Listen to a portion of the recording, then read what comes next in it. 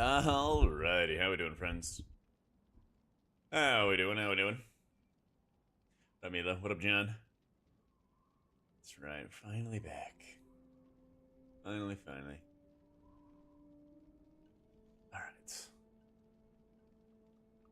Yeah, they didn't take down PTR, by the way.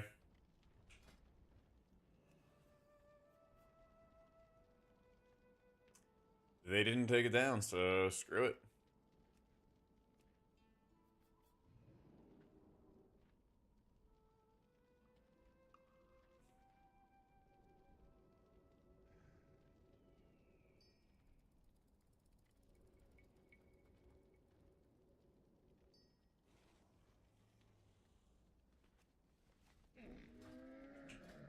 Not a huge fan of Brackenhide, but, you know.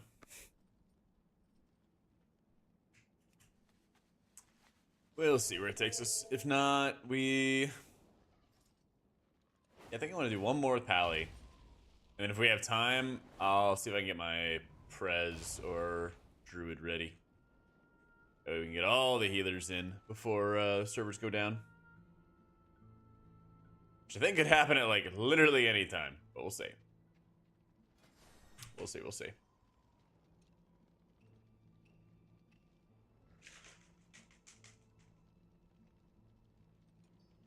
Oh yeah, and I do want to see how Broodkeeper Promise is gonna go.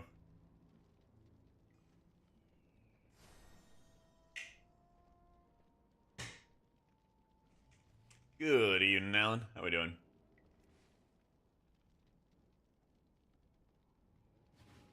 I don't want to do Algathar again. Let's see.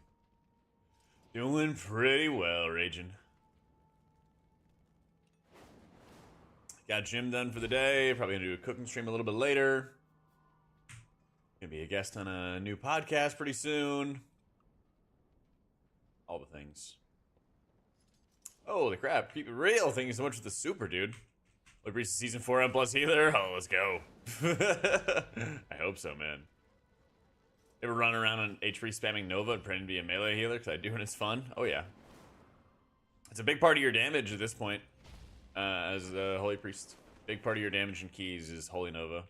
And it also resets your Chastise now, which helps you do even more damage. Which is pretty crazy. I didn't flurry. Swim membership last week. Went swimming in the weekend. Plan to go twice this week. Let's do it, dude. There you go. Alright, surely somebody wants my paladin, right? Let's go. Let's go. It's Algan there again, but we get more reps in on Pally. We'll get more reps in and see how it goes.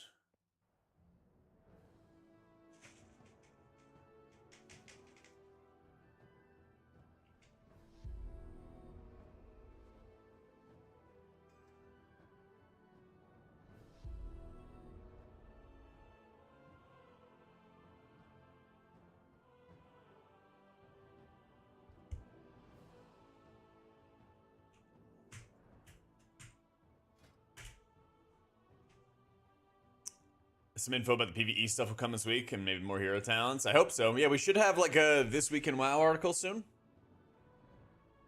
We should. Oh, data mine Mythic Plus changes for Season 5. Oh, man.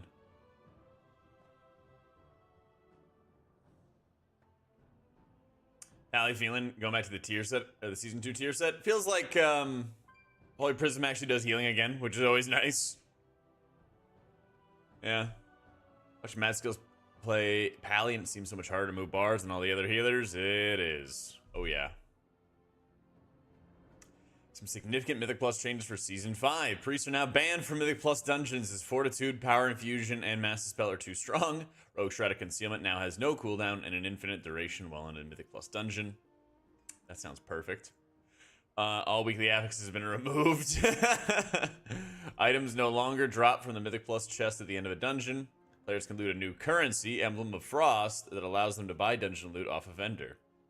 Dude, if only. Legendary Spherolath and Nazura have a 100% chance to drop from the end of any M plus dungeon. Fires of Outlands TCG mount Reigns of the Swift Spectral Tiger now has a very rare chance to drop from the end of any timed M+ dungeon. Can you imagine? Old Hillsbrad, the Oculus, Violet Hold, and the Black Morass added as part of the dungeon rotation. Let's go. Oh my gosh. What a crazy amount of amazing changes. 2 fan favorite weekly affixes, Bolstering and Sanguine return as seasonal and present in every key. Oh man. That's Wowhead's April Fools. That's their April Fools. Welcome to the dragon. New students. How wonderful. It has been quite some time since the academy has been open. Well, it's indeed. Yeah, Blizzard had their own. It was not super long, but it was pretty good. These lashers must have grown It was pretty good. wild while we were away. Please, if you could, clear them out while we realign the life magics of this place.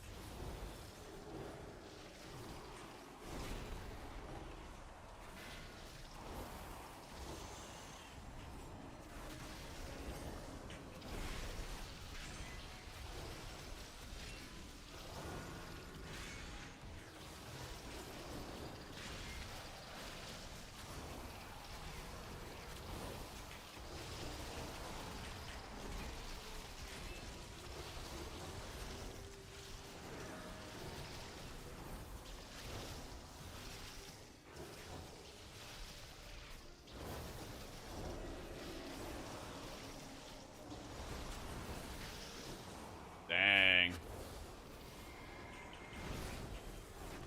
They'll even land hands him a second before.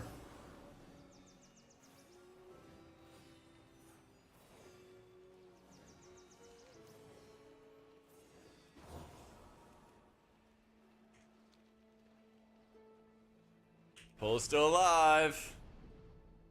Dude, look at this death breakdown. Hit the land hands. Ditch.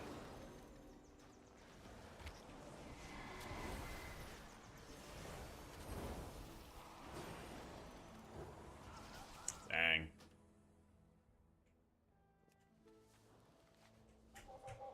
The PvE alternative to Plunderstorm? That sent me, yeah. That was very, very good. Oh, that was super good. Are we recovering? Looks like it.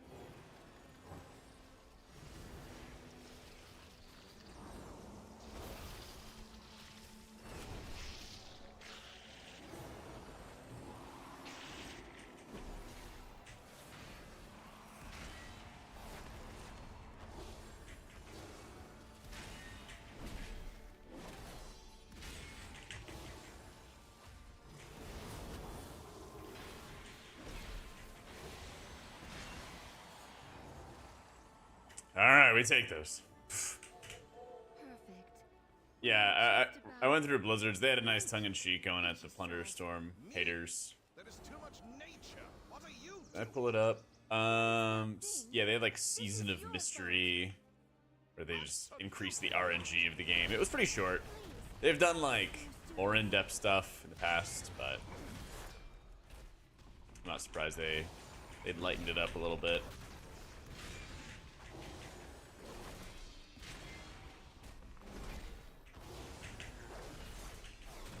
Yeah, thus far I've done Monk, Priest, Pally, testing. And after this, we can see if we can get our Preservation of Ochre set.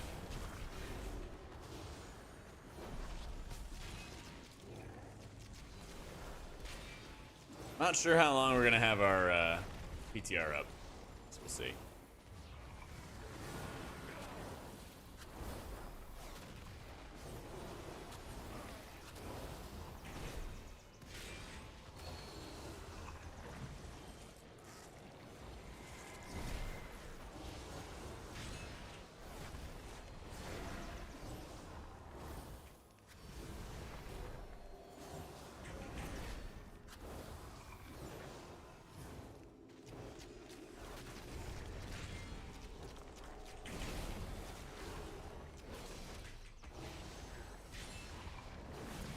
Has put many articles out on this day, making fun of people told. So, there you go. People told him off for wasting time on it. Now people are complaining it's too short, not very imaginative. Yeah, you can't win. You can't win with a community.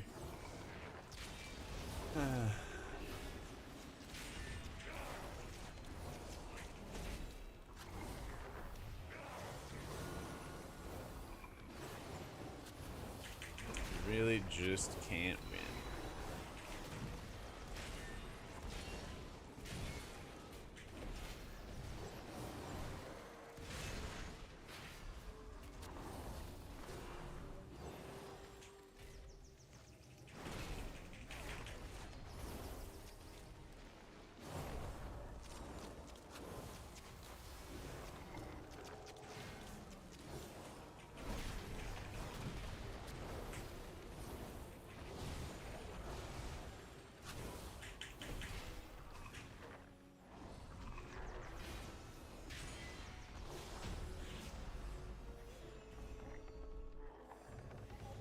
That is a lot of Hungry Lasher damage.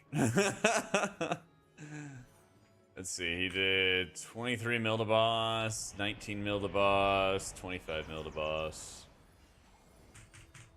Yeah, I did 6 mil to boss. Woo!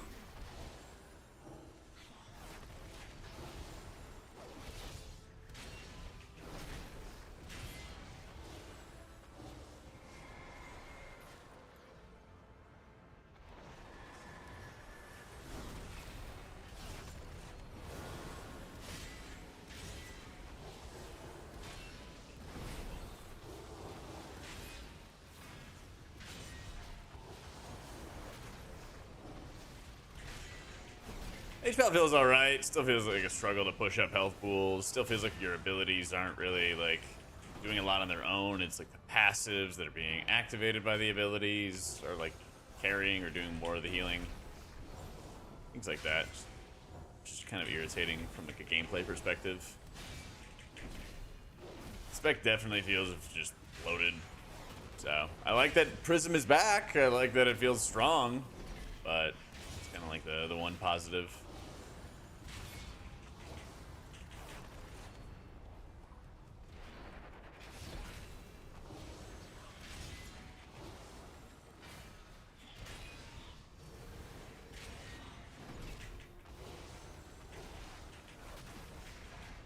Yeah, Holy Power Spenders feel weak. You've got, what, 1, 2, 3, 4, 5, like, minute or larger CDs that you're kind of always cycling between and always, like, very dependent on. Which is also, like, I really need all these abilities, but none of them on their own feel like they're super powerful, you know? Yeah.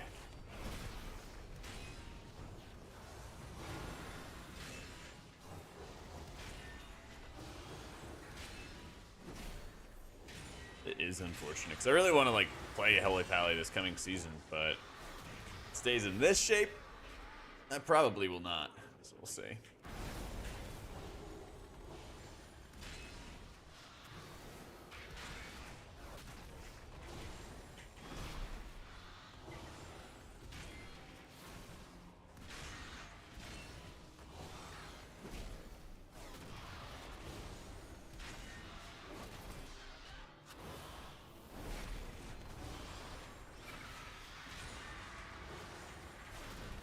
Shadow Preservation, that's next. Yeah.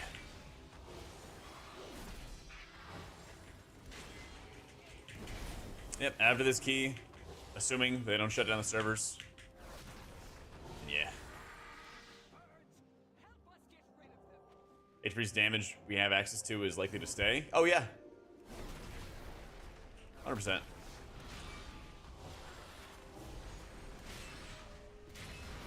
As long as you don't snitch. Yeah, I think it'll stay.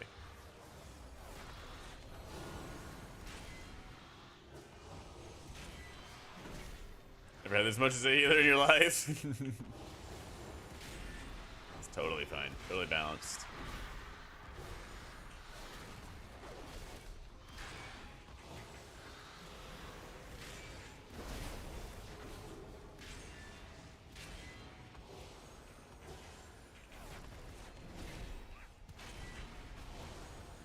Holy Pally or Holy Priest, Dano?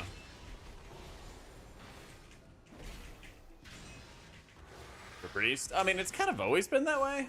I don't know. Now we need to clear out the big one. I will activate the gold of Belishment. Yeah. That is talent toss for you soft skins. Use them to get her attention. Hardest I part don't of really Quest, think it's too finding bad. good Daggertrons mocks.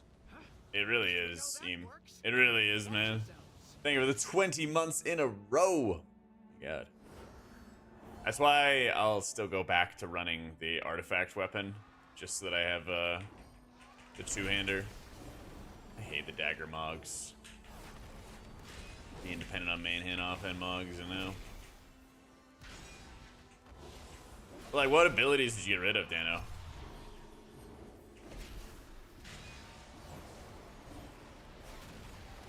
That's the challenge, right? What do you actually get rid of?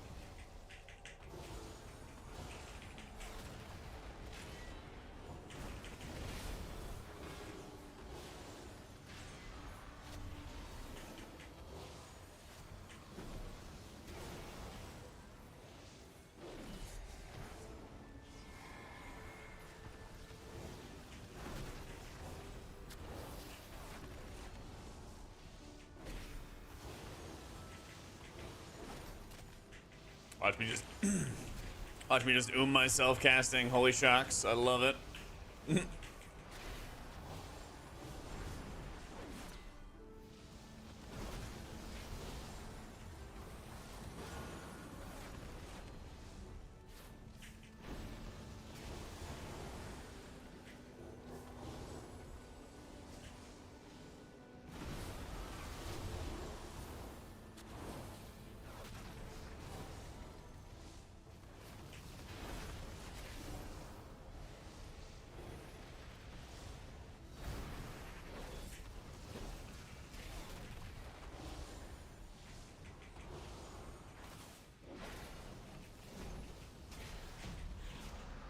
Oh my goodness, we did it. But I think things like Poe and Circle don't feel great with all the other heals. You'll struggle to remember the specifics. Still halfway tempted to have Priest your secondary healer to War Within. Do it. Do it up. I think my big complaint with Holy Priest right now is that like Poe and Circle Healing don't really just feel strong at all. Doesn't actually feel good to cast them.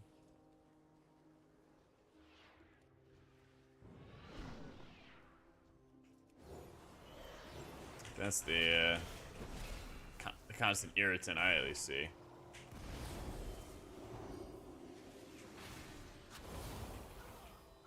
Yep.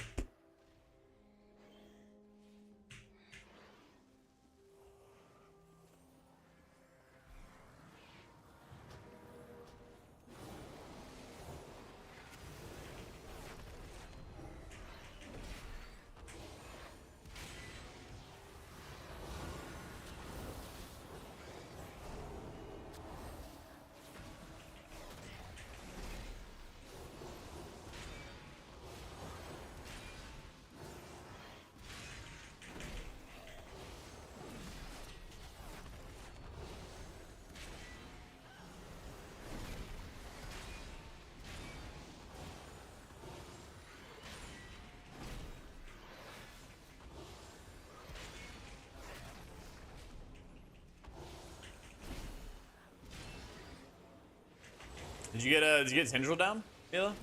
That was what you were working on last, right?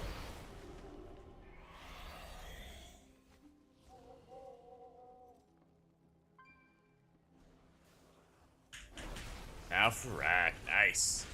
How you doing, Zoo?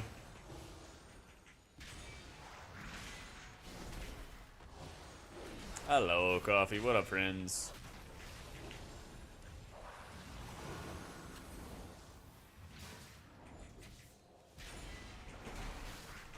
Yo, what up, Rums?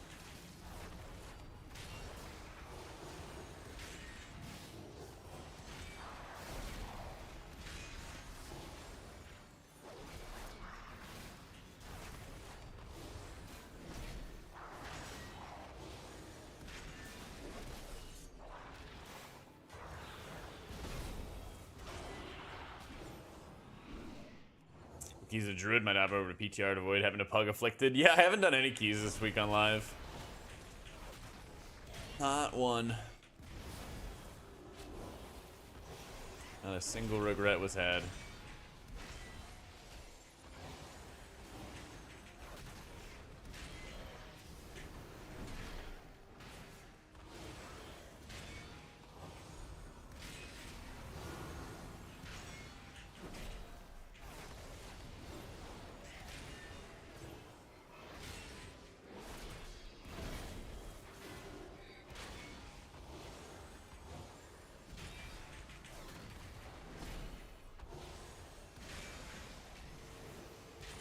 And as big as disc, and I've had to solo afflicted just about every key. That's why whenever I do afflicted, I always look at the group comp. Because if there's not 2 other people that can help me with the afflicted in the group, you're just gonna end up soloing it. Yeah. People be inviting all the fucking warlocks and warriors and everything like that this week, and then you're just sitting there on your own. It really blows. Please excuse the mess. It has been quite some time since students have been here. I'm just putting together my lesson plan. There are folks who could have helped, they just didn't? Oh, yeah.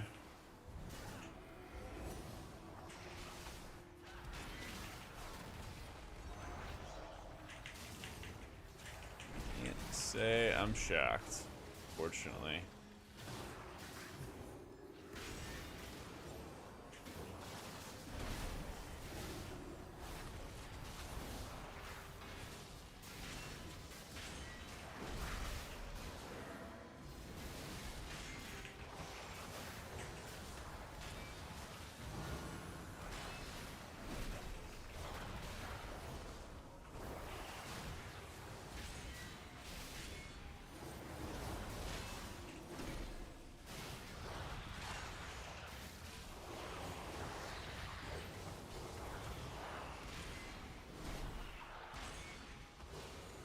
Well, it's eating good, my god. Hey, and Luke. Long ago, members of the Blue I can cleanse and heal in DPS spec and make it your job to make the pug healer life as easy as possible. And you get new friends along the way? I bet. I bet. that quickly started Yeah. to wreak havoc.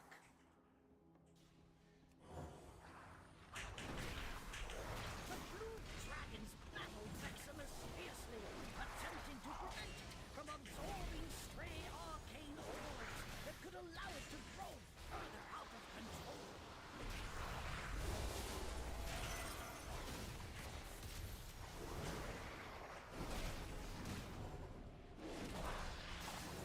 Maximus began manifesting powerful arcane bombs in order to drive back the dragons.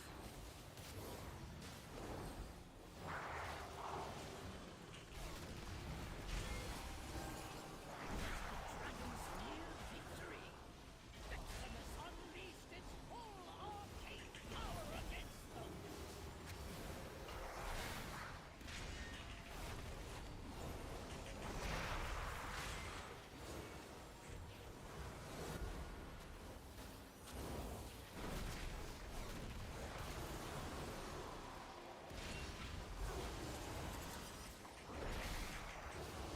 Quick early vibe check. Still feels bloated. Still feel like there's too many abilities that just don't really do healing.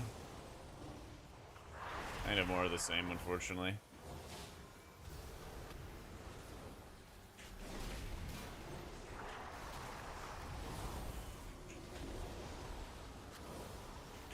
Yeah, stuff like that.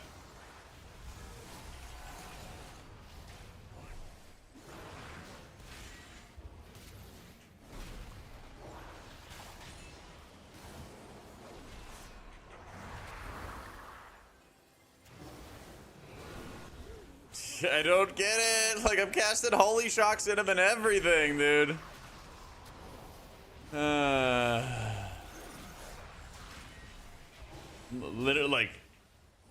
Literally just pounding holy shocks into targets. And then it does nothing. Yeah, yay. Yeah. Yeah, like that's basically just how Holy Pally feels. Like, I have beacon on the target. He has his own regrowth on him. Was this where Divine Toll hit him? I swear it did, just a second before he died. I lay in hands him, he's ticking down, Tears is ticking on him, Beacon's ticking on him, Glimmer's ticking on him. Yeah. I swear I hit Divine Toll like right before he died. Oh, it was this one. Yeah, it was this one. Yeah, like the Holy Shock's hitting for 52k. God.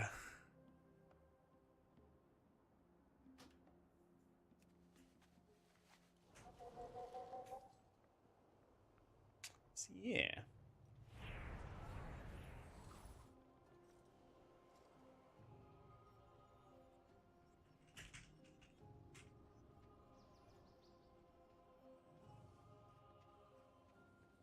You feel still down bad? Yeah, it feels that way.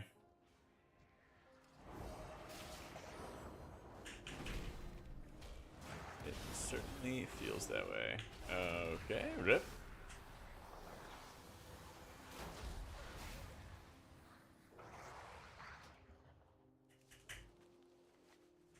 How the DPS specs looking? I've been seeing an insane amount of Destro locks.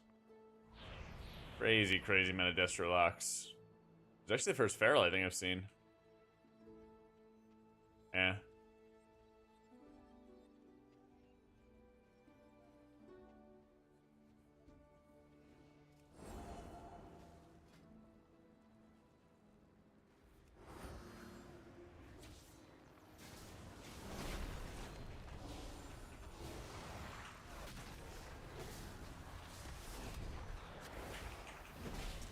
Ready for Aflock tune-in? Yeah, seriously.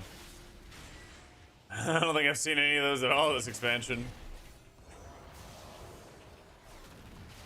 Yeah. Yeah, that's definitely the feel to it, Matt. Definitely the feel to it.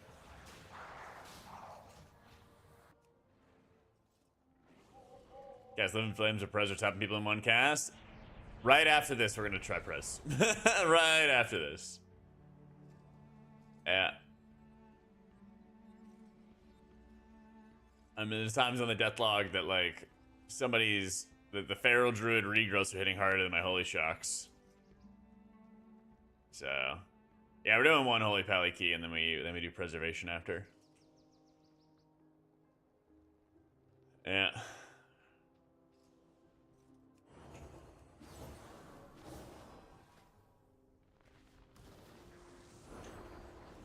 The blue dragons battle Veximus fiercely, attempting to prevent it from absorbing stray arcane orbs that could allow it to grow further out of control.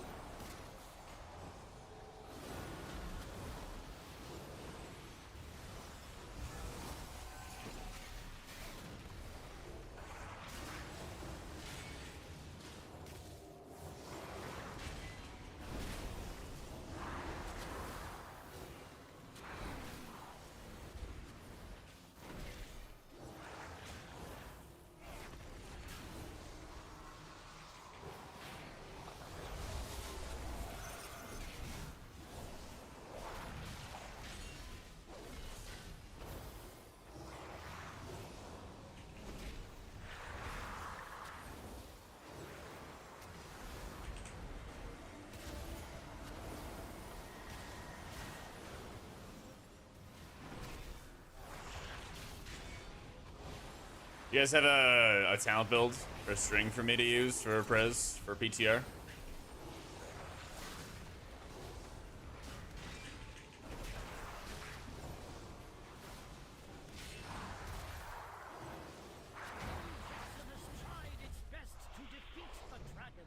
Or like died? Yeah, we had the combo. Well done. Combo happened and then people went ba-boom.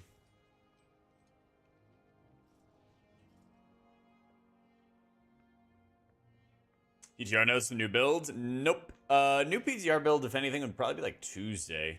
But there should be like a This Week in WoW post. Should be.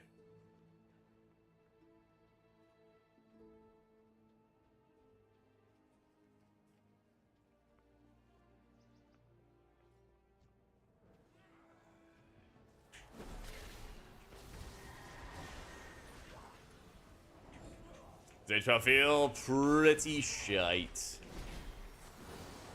Yeah, unfortunately. Buttons don't do large quantities of healing. A lot of buttons just don't feel like they do much of anything. Cast all these holy shocks and they all just feel like they are cosmetic.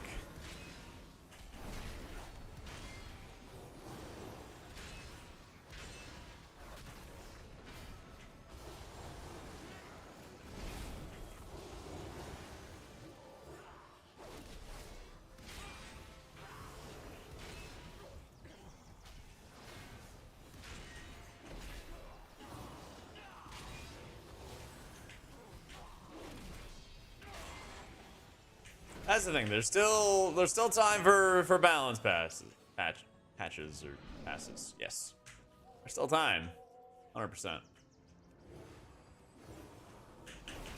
Yeah. Let's do that. Use this one, my man. Thank you, thank you.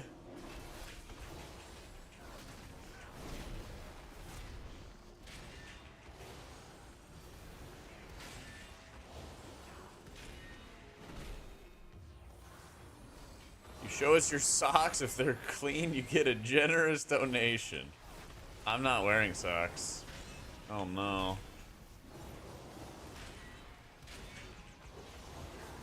Missed out on the generous donation.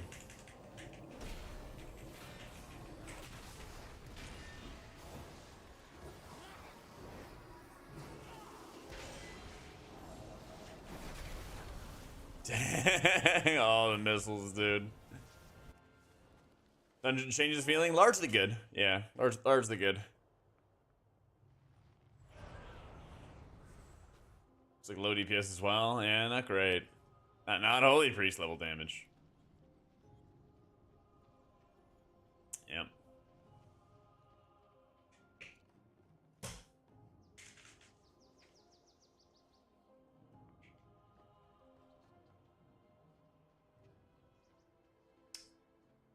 Something that happens and you like wear the heels and I'm just like, yeah.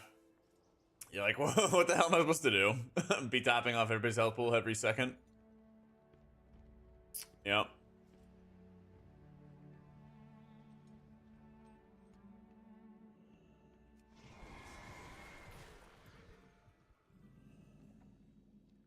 Something generous donation.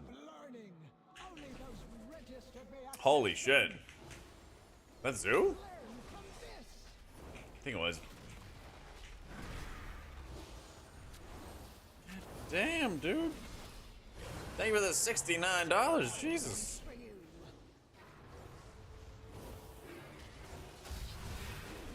Some nice clean socks. Oh, Lord, man.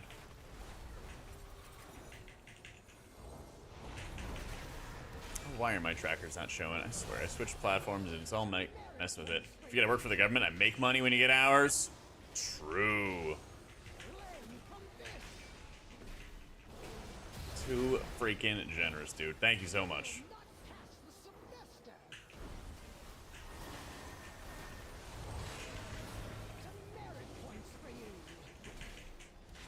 Spec on Priest and Raid, what, like my armory? Probably? Probably.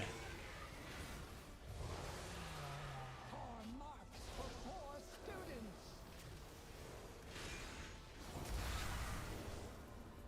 Go to the corner. Is either an M plus for season 4? Maybe monk, maybe druid. At least at the moment. Depending on what kind of builds we get this week, I'll do a video and then give everybody a little like which healers are doing well, which healers are kind of need some buffs, etc.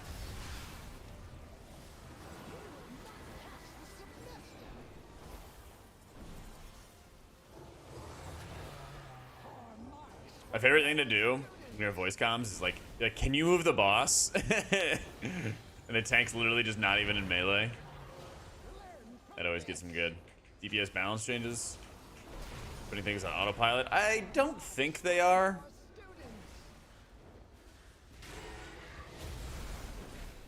Even Shadowlands Season 4 actually had like balance changes and stuff. So I don't think they are.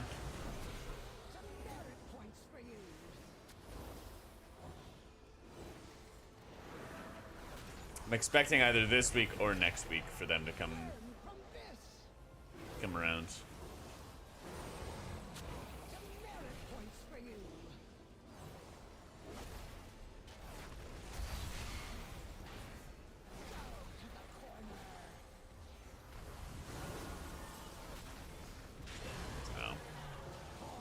I actually didn't watch the tournament, no. Nah, I was out. I heard they did a match point format, which I guess pissed people off. I was surprised to see 10 teams on match point, though.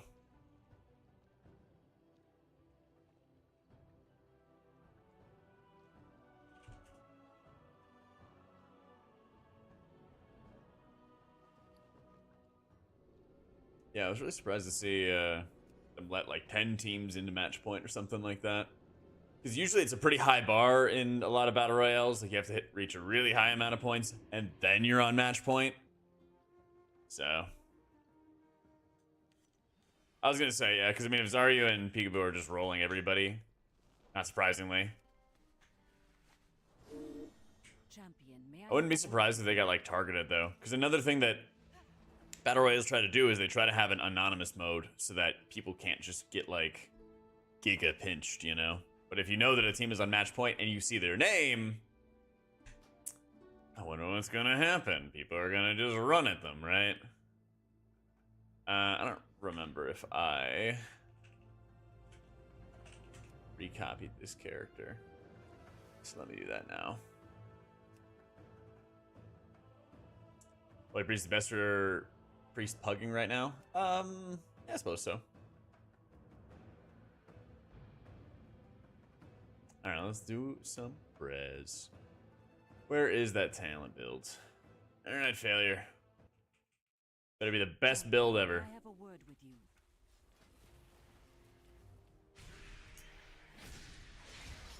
Import.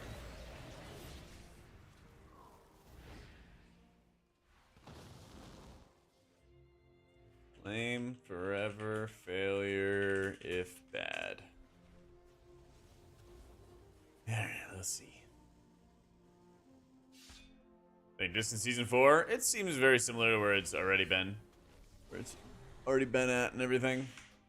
This isn't a bad thing, mind you. Just not too different.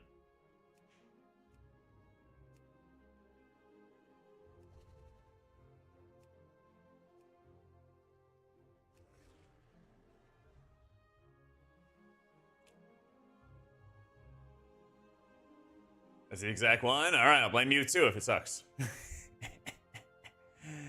All right, where's my action bars? My third action bar.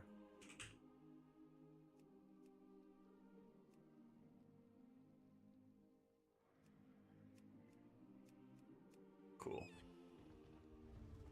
And class colors. All right, let's get some items. What kind of trinkets were you guys using? I don't play Shadow, but I'm pretty sure it's looking quite good. I've seen it pop off in a few different keys. I've seen it pop off in a few different keys.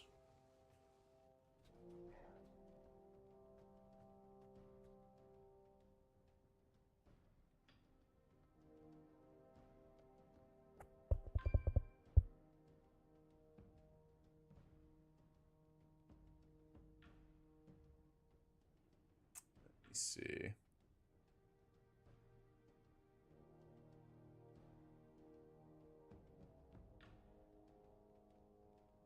Okay.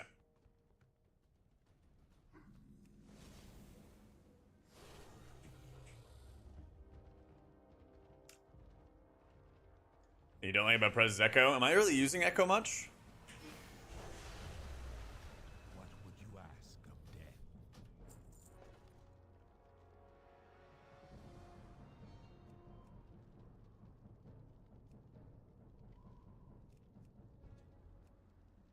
Oh, it's all potions and vials and stuff. Go in peace. Alright, let's see. About an incarnate icon. Let's see about, I guess, probably the rings.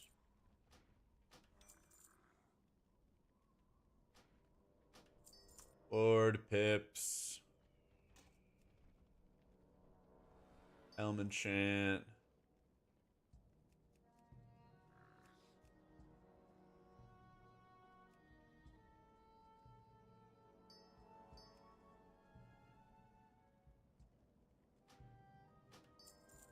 Cool. Shall meet again. Walk with the Earth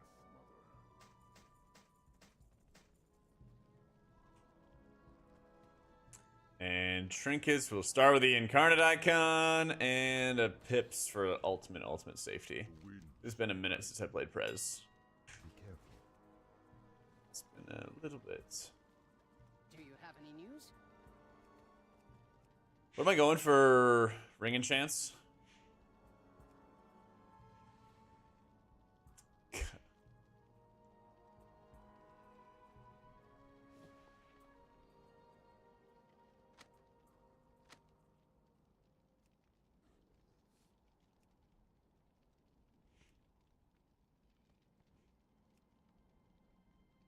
Be quick. Be clever.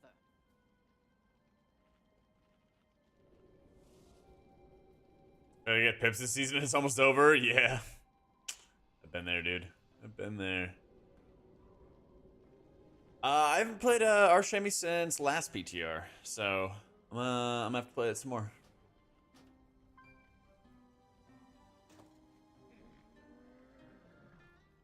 I'm gonna have to play that some more.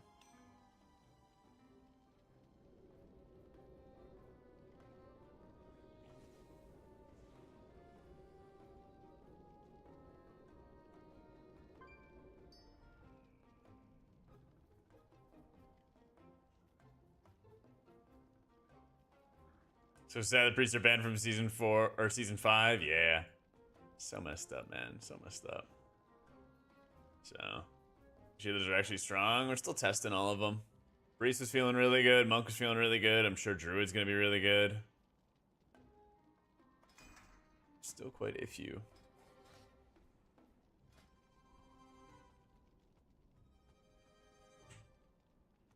Alright, I think this looks fine for right now. Oh yeah, I need a enchant. Remember, everything has its use.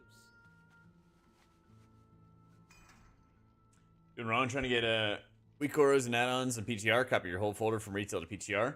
Is it like PTR X or something now?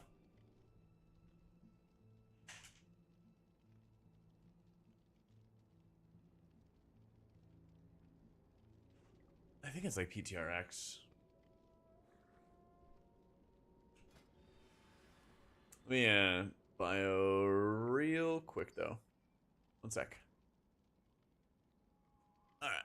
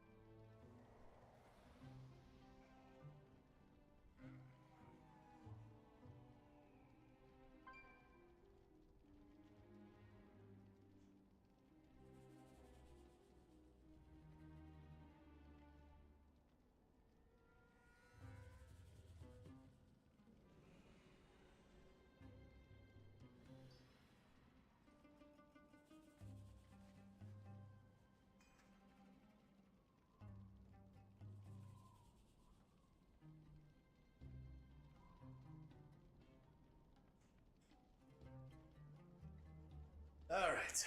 Sorry about that. Anyone know that portals to Org aren't in Beldraken? Are you Alliance? On accident or something? Shouldn't be any weird phasing, I don't think. Oh shit.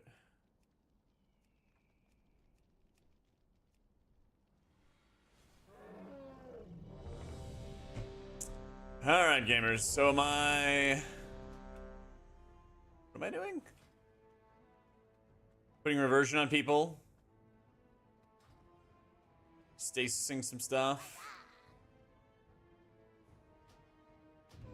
Am I even casting any echoes?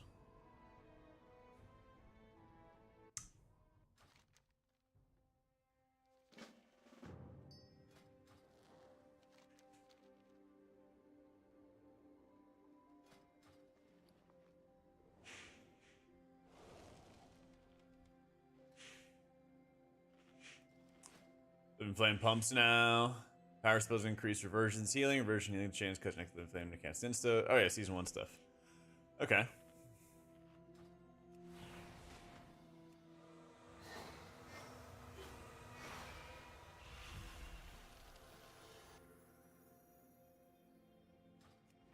Go instant Living Flame to Giga. Okay.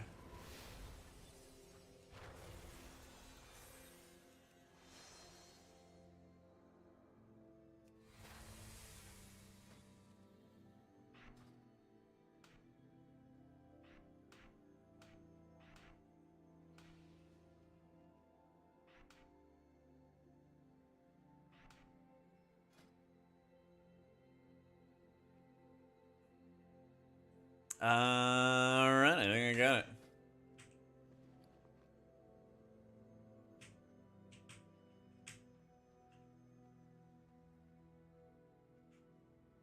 Oh, I guess I should have grabbed some ring enchants, shouldn't I have?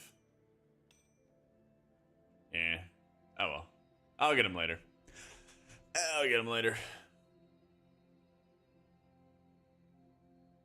What trinkets were I using for priest? I was using the incarnate icon, and I was messing around with like beacon. I used some Bellarellos. I was playing around with ward and seeing how fat of absorb I was getting out of ward. Let's do that. So yeah, I am a Juki.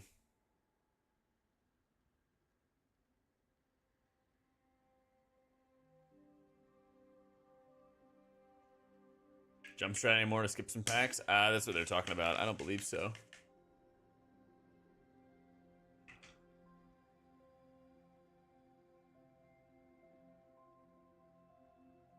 Yeah, I don't believe so.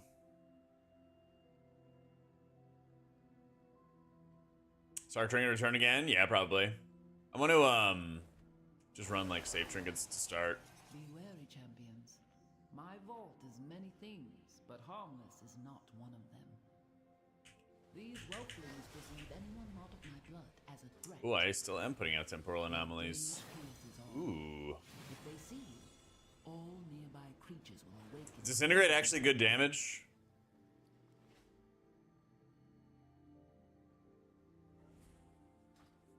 Do I even bother with it? Frog, let's go sup, Jack. Hey, how you been, type? Thank you for the 8 months, dude. Be wary, champions. My vault is many things, but harmless is not one of them.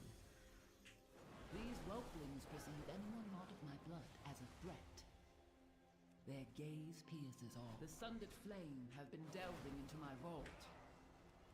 They do not understand the danger of the power they will never know.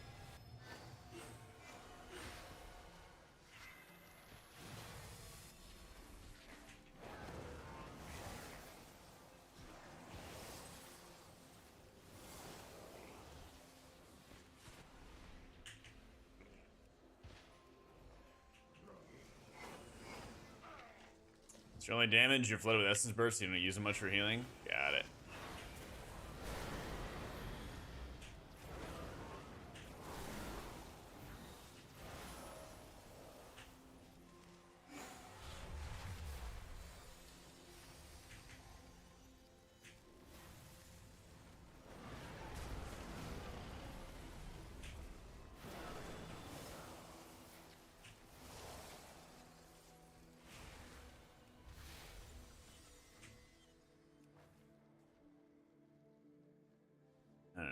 Makes sense.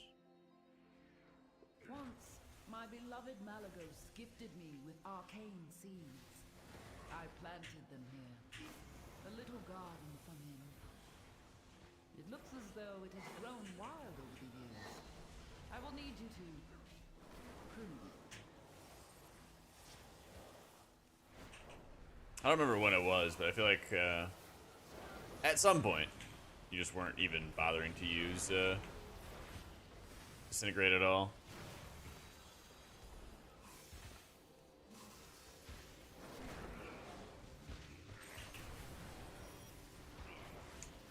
Oh, Priest is looking really good in Season 4, yeah. Both Holy and Discar.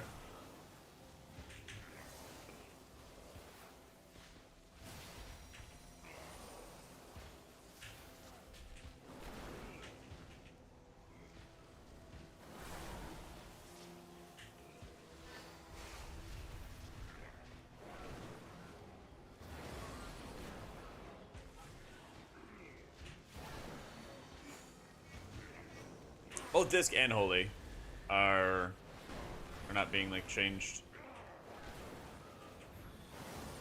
Same Season 3 bonuses and all that.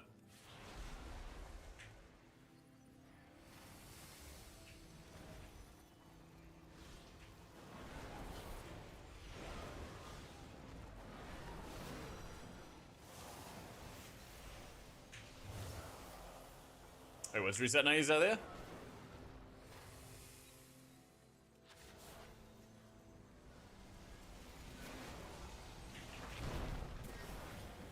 Oh, the watch streak. Aw. Sorry to hear it.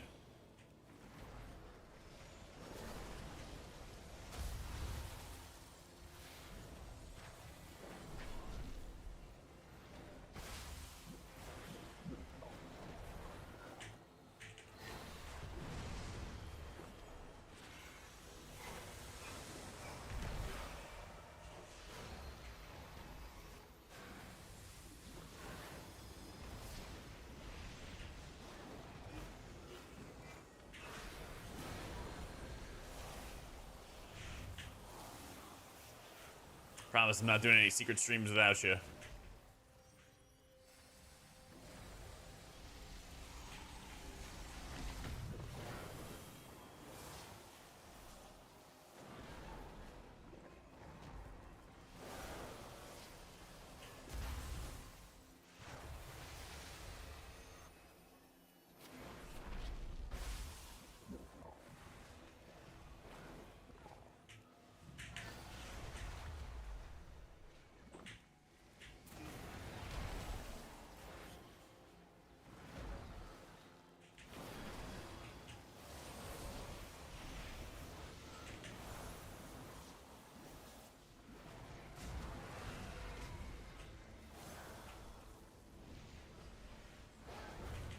Really enjoyed the secret stream last night. Thanks, Jack. Yeah, no problem, John.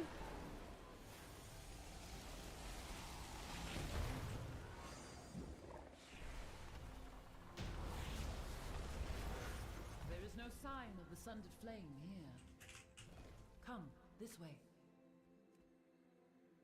Where is the rescue button? Wait, am I not even expecting a rescue with this build? Oh, weird. Alright. Oh, weird, weird, weird.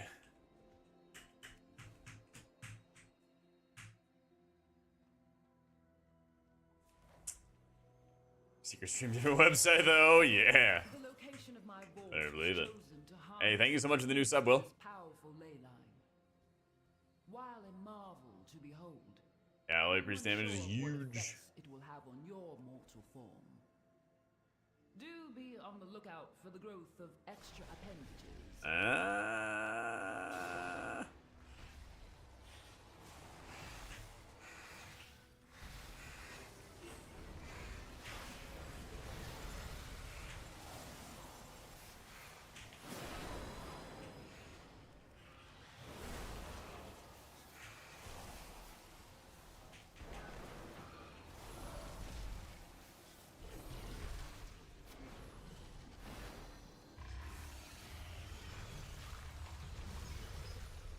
Ah, damn, you guys were not kidding. Dude, all my buttons just heal like crazy. Yeah.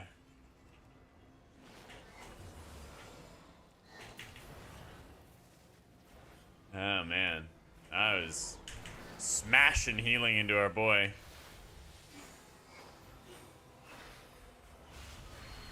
Yeah, season 1 tier set feels sick.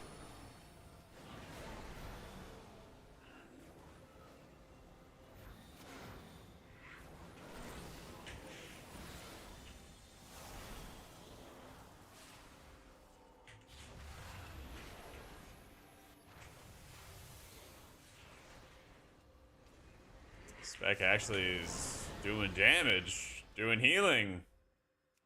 Mainly the healing. This made a good choice. We can't jump down the different tiers now. Oh, for this dungeon? I think it's kind of goofy. Majority of the vault's caretakers are flightless. I think it's a good thing when there's more route variety, more options for how you route through a key. Always a big fan of that.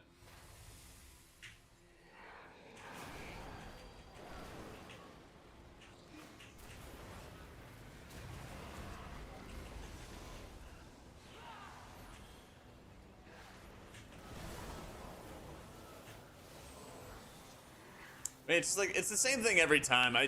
People don't want linear dungeons. Blizzard said otherwise, and then we get linear dungeons. You know, as you do.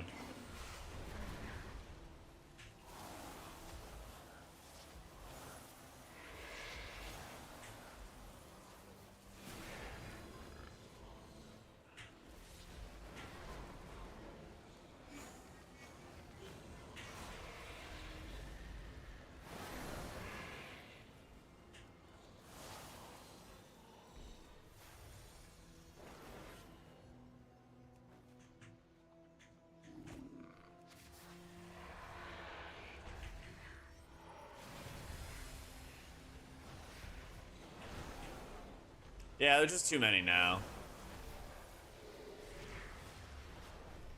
Honestly, the game's a lot better when there's just variety and choice for how you're going to accomplish whatever task you're doing.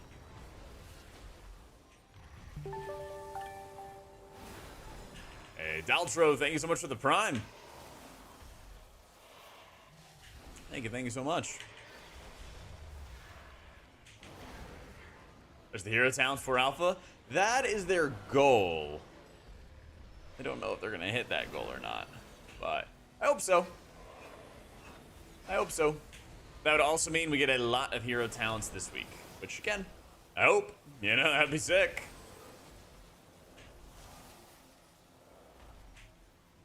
But as long as they get it out in short order, let's say, I don't know, let's say if this week was Alpha, right?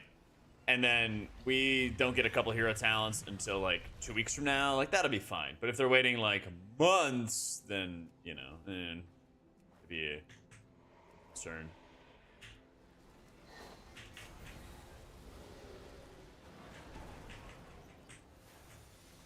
I do have casters in group. It's fine. They behave.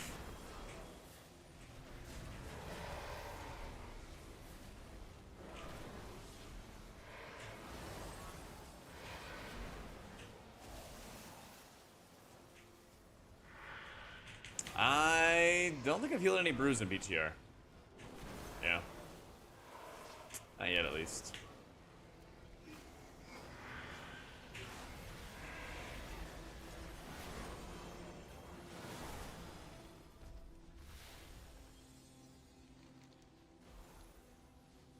Is Alpha supposed to come out?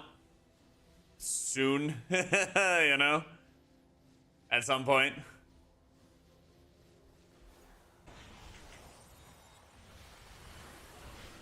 Please. It hurts, tank.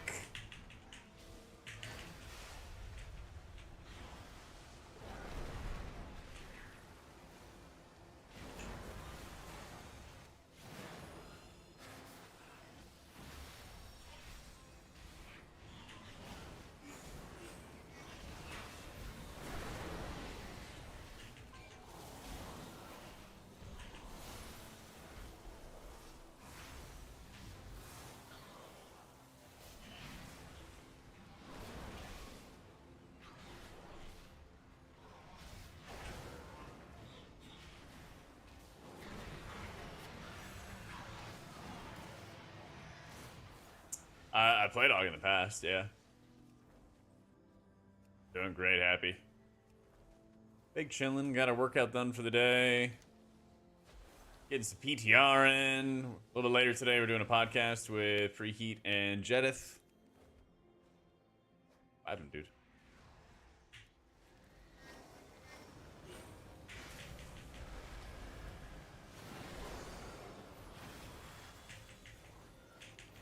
Dude, Prez feels really good. I don't know if Disintegrate's actually doing much damage or not. Oh, I hope it is.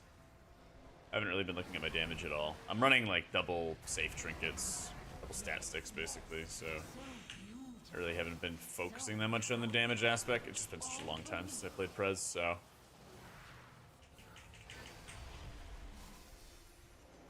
Let's do it. I believe this is the setup where you want to keep reversions rolling, yeah. Been doing a pretty poor job of that. Yeah, it's Disintegrate, return mana. It's those talents.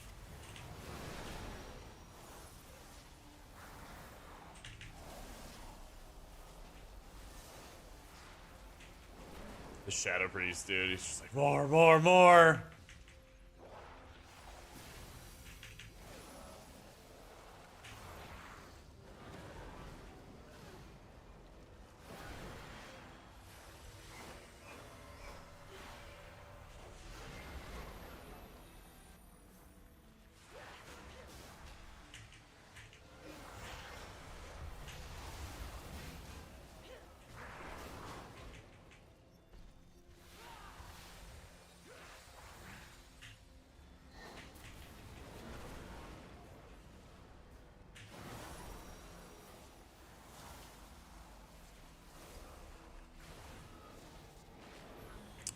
Yikes.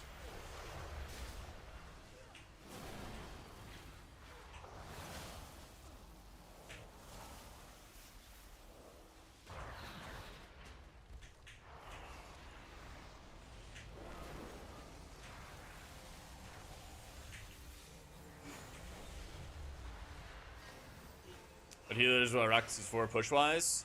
That's a good question. We'll see. I've not fully made up my mind yet. Priest, for sure. But I'd obviously will bring that in every season. But after that, probably Monk at the moment. I want to have reasons to play Holy Paladin, but the game isn't really giving them to me right now.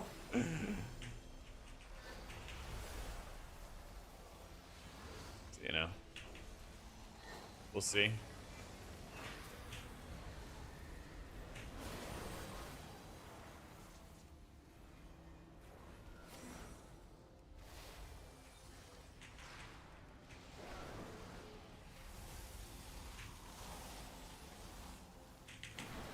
At least dungeons aren't melee friendly. That is true.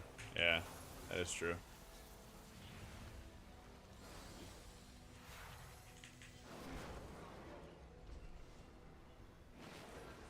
Yeah, still no like healing tuning. I'm expecting there to be some kind of healer tuning coming around. So depending on what we get.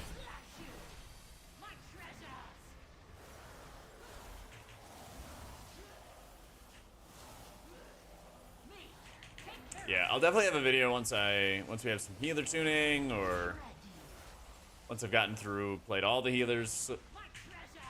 Still gotta play a little bit more Prez, obviously, and then Shaman and Monk. Yeah. I don't know why I thought this first phase was like not 40 seconds long, but I guess it's exactly 40 seconds. Yeah, I didn't want to hit Lust and then we like phase, you know?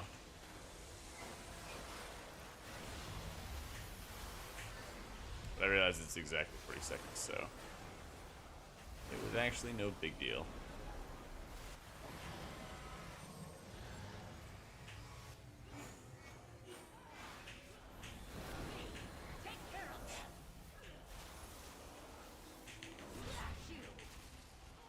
What can you do?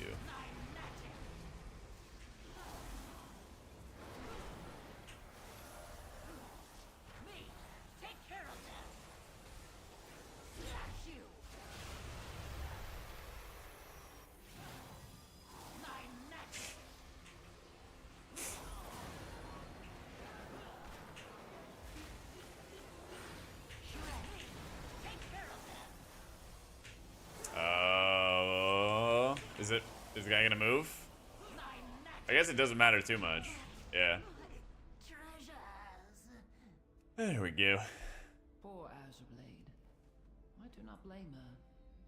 I should have thought of her before I left.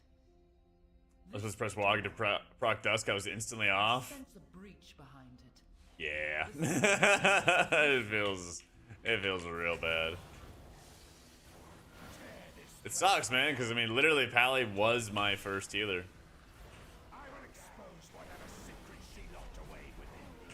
Dude, this tank, man. Kalash must not break the final seal. The consequences would be dire.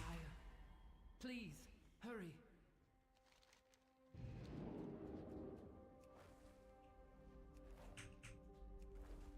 Insta living after full fire breath. It's the reversions are proccing instant living flames. Yeah.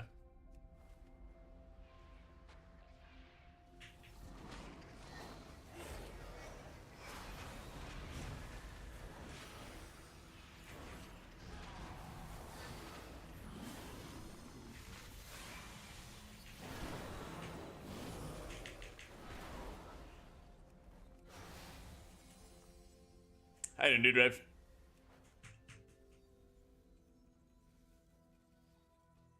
What's up, bro? Welcome in, welcome in.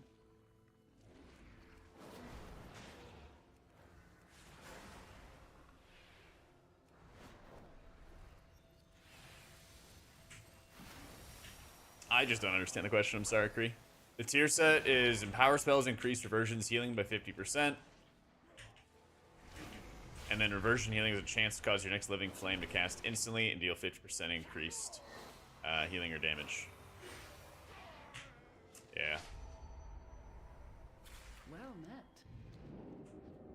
He's probably getting season 2 bonuses with Troll. People voted for him, though. People voted for him. all the discords were telling people what to vote for. Yeah. Oh, going Holy Raw, for sure.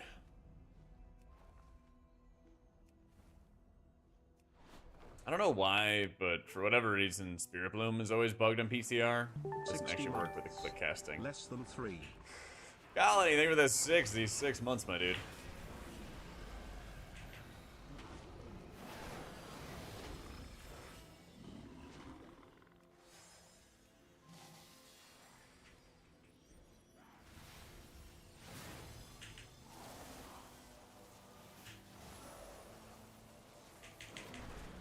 Yeah, that's the thing, is you can always switch.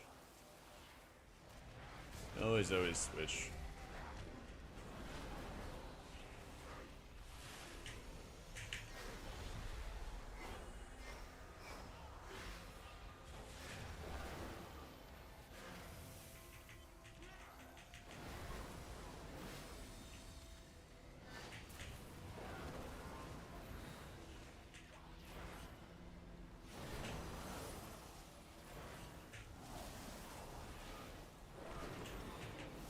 You can see all my cast at the top left, Kree.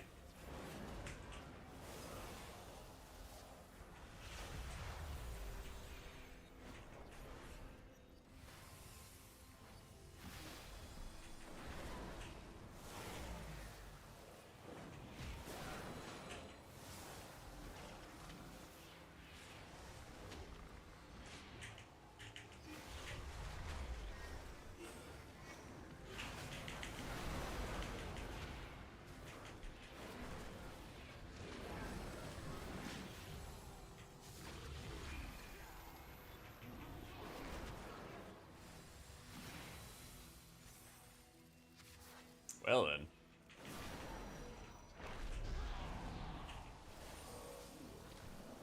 I'm gonna do at least one more Perez key after this.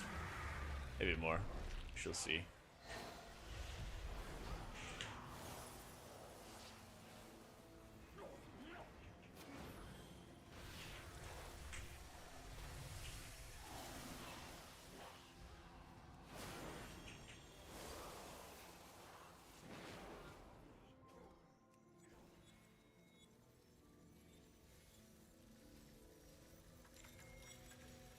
How you doing, Dustin?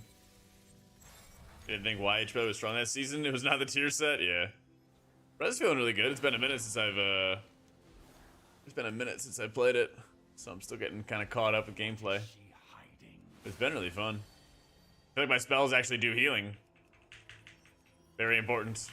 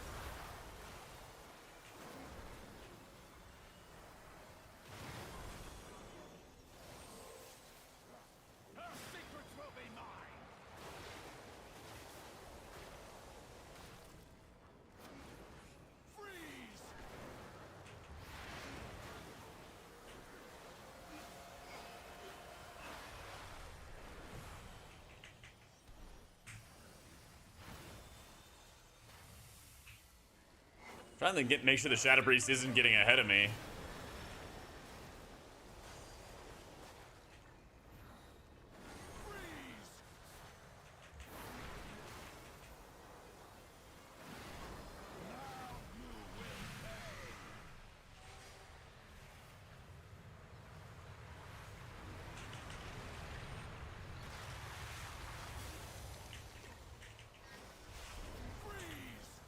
There we go.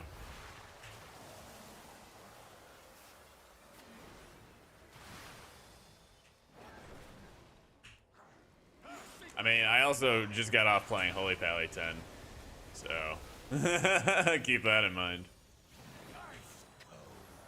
Like, oh my god, my buttons do healing. It is crazy.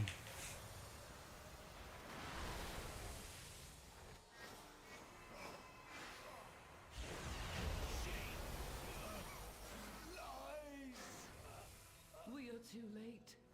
Oh. Oh no. Have you told you how unstoppable Holy was in PvP? You got your Iron Man achievement at Warsong? Let's go.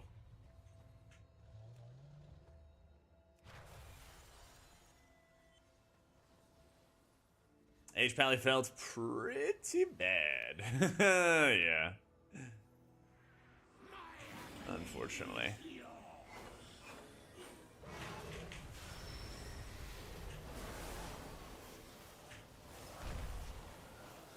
Want to buy buttons that produce healing.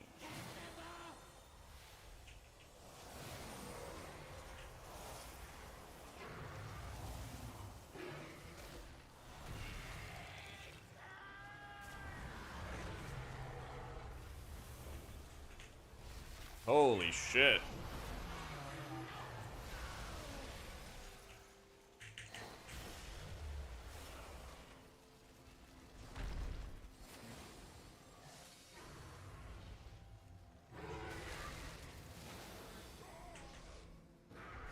Yeah, alright.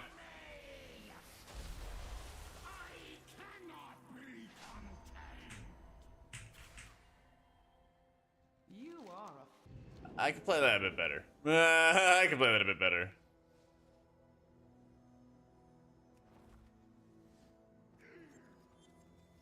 I don't remember where the dragon spawns.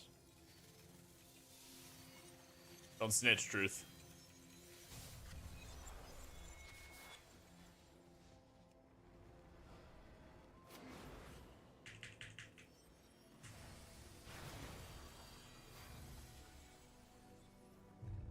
Don't tell anybody.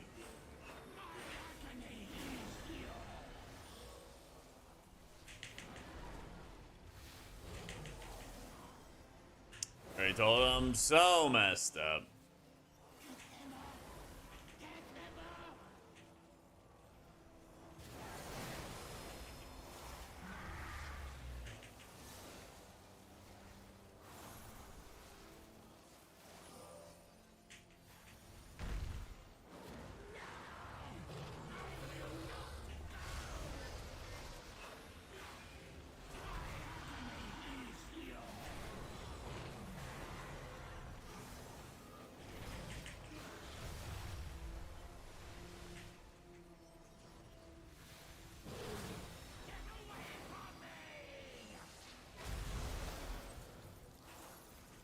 Okay, much better.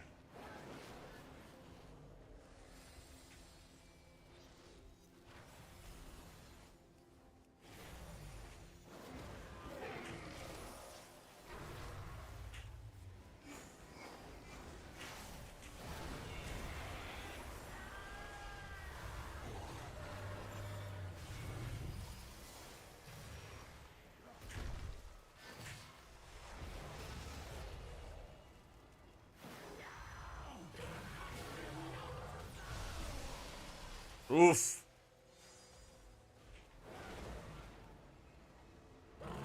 Guess something just dropped on him there.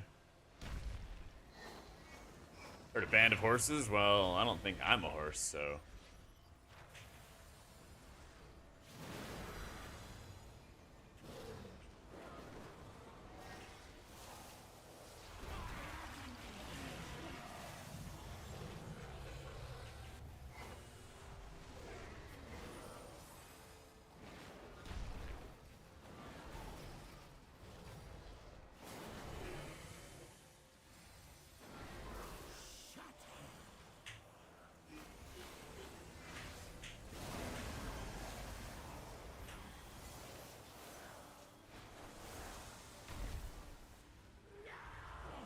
Tank!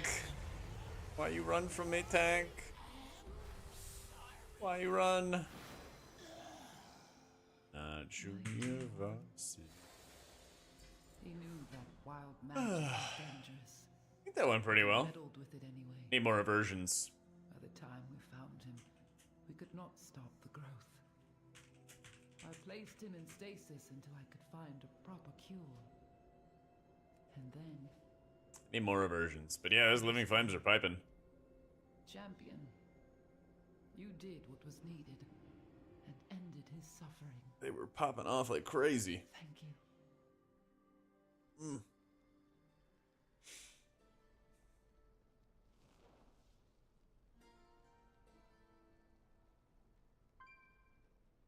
Prez Field, really, really good. I mean, that was my first dungeon in a while playing Prez, so Champion, may I have a word? see if we can get a Ruby Light Pools in. This'll be interesting. This'll be interesting.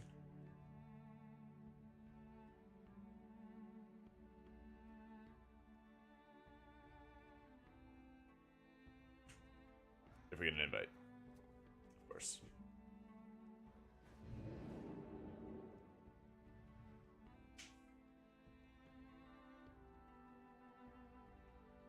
Yeah, 11 is, yeah, you always add 10 to the table. So that was a 12 or an 11, so it was a 21 in today's terms. Yep. Dang.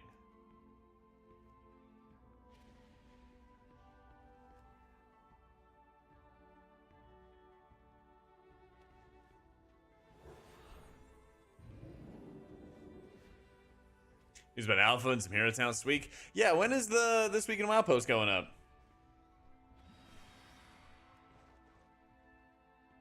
When's it going up? Usually it is up by now, too. Yeah.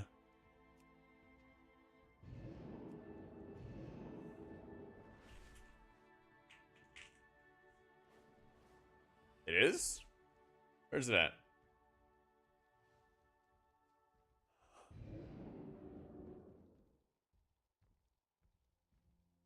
I see it nowhere.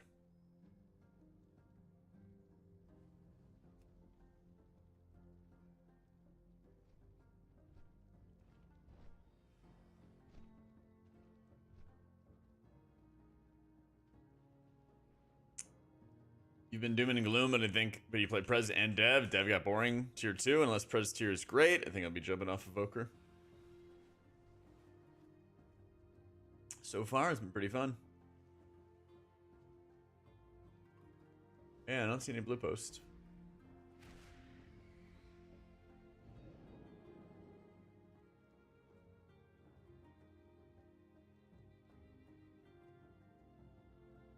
It's a question I had yesterday. I'll pose the chat. Does anyone know if details uptime is accounting for the amount of time the ability is on CD? Simply the amount of time that effect is active. It's the amount of time effect is active. Yeah. I'm still loving Priest. It just hasn't really changed all that much.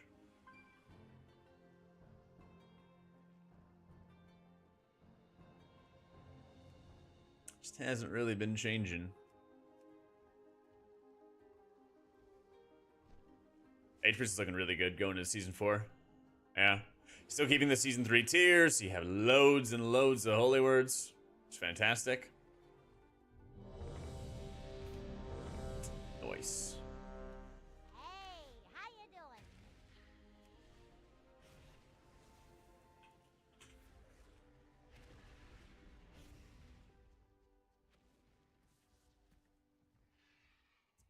Ruby life boots.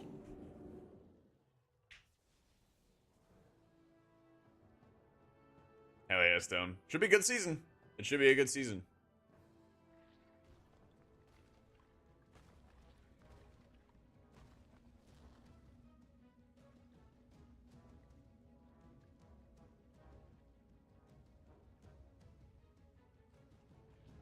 EDBS? Yeah, let me see.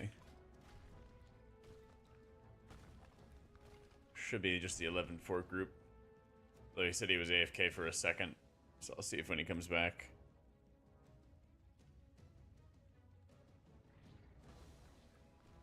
PTR grind? Yeah, it's pretty chill. Not really too high of expectations, you know?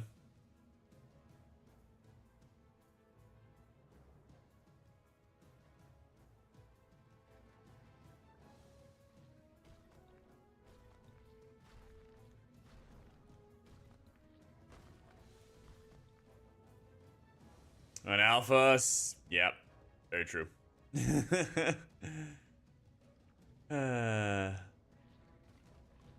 If only. I try it as strong as this here, but I'm kind of coming to hate it. Don't want to learn anything new when I push for IO. Wait, why are you hating it? The heck?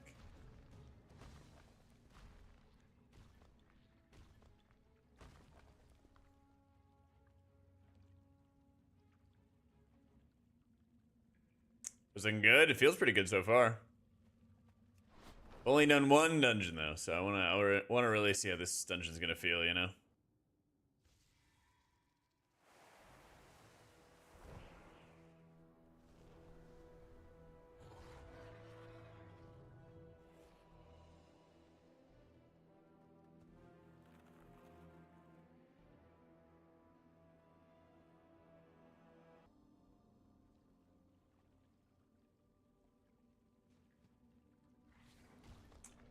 Kind of Exodia comps, the other healers seem to be more plug and play. Yeah, it definitely feels like the overall HPS of Druid and Monk is better. Yeah, here's my breakdown Kree.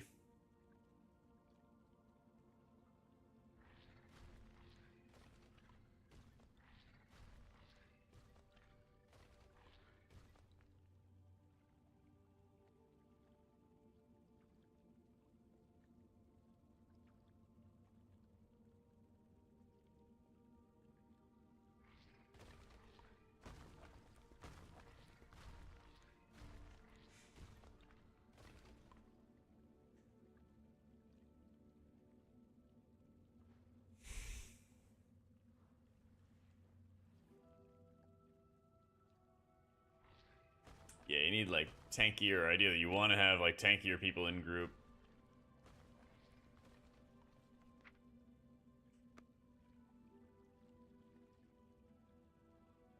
I feel like you're not losing out on something big. Oh, tankums.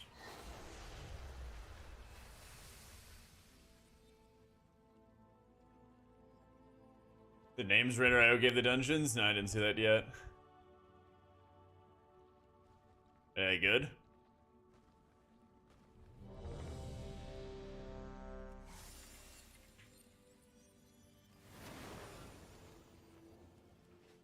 Alright, I will after this. We'll check it out. I know Warcraft logs had done that before. They usually do that, actually. They usually, like, rename all the raids and dungeons. Yeah.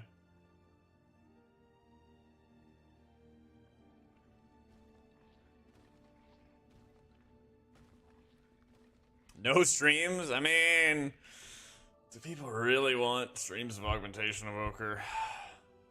Do they?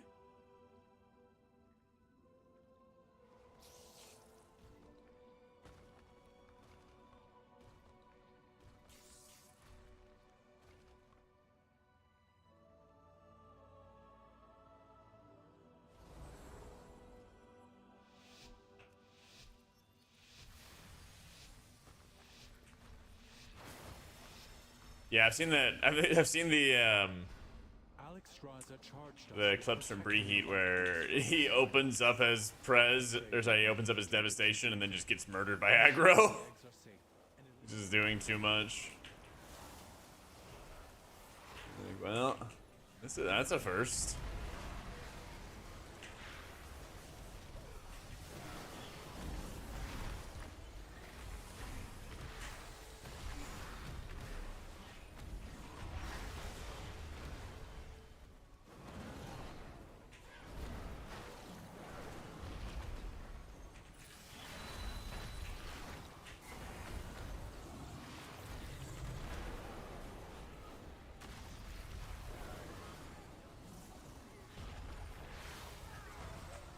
Love it.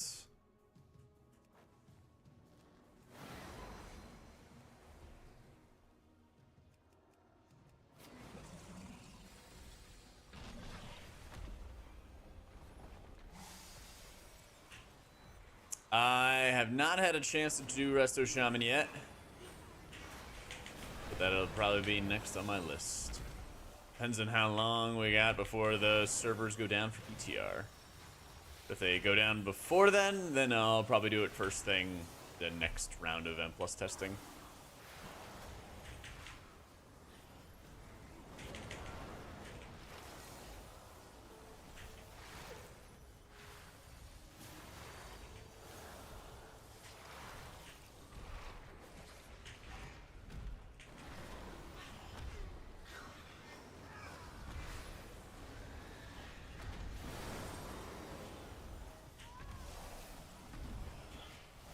Toy Pally, yeah, you're not missing much though. You're not missing much though. That spec does not make health bars go up. It's insanely unfortunate, but it is the truth. My allies sacrificed themselves so that I could return these eggs to their natural state. I will not fail. Yeah, they just hit like a truck, Delenko. So there will be a video. Yeah, I figure a good video is like, hey, here's an early impression of all the healers, where I kind of think that they stand and what problems they have, what could change it. And so, yeah, there will be a video.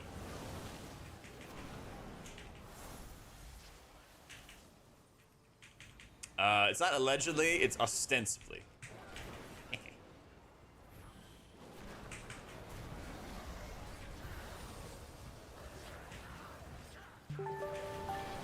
Hey, combo. Over 21 months. WoTomagJak? Yeah, I gotta test all the healers. Instead, when I say one of them sucks, I'll be like, but I did play it.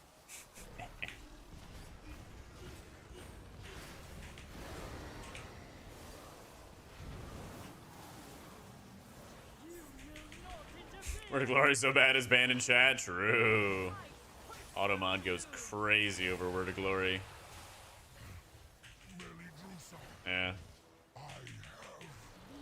Yeah, last dungeon I did, we were doing... that is unfortunate, my friends.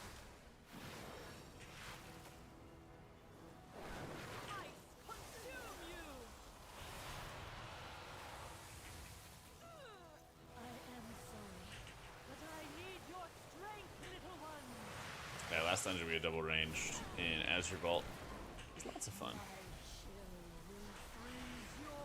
What is up with our boomer?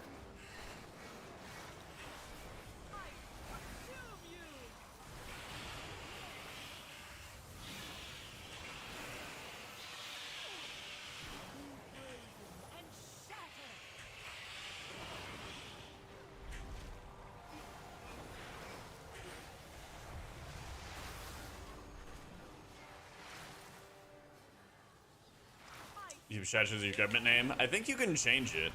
You can have like a display name for YouTube.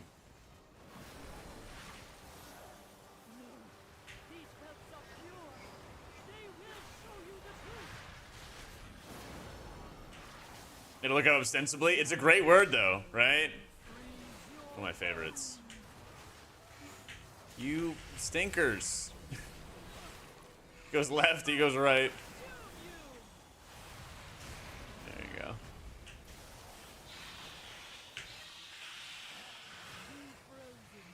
Yeah, ostensibly is like a really snarky word. It's like, will they claim to?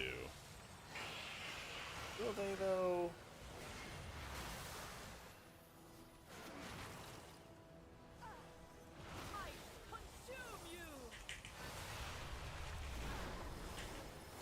This loses the season 3 tier after the season 4 season ends. How much change am I expecting to see to the class?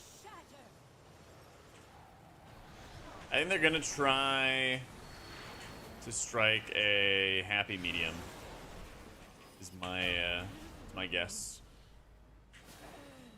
Like they'll probably adjust the base void summoner type stuff for cooldown reduction, but it won't be as insane.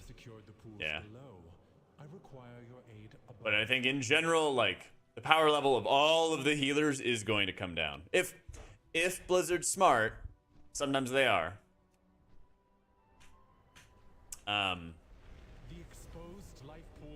They will heavily nerf all healers and bring all of them down. And then hopefully if they're smart again, they'll do what they do with Disc and they'll make it so that all the healers do more healing in 5-mans. So that 5-mans doesn't feel bad. Sometimes, Adam, sometimes. Sometimes, not always. But yeah, the real solution of like raid NM plus balance for healing is you need to have healers do just more healing in 5-mans than they do in raids. And that'll help tremendously.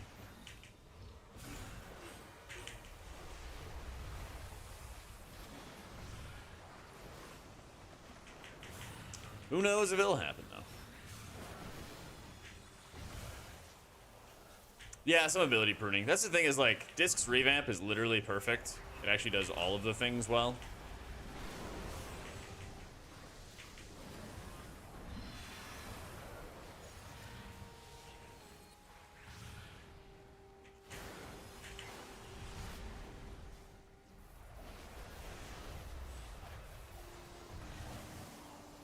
Both pruned abilities, while maintaining complexity.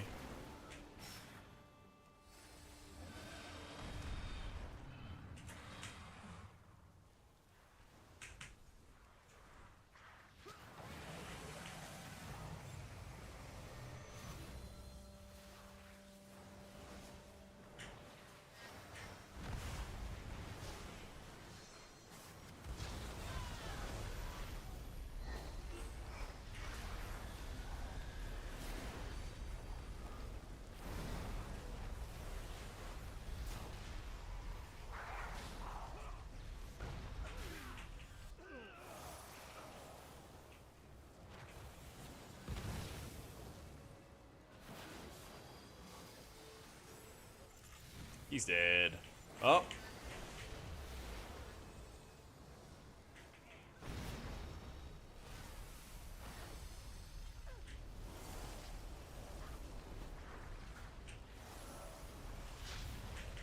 Well done.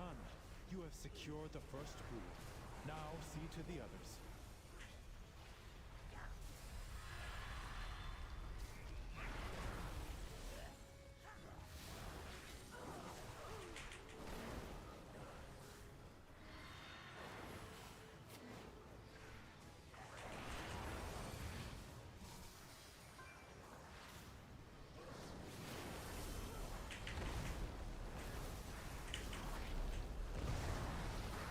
Oh, the Shockcaster probably killed the druid, and then it went to me because I was healing him. Yep. Shockcaster found him.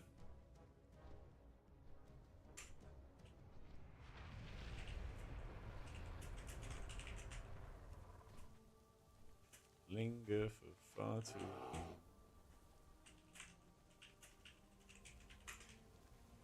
I would not be surprised if the druid plug pulled. Yeah. I've had this happen like 4 different times in PTR where somebody makes a mistake and then they just leave. They literally just straight up log out of the game. Don't come back.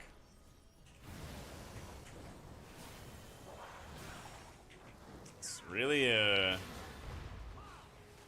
really not cool. There's PTR. That's what I've been saying. But that very much doesn't stop people from doing it. Yeah. Yeah. Yeah, I'm pretty sure he just straight up plug pulled. So they do it though? Yeah.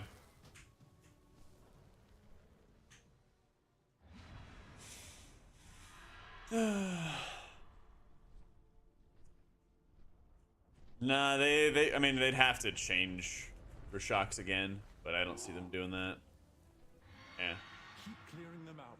Do not let the primalists desecrate this hallowed space. Not expecting them to change for shocks.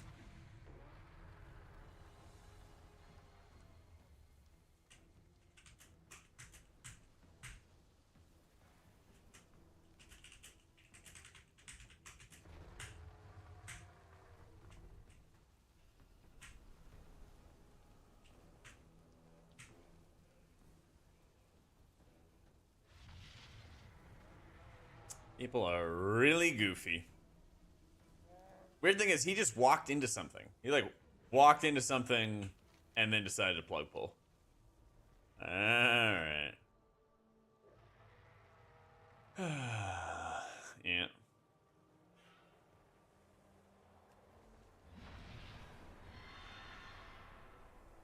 How do the dungeons feel?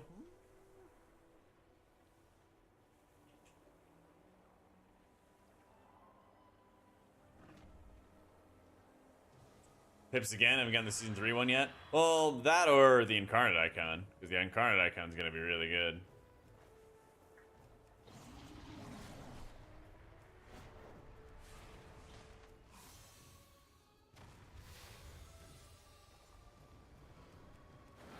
Keep buffing everybody else in the group.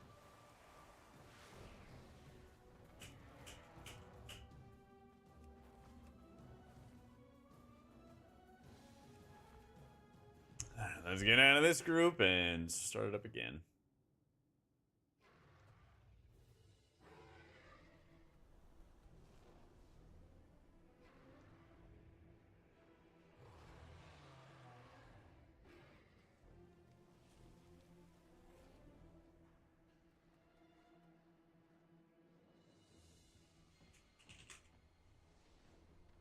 Alright, if he's got another DPS, we'll be chilling.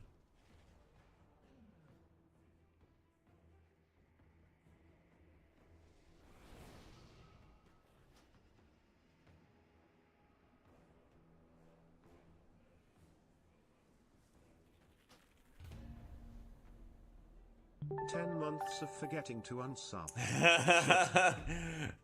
You hate to see it, Kingston. Thank you for the 10 months. Oh, what up, humanity?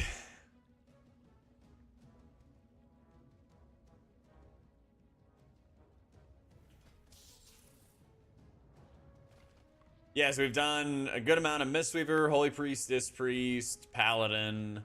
Now we're doing Prez. If we have time, we'll do Shaman next.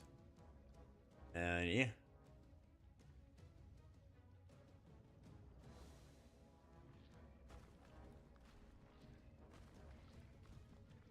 All the things.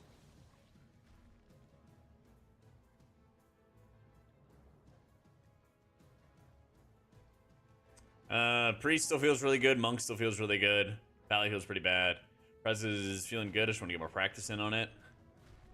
I think I'm kind of leaning towards another Monk and Resto Druid setup. While Priest feels good, it also gets eroded in value by Shadow Priest being good. So, yeah. Why, hello there, Elrith here. What's up, man?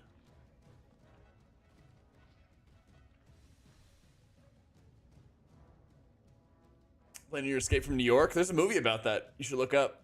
Might help you.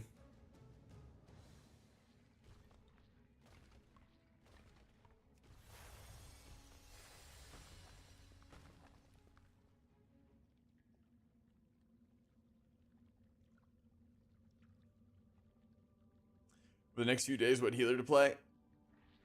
Well, we might get a decent amount of class changes. We'll see. Expecting something, but TBD. Season 4 dungeons are all the Dragonflight ones minus Dawn of the Infinite. So, how you been, Odeon? My day is going pretty well. Got our workout in. PTR M Plus is still up. A little podcast stuff with Jedith and Preheat in about 2 hours. I've been.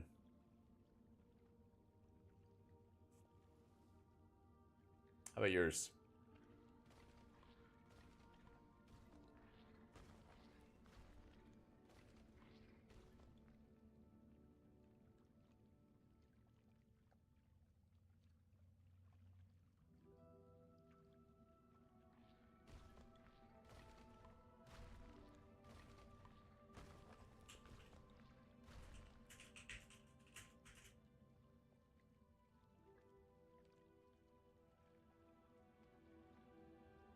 Eight days till push week. Ooh. I guess I do have to push a little bit. I think I'm on like the borderline for title.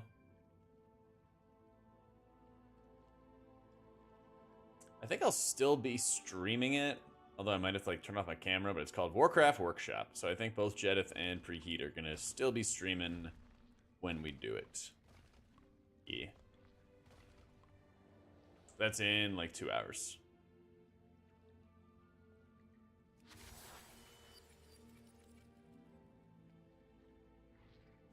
Yeah, it should be pretty fun.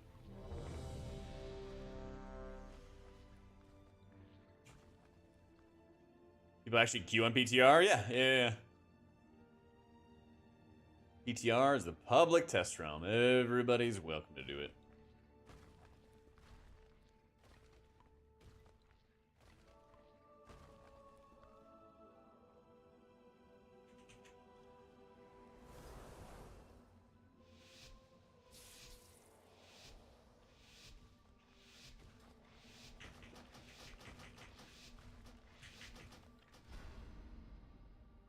I don't know why it was not letting me cast an ability, but that's crazy.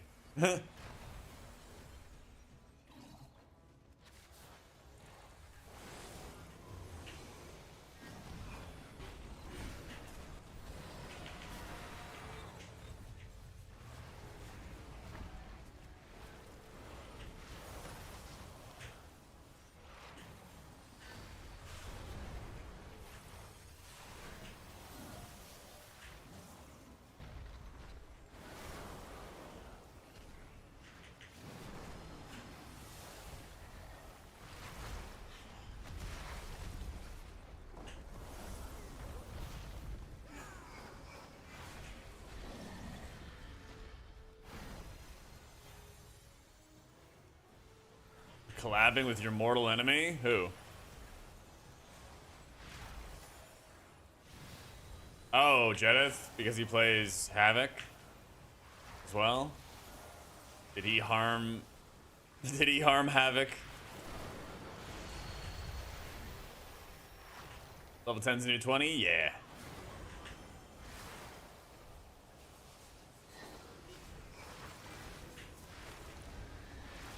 Humanity has a war going on with most people who play Havoc Demon Hunter.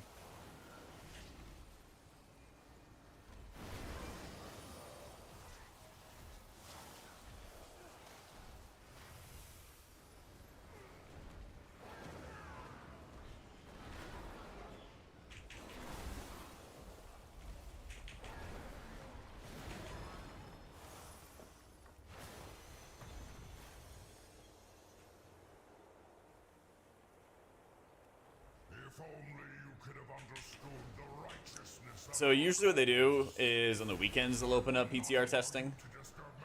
It's still up, which is interesting. But yeah, basically people on the weekends will usually just get together and do the new dungeons and often the raids, but I don't know if anybody's doing the Awaken raids. I'll have to go see, Chris, what it's at the moment. Nah, I haven't been watching. I'm not really big on X-Men stuff.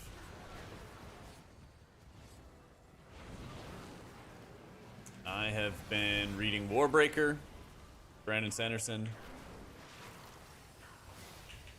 and rewatching Archer for the 15,000th time.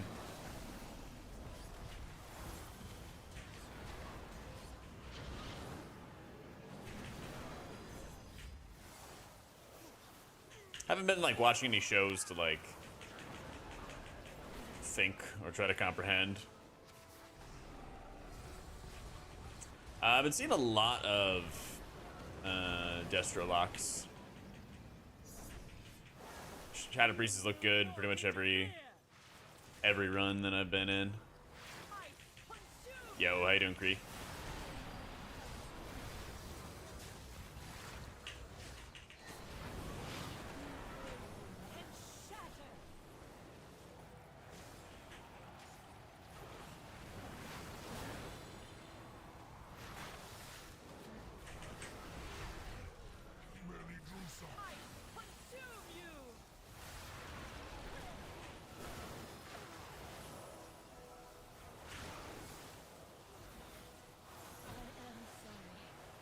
Haven't finished Warbreaker yet. Nope. It's in the works. It's happening. Savoring it.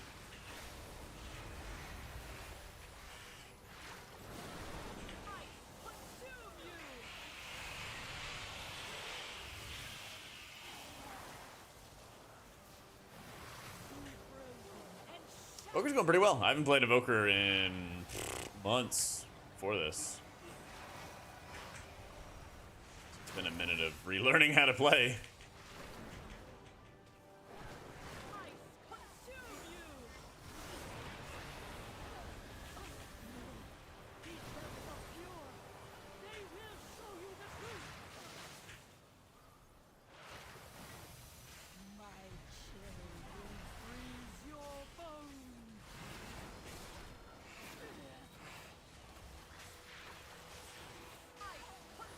That's right, Restless. How you been? How you been? Yeah, I'll probably try out Plunder Trios. You know, three's company.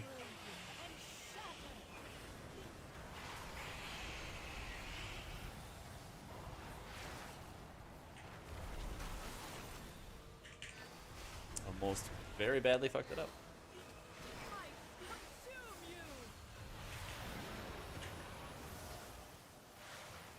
New Noble Garden mount, 4th kill, 4th character. Let's go.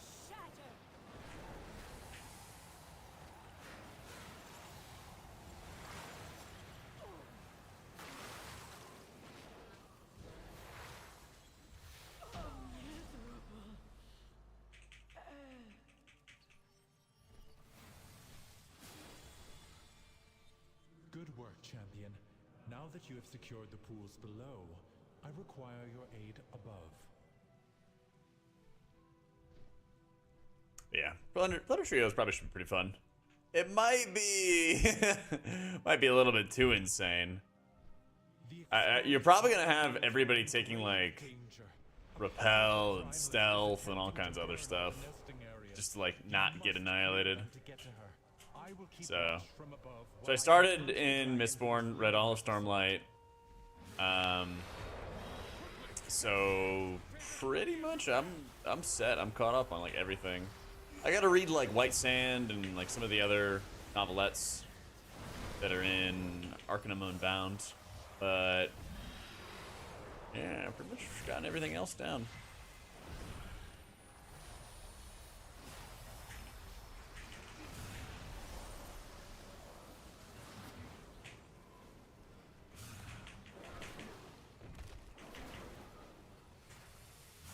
Sunlit Man? I don't... Is that just a full-length book? I think I've heard of that one.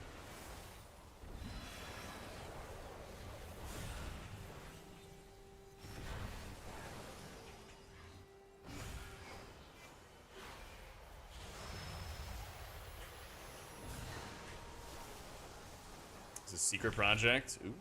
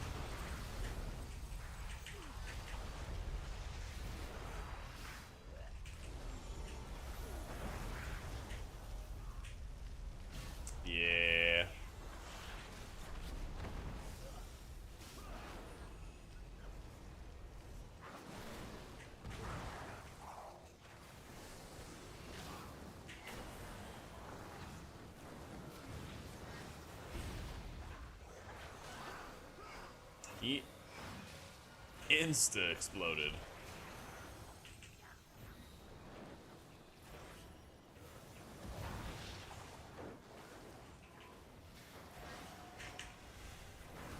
I am amazed that I haven't even died yet. Here it comes, maybe.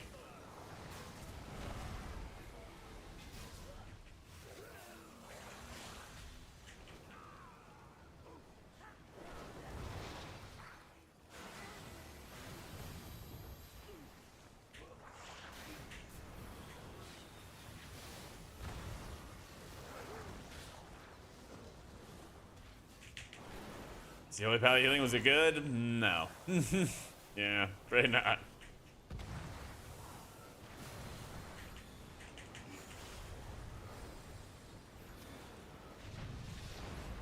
Well done. You have secured the first pool. Now see to the others. Afraid not.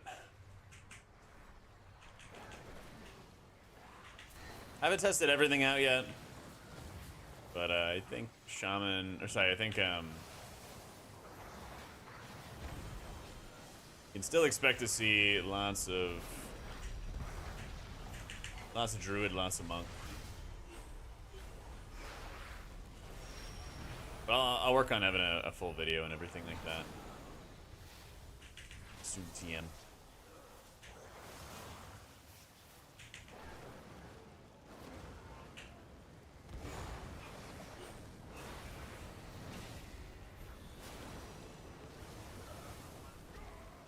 Damn it, dude.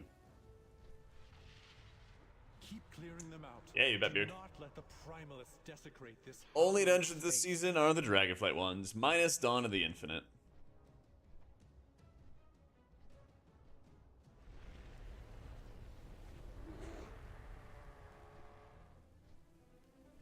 Is it the key level is that Prez way more healing potential than H-Pally? You're actually topping people on H-Pally that looks super hard? Yeah, Holy Pally's abilities just don't really do healing. Yeah, unfortunately.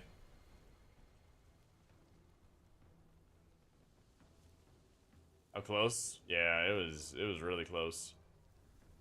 I'm not sure about Prez meta yet. Oh, no, TBD. TBD.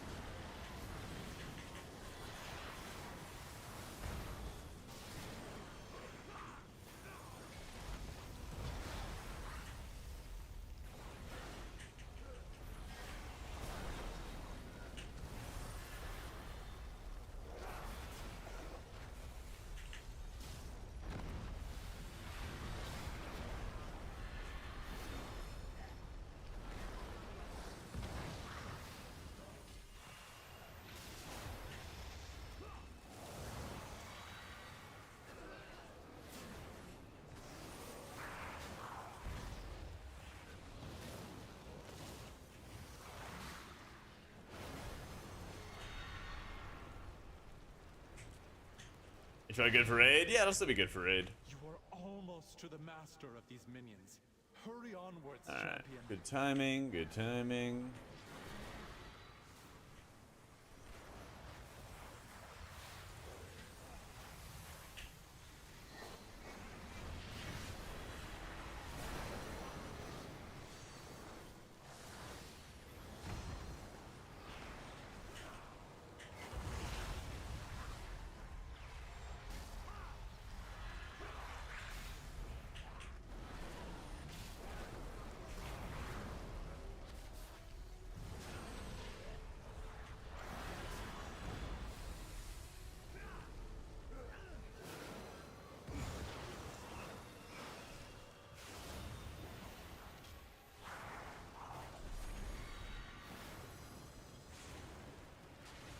The last pool is safe.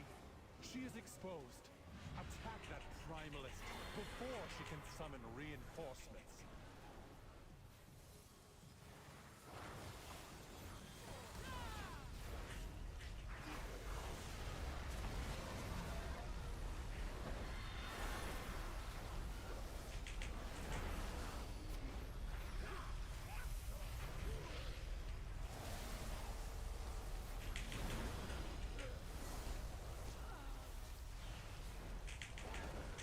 I mean, people have been playing without Og. There still is some hope.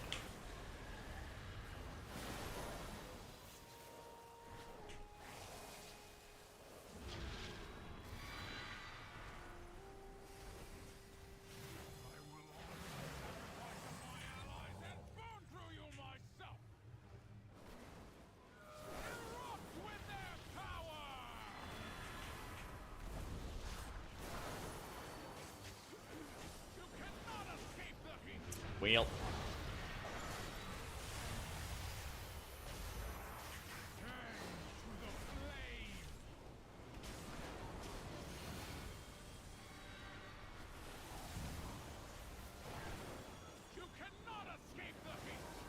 That's a bait.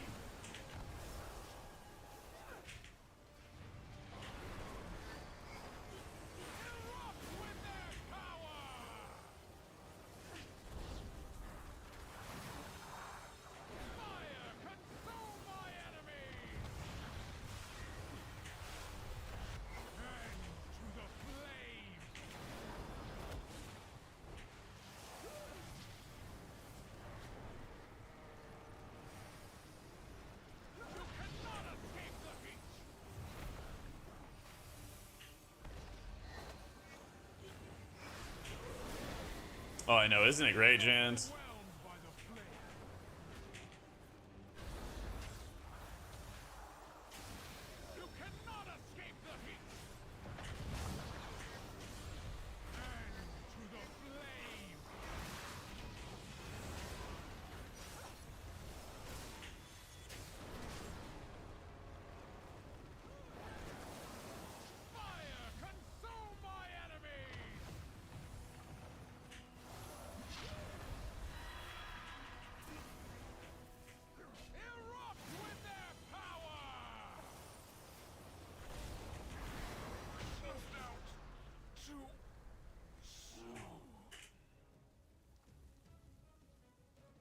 These actually are good bosses, even though they are terrifying. Yeah. Even though they are terrifying. I still appreciate a good boss.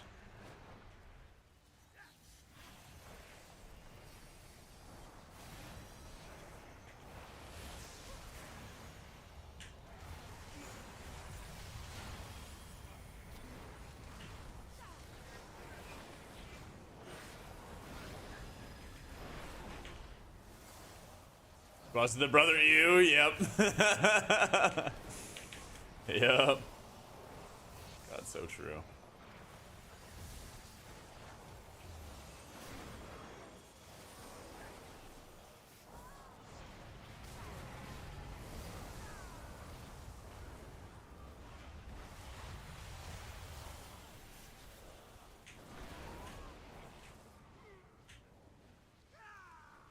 When's HP testing? Yesterday.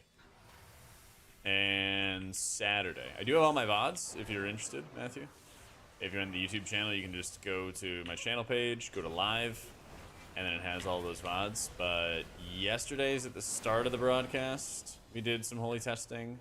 And then Friday, we also did some. So Friday and Sunday streams.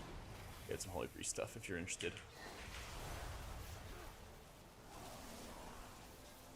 Yesterday we did Priest, Holy Disc, Monk, and a little bit of Pally at the end. Did a bit of Pally at the start today. And we do Impress stuff.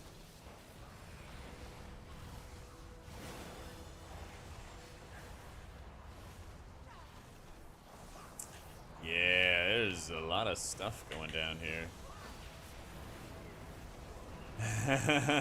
Yeah. Love being in combat.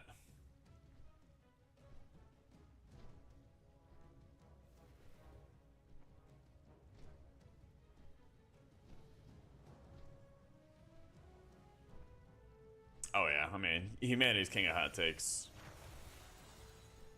100%.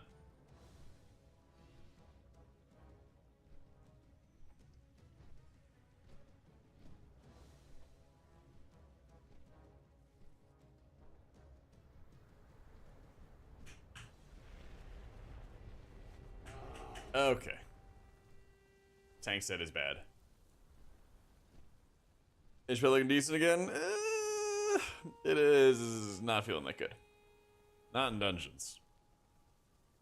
I think my buttons do not push the health bars in the upwards direction.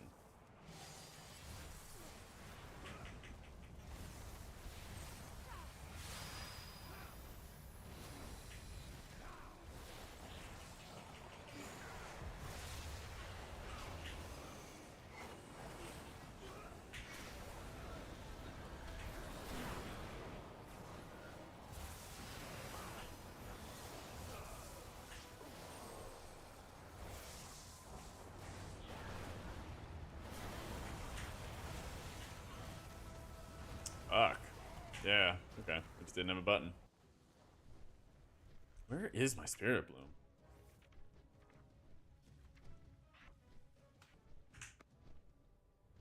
This like just came off cooldown because I kept trying to hit it over and over again and then no avail.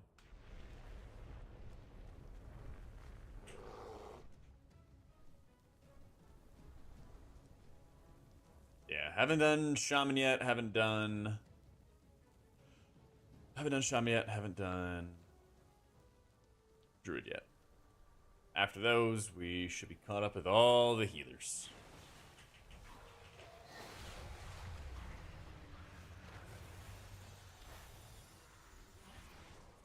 No, I mean, Spirit Bloom is bound in my frames here, but I just didn't have something tracking the CD because my weak auras just would not turn on. Yeah.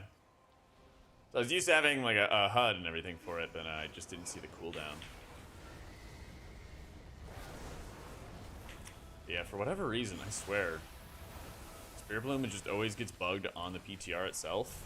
Because I'll have it with a click casting, and then I can click down, and then it won't let me like click up to basically have it cast early. It's really weird.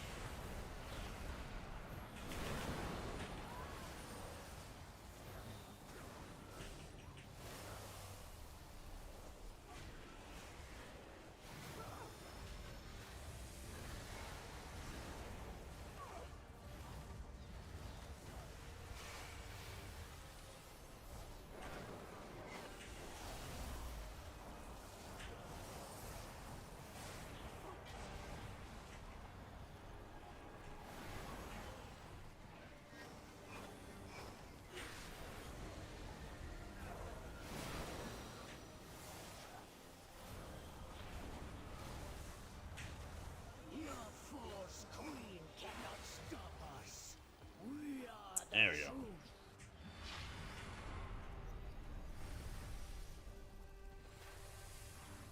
We go back in Evoker's 25-yard range. I'd hope. It's weird to think about because, like, I felt like that was something very, I don't know, apparent from the beginning. That was more of a detriment than like, you know, Death Knight's not known for having good mobility, right? But they have grip, and then that like makes up for it, and like it kind of does, sure, kind of. But I think it's a different level, you know, different level of frustration for sure.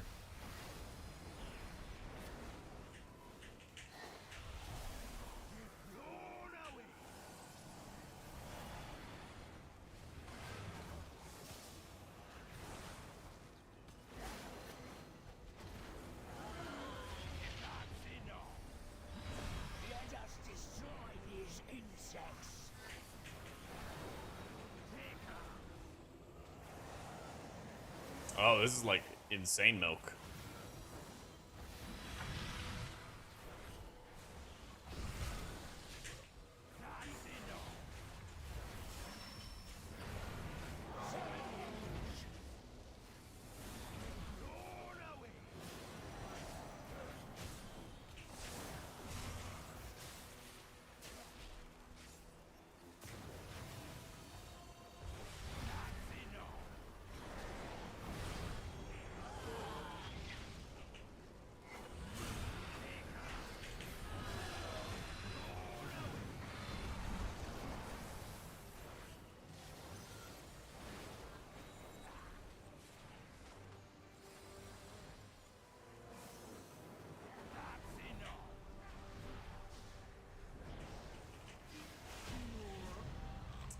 Nice. Yep, new plus scaling, so we're doing a 21. And I just got my portal. Oh my god. Champion. The life pools are safe for the moment, but the primalists are still a threat. We must be vigilant, lest we be caught off guard again. Yeah, it's really weird when I'm trying to like click again with the Spirit Bloom stuff. And it just goes kaput. Alright, I think I almost got a handle on what I need to do. I just need to not scuff my CD so bad. It probably could be meta for season 4? No, not currently. You're just not pushing up health bars the way that other healers are able to. Champion, may I have a word with you? So, I've done every dungeon except for Halls of Infusion. Getting people to run that dungeon is apparently harder than I thought. Here's our overall.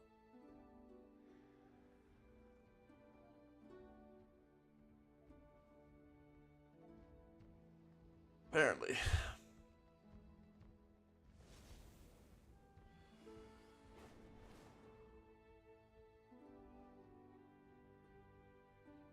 Yeah, we really amped up our reversion healing there. It's good, exactly what I needed. I need to use more Spirit Bloom though.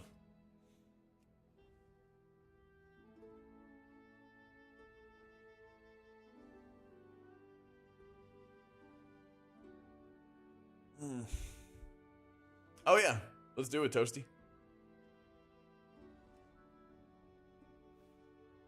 Are you still on your DK?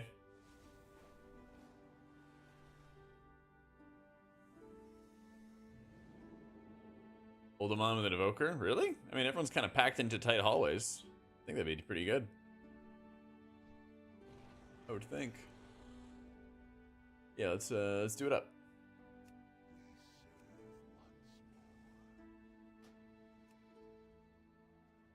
So yeah, everybody just wants to do Algathar. Everybody just wants to do Algathar on cooldown. I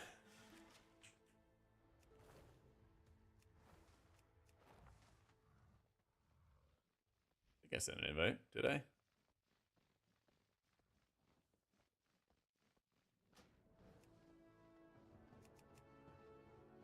Oh, it's listed? Alright, got you. Thank you. A preservation stream, I know. It's crazy. It's crazy.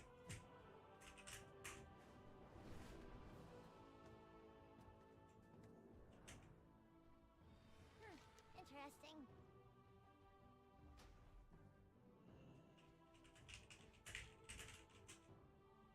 Glad I could help.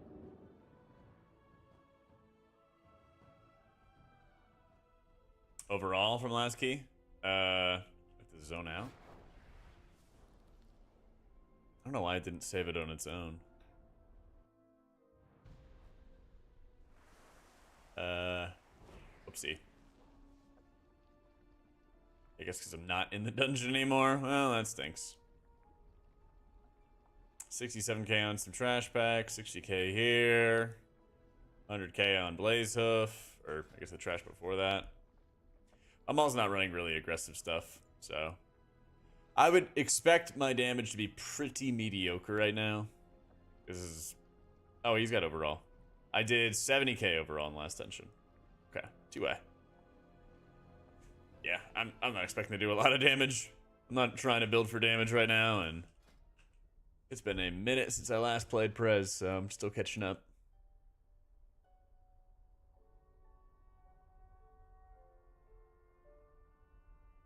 Yeah, I probably should have watched for it.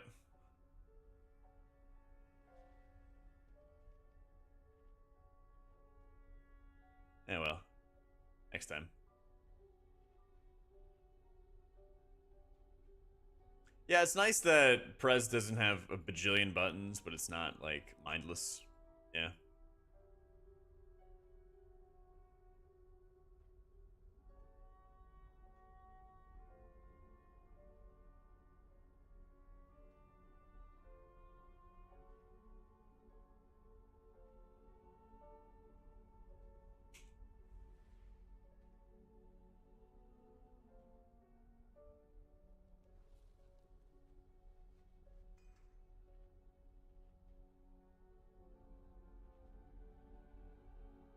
1027 news next week. I want my This Week in WoW article, man.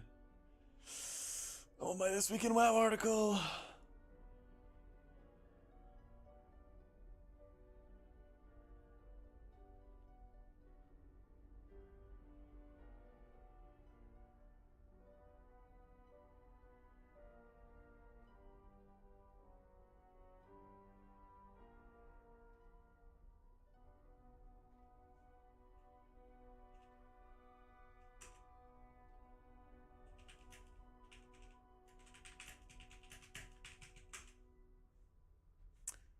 Have I run for the carpet? What?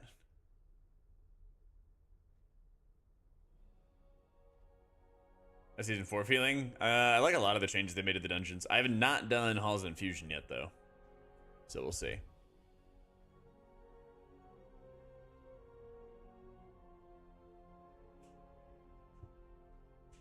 Oh, no, I haven't done anything on live right now. Nah. Just getting in the PTR time when I have a chance.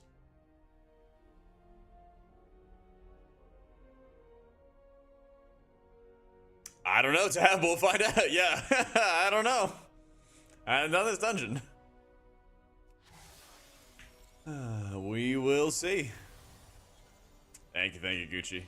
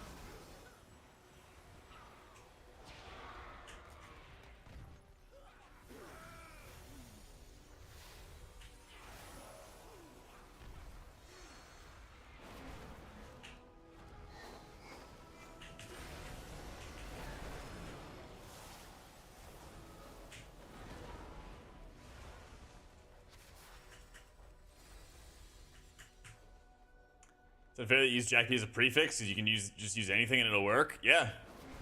It's called a good name scheme.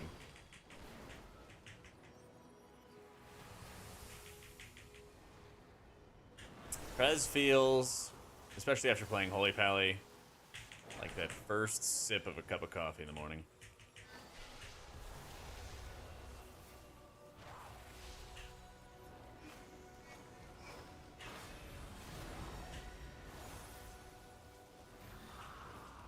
Coffee mentioned Pog.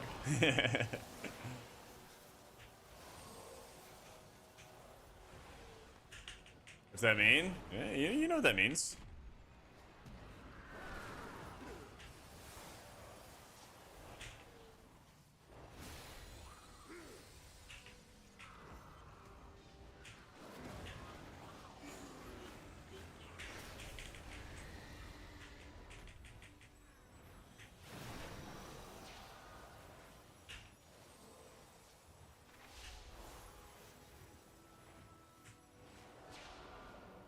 Oh my god, dang, no.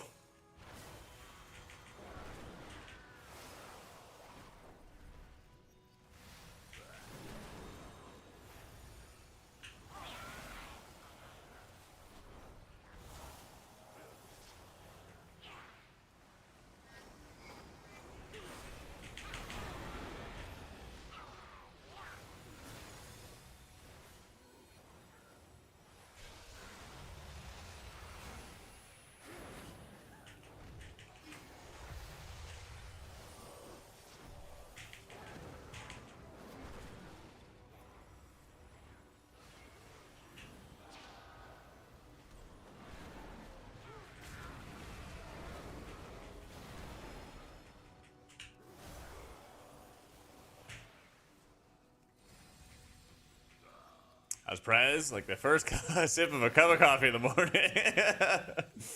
No, it feels good. Feels good, man. I really like having the tier set back.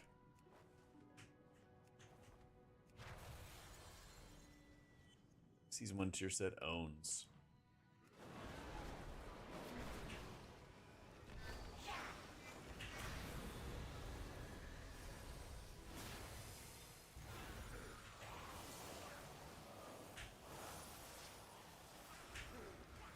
Bearville.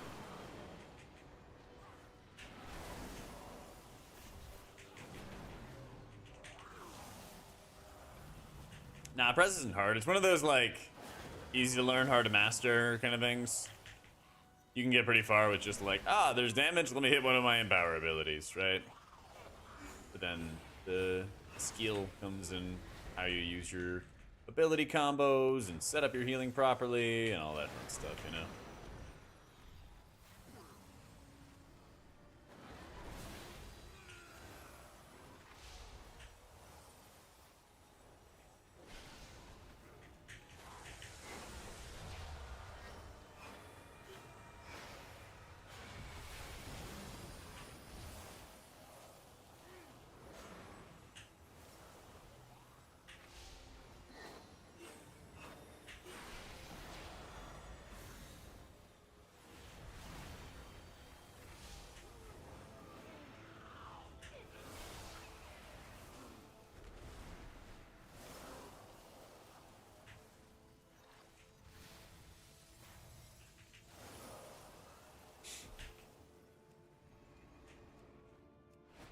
You just gotta rescue them. You just gotta really aggressively rescue them if they're not gonna do it. Do what you need.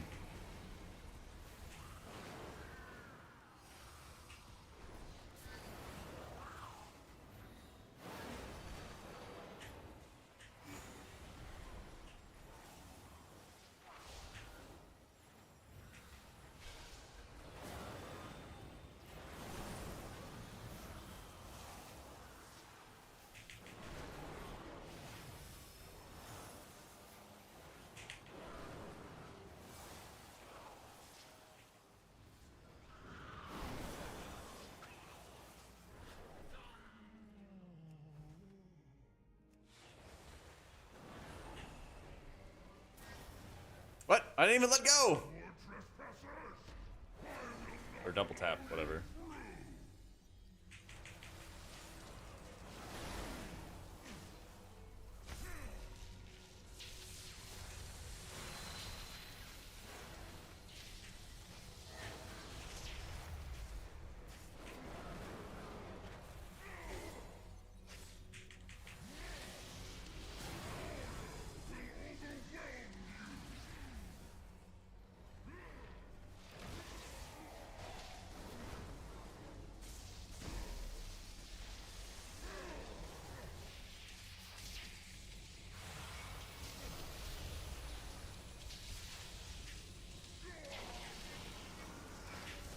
Oh, yeah, it looks like the petals do fade. Nice.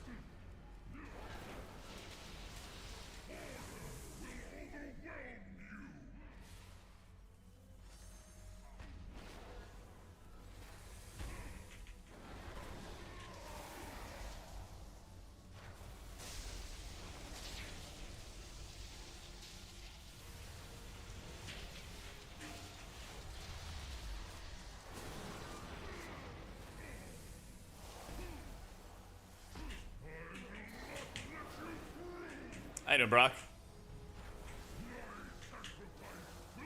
Going pretty good. How you been?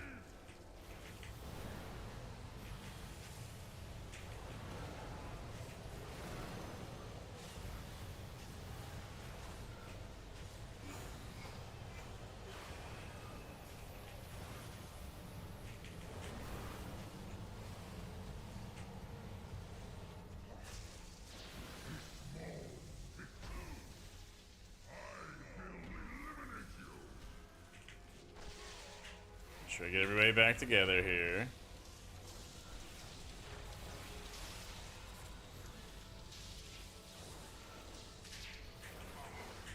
Right. There we go.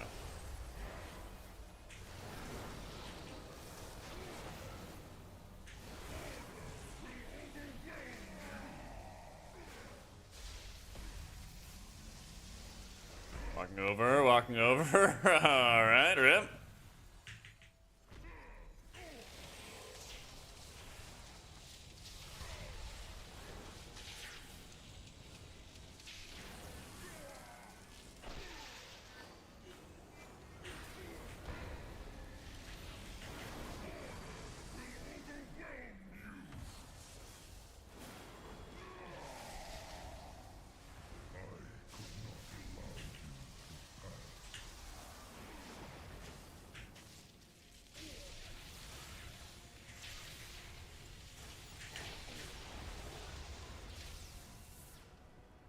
Or Shadow Priest. I know what else. Is it officially live? Season 4, end of April? We don't have a release date yet.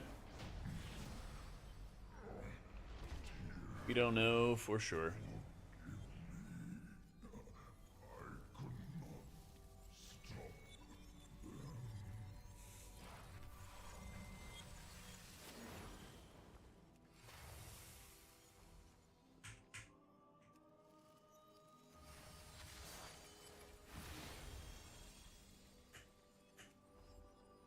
Join the plunder? Yeah, me too.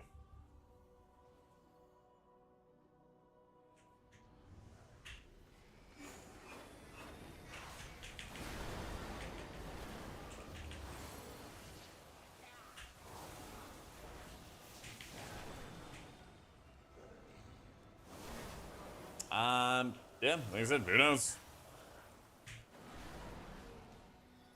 Sooner than the end of April, get less time to gear alts? Yeah. We'll see. They still gotta give us, you know, our 2-week warning or whatever for end of season stuff. So, sooner the better as far as I'm concerned.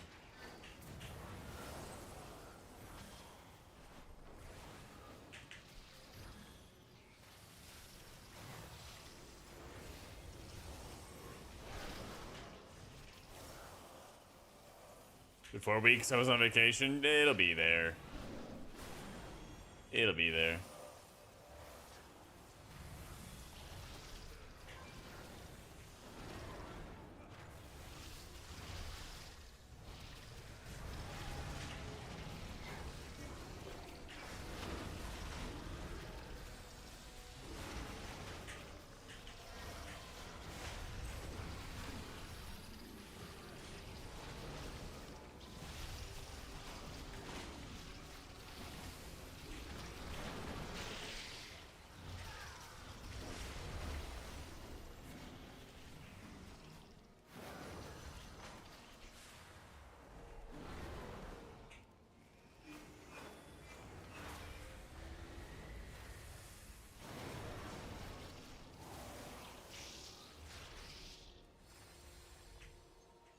Put in vacation time from your kids to your wife. Wait, what?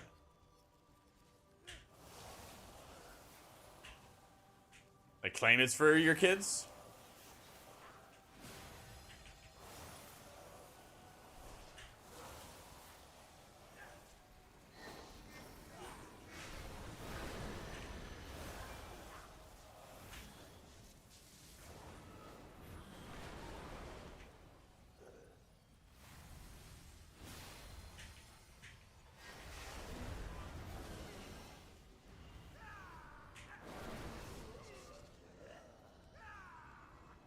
Oh, you're stay-at-home dad, vacation away? Let's go. Hell yeah. Being a trophy husband must be sick. Standing out is fun to play. I've really been enjoying how Brez is playing. This can wholly feel, you know, the same. Still use the same tier sets and stuff. Yeah. I'll make sure I have a video on YouTube. Maybe by this weekend, we'll see. See how busy my editor is. But yeah, I'll have like a state of the healers, how they're all shaping up and everything like that video. At some point. We're done with the nerfs, we'll see more to Mythic. I would imagine they're gonna add more nerfs for when it's faded. Yeah. I don't know if they're gonna add any more before then though.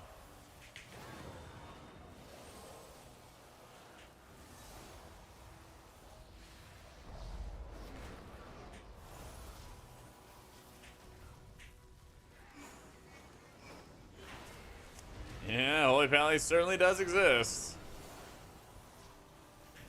Some form.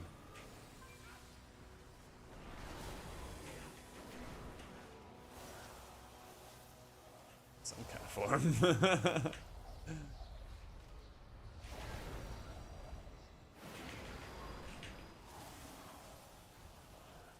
Our damage has improved a lot in this dungeon.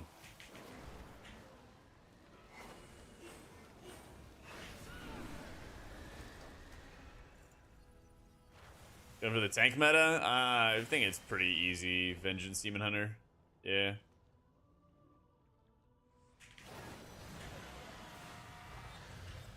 Pretty easy.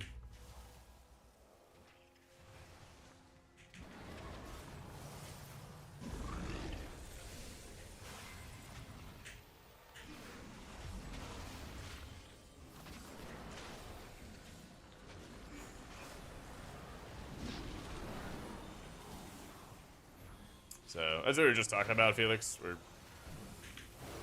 still testing the healers, and I'll make sure I have a video going over how they're all performing when we get through all my testing. Trophy husband ain't bad, missed the work life, looking at going to school in September, want to get into the trades. Sick, dude. Probably have a very stable job that way.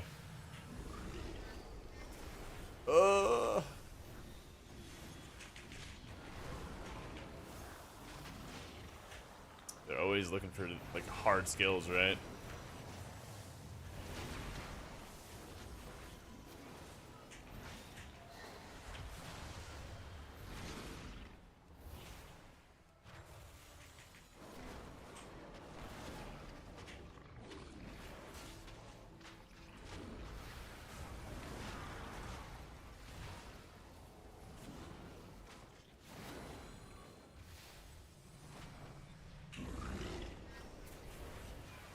God, it would be so radical if we killed the mobs.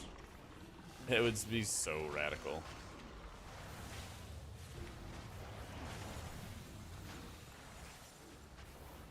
Quasi dispelled himself.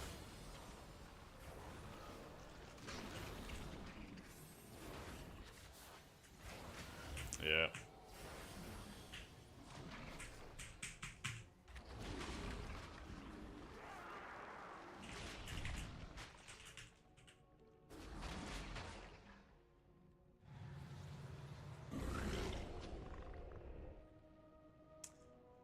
Oh, the trade skill guys are retiring and everyone went to college the last few generations. Yeah, big money in trade. Yeah.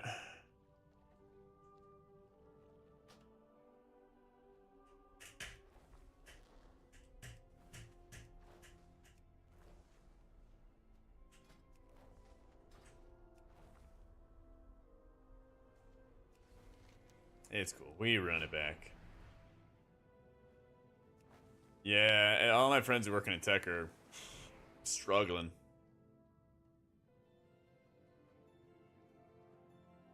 They've been struggling.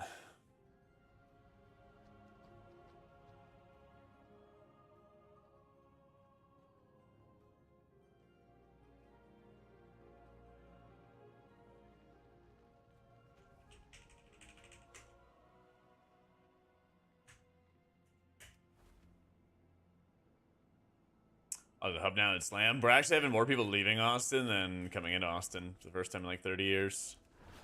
Yeah. Worthless people with expensive bachelor degrees struggling. Yeah. Layoffs are getting really, really rough. What about individuals about to hit or just hit retirement age? A lot of high-level network and tech support jobs opening soon. Yeah. We'll see. Hopefully.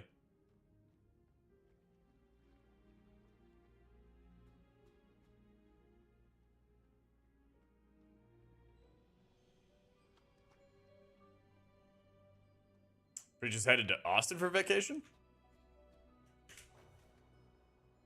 Why are people leaving? It just got really expensive really fast. And construction didn't really keep up. So,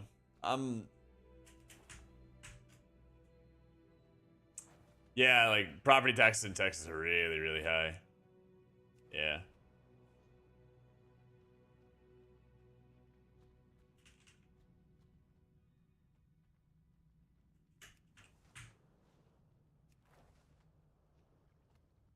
Homeowner Jack? I wish I owned a home.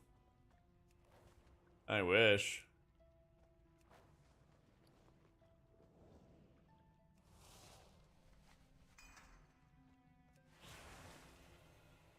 I didn't conjack.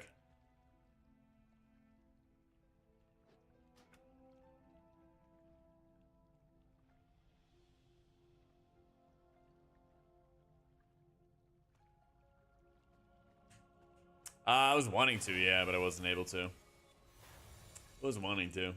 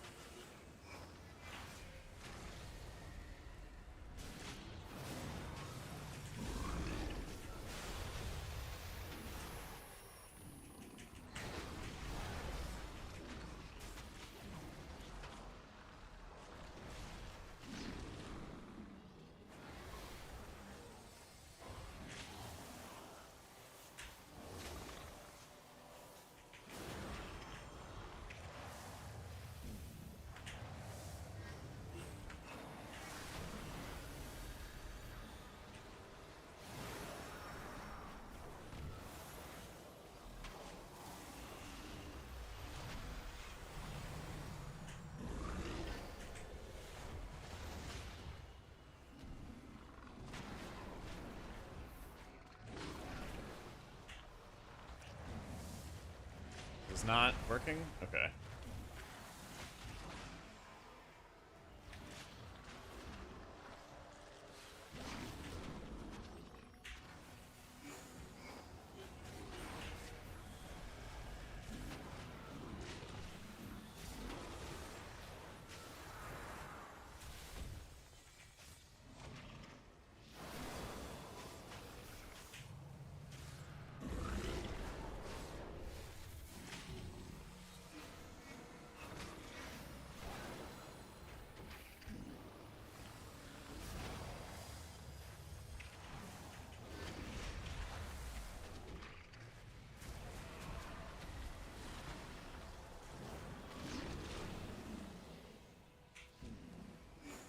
Hey, Nerd.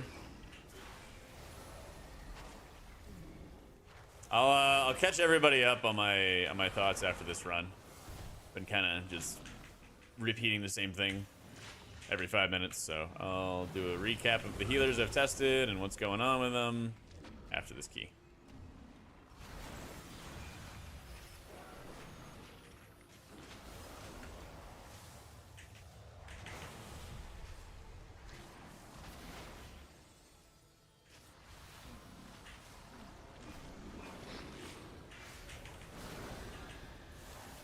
I've played everything right now but Druid and Shaman.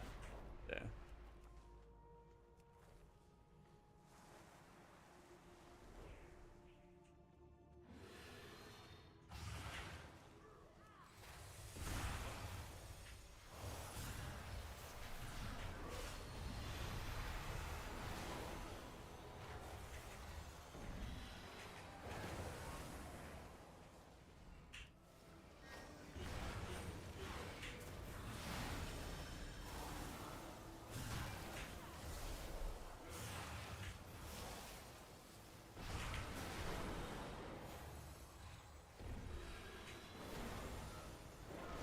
Prez got the season 1 tier, the instant living flames.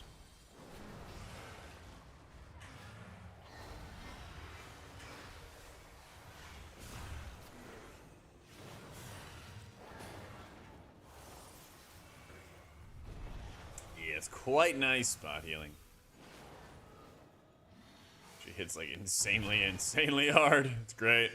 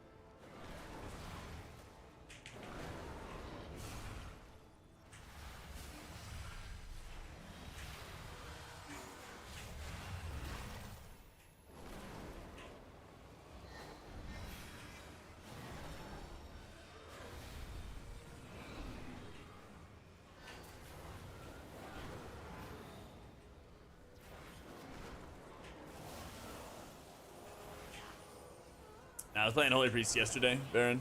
Did Holy yesterday, Disc yesterday, Monk, a little bit of Paladin, and today we've been doing Paladin and Prez.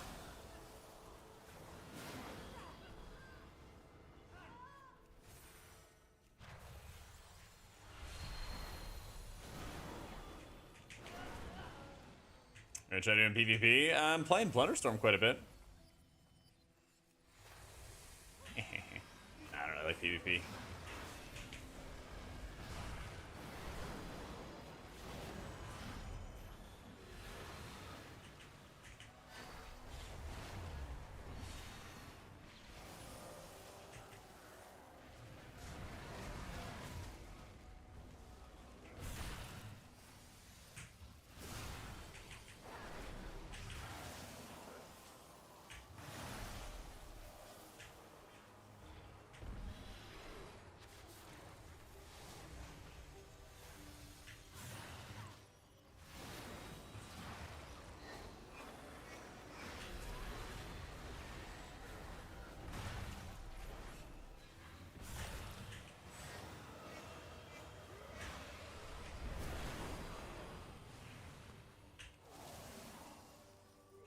Yeah, Prez actually pushes up health bars.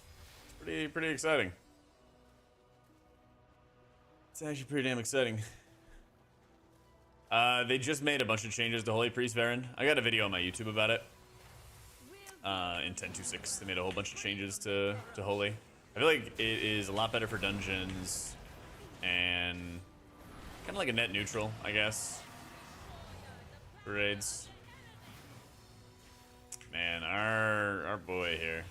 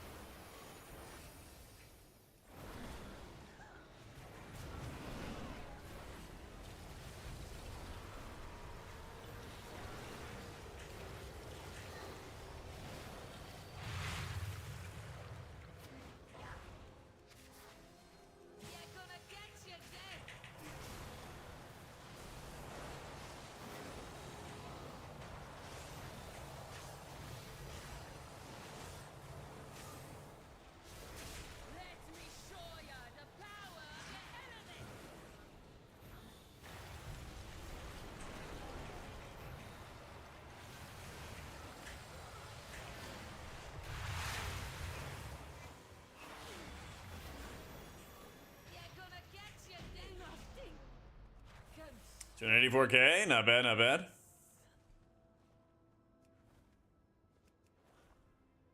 Circles felt a lot better. Here's the talent build.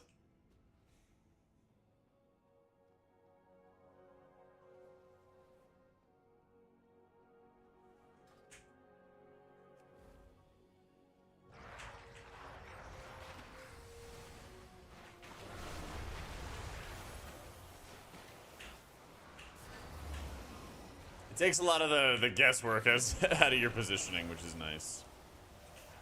It's really nice.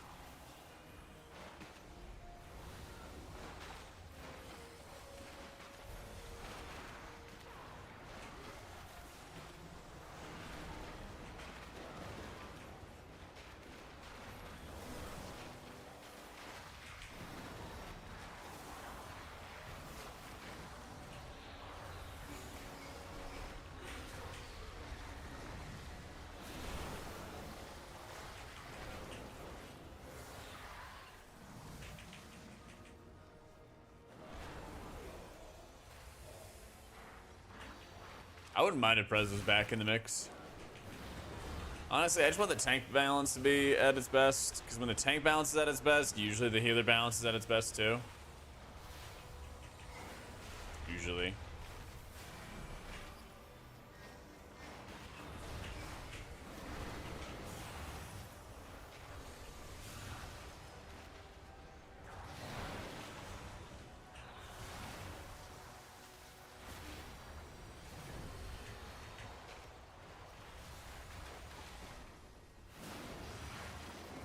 Womp womp.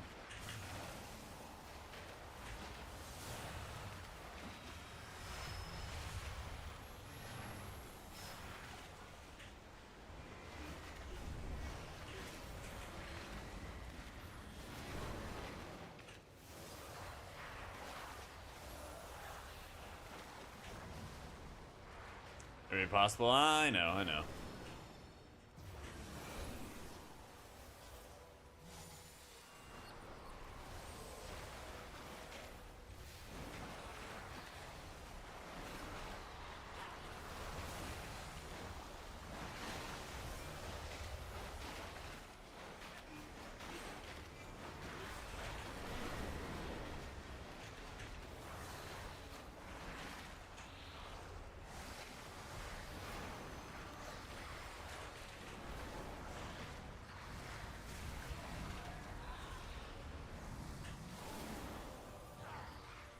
Fools!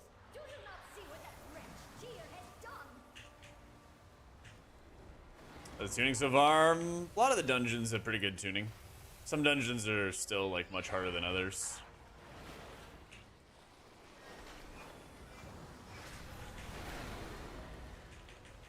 I feel like Brackenhide was still pretty punishing. This dungeon doesn't seem too bad though.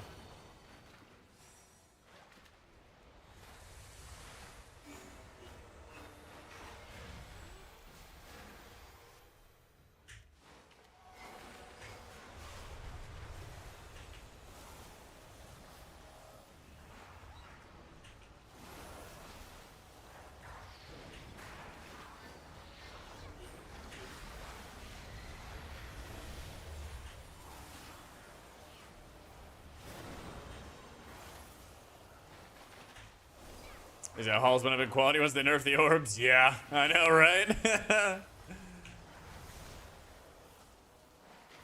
Dungeon masters hate him. Watch how he fixed the dungeon in one simple step.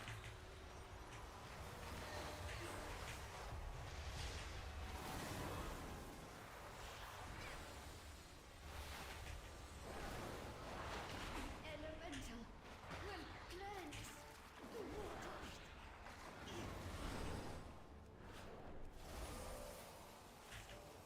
Alright, refresh Wowhead check. Any This Week in WoW article?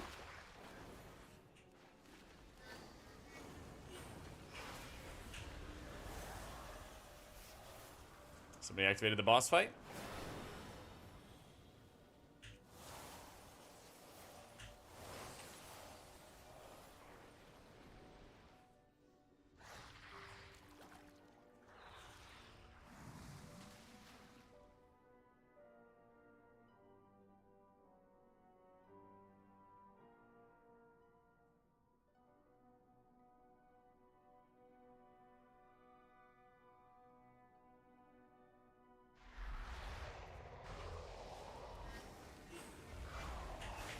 He said, wow, we would have timed it.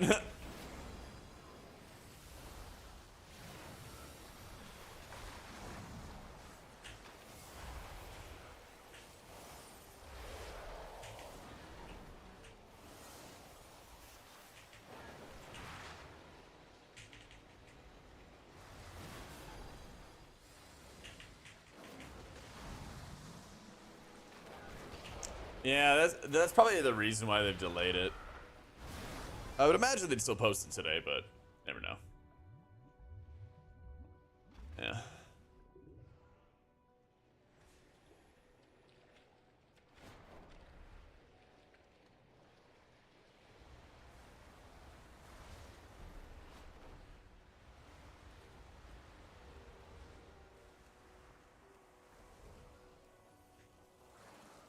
Dawn isn't a M+ dungeon next season.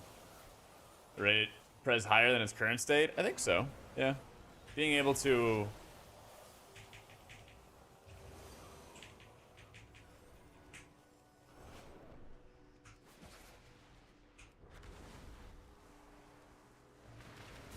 have some improved spot healing certainly ought to bring it up in the rank some.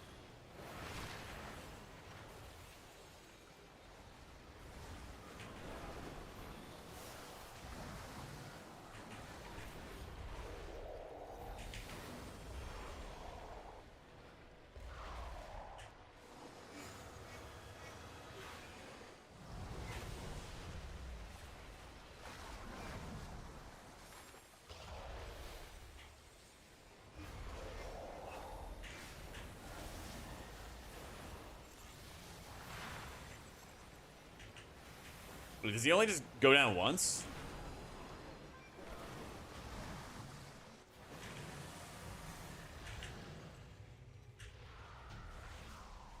Yay.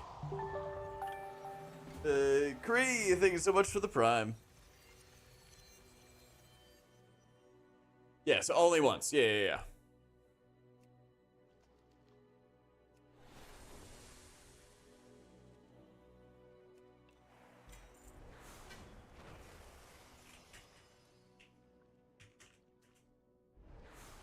Thank goodness. Okay. I still have ads for a minute. I'll let those finish up, and then I'll talk about the experiences thus far.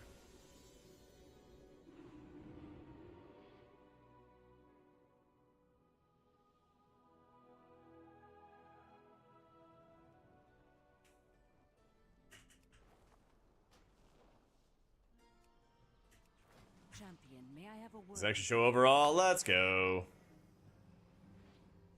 Let's go. It was like an energy bar before. Yeah.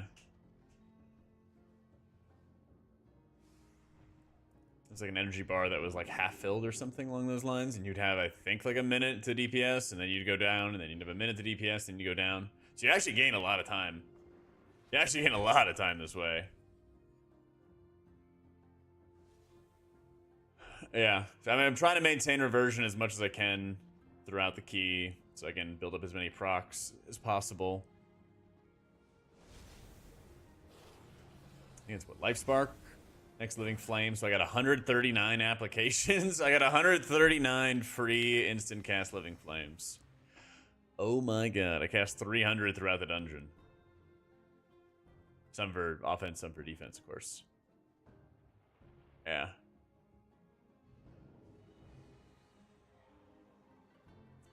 Worst dungeon next season?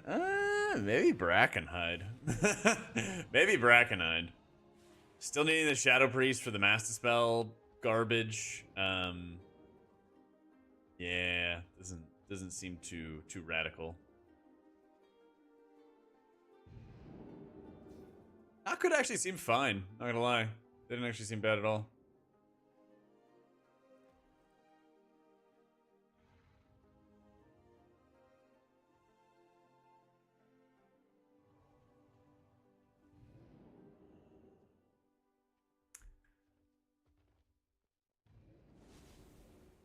The length of halls in Uldaman? Yeah, but I'm thinking less about the length of the dungeon and more about the entire thing itself.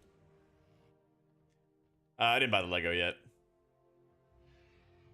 So. Am I echoing before I reversion? Yeah. So I'm trying to like keep reversions rolling on everybody at all times. So if you just tuned in and wondering what the healer meta, all that stuff is, so thus far, I played every healer and done 4 or more keys on each healer except Shaman and Druid. I'm still expecting Druid to be really good. We will play it. Depending on how long PTR's up today, we might get more time. I'm still gonna do more right now. Just kind of getting everybody caught up. Prez felt really good, or has been feeling really good. I might do one more, or I might do a Shaman Key. TBD. Paladin felt just rough, trying to push up health bars. Like, of course, your utility's good. You know, bop, sack, all the fun stuff. But man, it seemed like it is just struggling and requiring people to use defense as well to help push up health bars before big hits are coming. I feel like it might be kind of a struggle dealing with, I don't know, maybe the Brackenhide Hollow Bleeds. I guess you have cooldowns for them. It's like when you have cooldowns, feels like you're fine. Outside of them, maybe Hall's Infusion for the Rot fight there might feel really, really bad. But both Disc and Holy felt good. They run the same tier sets as before for Season 3 into Season 4. So those don't feel too different at all. Pally's running the Season 2 tier set. Feels pretty bad. Prez with the Season 1 tier set feels really good. And Monk's still running a Season 3 tier set. Feels great as well. I mean, they got a couple little talent changes from 10 to 6 as well. And that was nice. Yeah, Reversion Heavy. Playoff tier set. Yeah.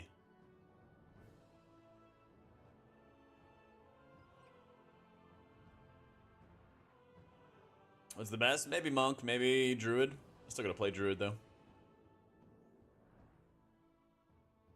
Mana felt bad on Paladin. It felt good on Prez. Felt good on Priest. Felt good on Monk. Yeah. It was really just Pally that felt bad. Yeah.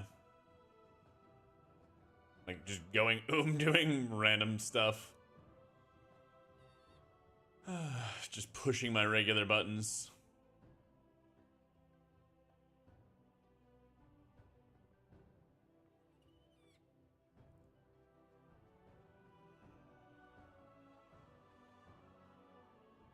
Pally up so bad after a great rework. I think part of it was after the rework, it was fun because it just did a bajillion healing. And then when they nerfed it down to the regular output of everybody else, then the abilities just don't do healing anymore. Yeah. Let me run to the bathroom quick, and then maybe I'll do another Prez key, or maybe I'll do some shaman stuff. All right, we'll see. Be right back.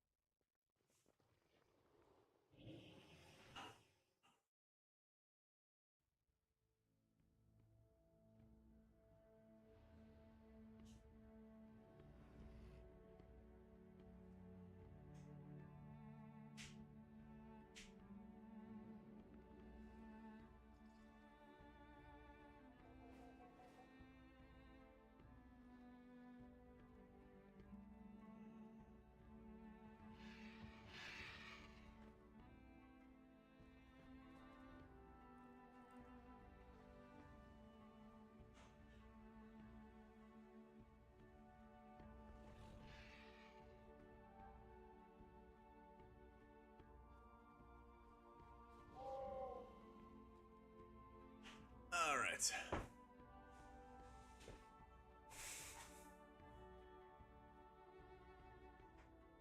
Yeah, thankfully it actually wasn't people like trolling each other. Thankfully. Champion, may I have a word with you. That one looks like there's gonna be a bit of chaos. Most of our damage was Living Flame. Yeah, even after casting all those disintegrates, it really wasn't smashing a whole bunch. I'm enchant. Alright, there you go. I'll go find the legendary.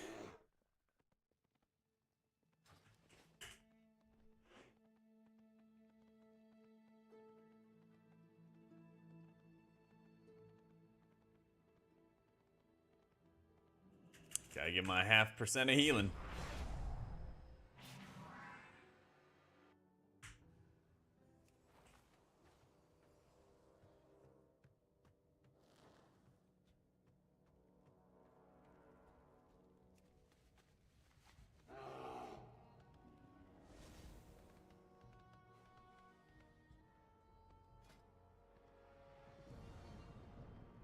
Time is money, friend.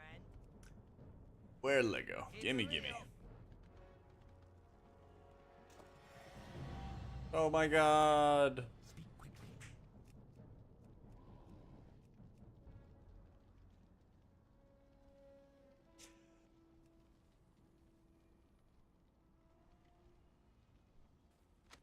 One day at a time, friend. Alright, let's do it. AV again.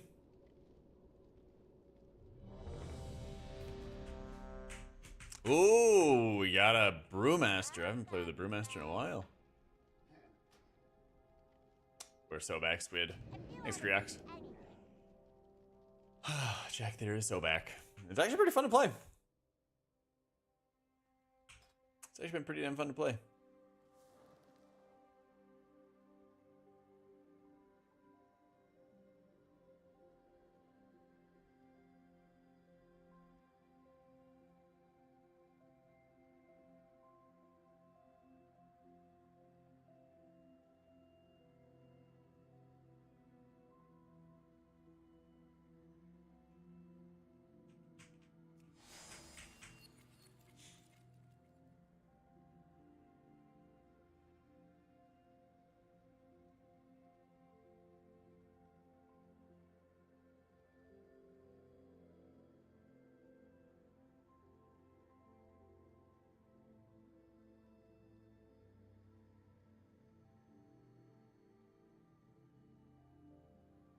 Damn, the ring really was not doing anything.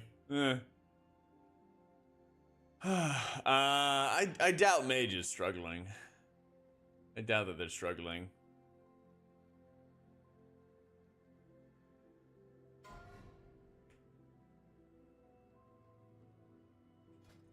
Tell me, am I sentenced to the hell that is Prez Evoker? Wait, what? I mean, Prez feels good. I don't think it's gonna be the best healer though. Just going around and testing all of them. If we didn't manage to play Evoker in Season 2, how are we gonna get the Legendary? Because doing the raid once per 3 weeks seems like bull. Well, you can go and do it on other difficulties as well, like LFR, right? I think that's how it works. Oh my goodness. Aya! Thank you for the raid! Welcome in, gamer. How you doing? Oh yeah, I dropped you a line on Discord last night. Oh, you mean Hexasort? Well, funny you mention it. It's actually our last day of the sponsorship, but it's a pretty fun little puzzle sorting game. Some nice ASMR in the background. Definitely check it out. Yeah. Oh, true. Thank you, Boot. If you haven't followed Aya already, make sure you do. Everybody knows Aya, but have you followed her on Twitch? Come on. Right up at the top of chat. Click it, guys. I got you, my friend. You can also farm it now. There's a good chunk of Sark farms going on. Yeah. I'd have to imagine there would be. Especially like every weekly reset, try to go for like a normal Sark kill or something like that. I'm sure they'd have groups for it. I'm sure they would.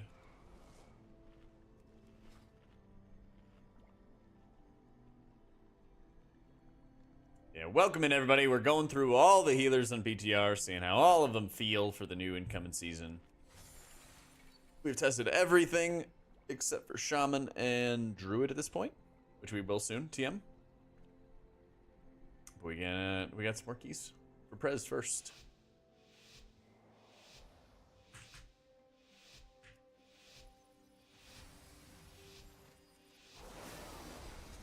Paladin was not feeling good. Paladin was my least favorite. But harmless is not one of them. Paladin was actually my least These favorite. whelplings perceive anyone not of my blood Yeah. as a threat. Their gaze pleases all. I mean, I guess it's sufficient, you know?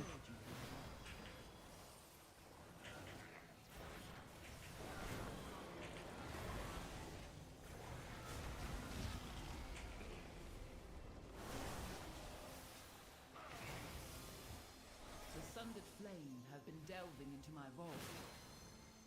They do not understand the dangers within, nor the powers they meddle with.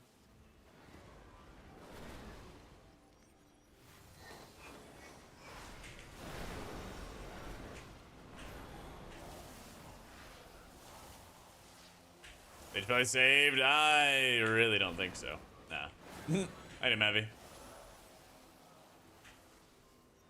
Yeah, I had like an Equinox flashback when I hit the time dilation on him. You just hear Equinox yelling at me. Yeah.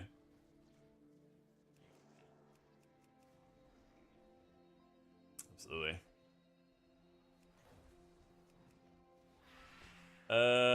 Push. Knock up, please. Help. Yeah, well, it's going off. Ah, no.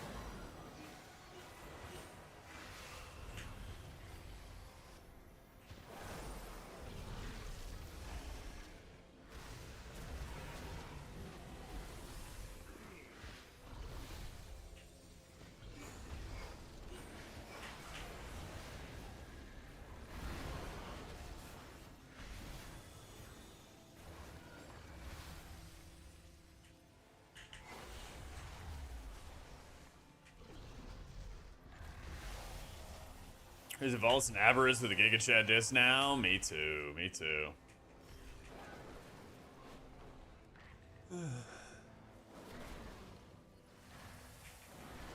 We're looking real good on trash percent. Yeah. This song is called Sunsick by Bennett Coast. I planted them here. A little garden for me. It looks as though it has grown wild over the years. I will need you to prune it.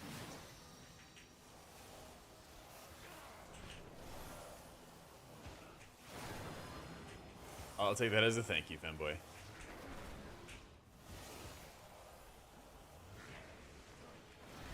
Time to podcast in 30 minutes. Doing a podcast episode with Jedith and Preheat. Yeah. So we should have time to do this dungeon, and then we do podcast stuff. We're going to be talking about Season 4, we're going to be talking about the healers, whatever other questions they have for me. Oh.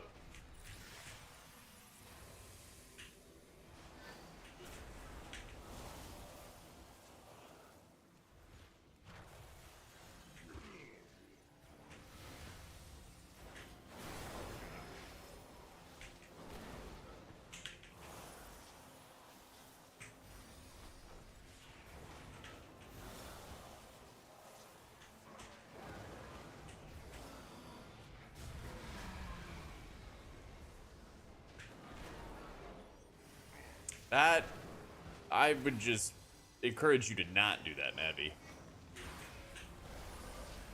Yeah.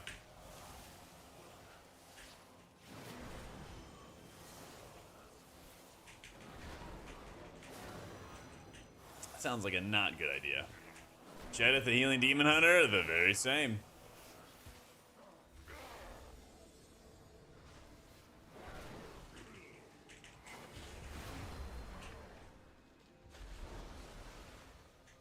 So direct though, I know. Working on it.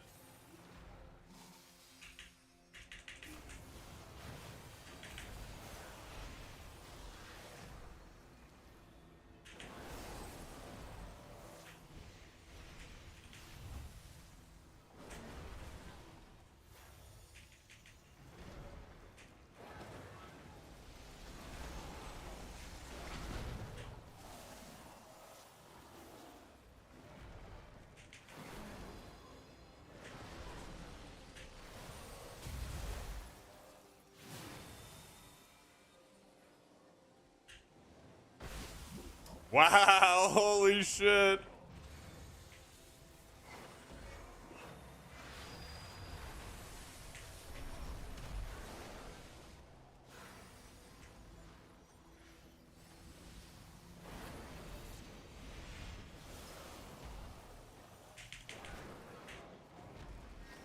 Not sure you want to answer this, but you randomly dredge up painful memories asking for a friend. Oh my god. How you doing, Clem? It's all good, guys. It's all good.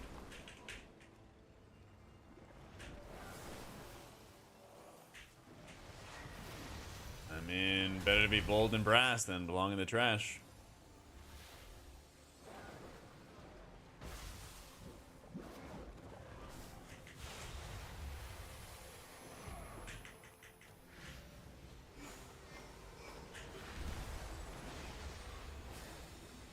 Somehow we live. Let's go. Exactly. Yeah, Mavi's been around for a while. I know. It's all good. It's all good. There is no sign of the sundered flame here. Tornado launch. Oof. Hopefully everything's gonna be alright, man. Yeah, I didn't have much health either. The location of my vault. Yeah, so everything is like plus 10. So 10 is equivalent of doing a 20. And it also means that 10s give you portals now. I am unsure of what effect. So if you want to like mess with your friends, if they're thinking about coming back for season 4, you can be like, dude, you can get all your portals just for doing 10s. They're like, whoa, that's like so easy. And then it hits them.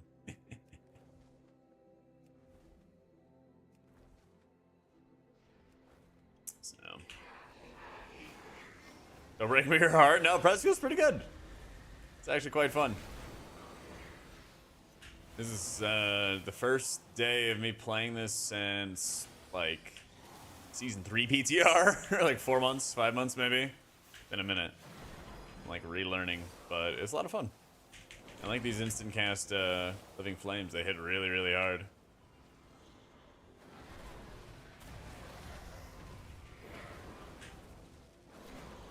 You have discovered one of my books of translocation. Since the majority of the vault's caretakers are flightless, Combat? I incorporated a means of safe travel via these tomes.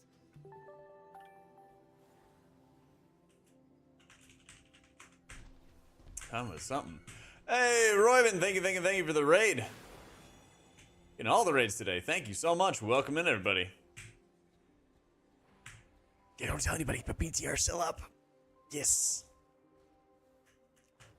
I'm hoping we get some more class tuning, yeah. I don't know what we have threat with.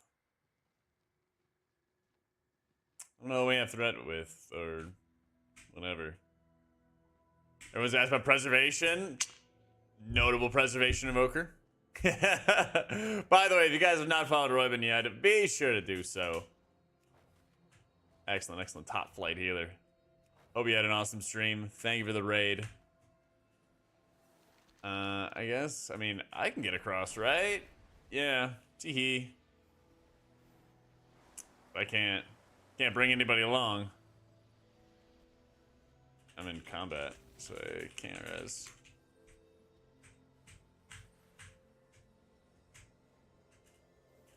Just mass Subaru. There we go. They're afraid? Ah, don't worry. The WoW community is very understanding, Have. Come on. Right, do you? Doing great, Reed. How about yourself? You correctly earlier said you had a cooking stream planned. I would like to do one today, yeah. It's nothing fancy. I'm probably just gonna do some meal prep. I got some nice meatballs from the grocery store. They had their like homemade HEB stuff.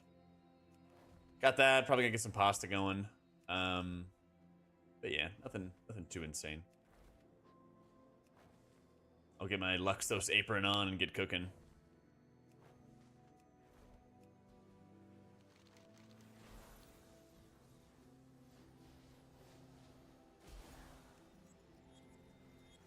Has revolt a crime against humanity? Yeah. No, I mean, humanity's fine. He's in chat somewhere. Now you're hungry? Just wait until I have the cooking stream, man. Just wait until I have the cooking stream.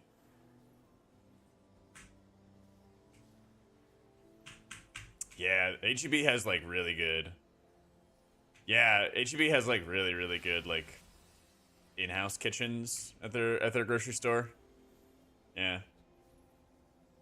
A lot of times, like, they'll have, like, hey, just go cook this yourself, and, it, you know, the deal is just as good as buying all the raw ingredients yourself, you know? Mr. Martha Stewart? Yeah. Listen, man. Cooking's pretty sick. Highly recommend.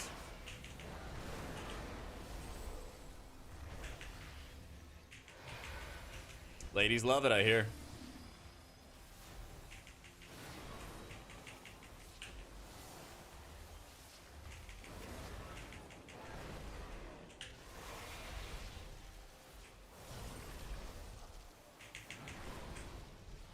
Ooh.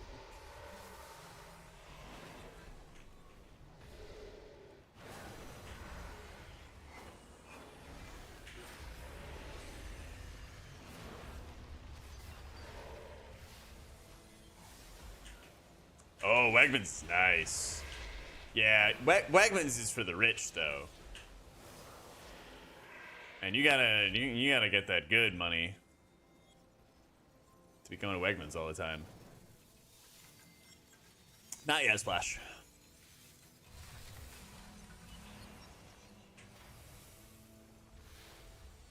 Not yet.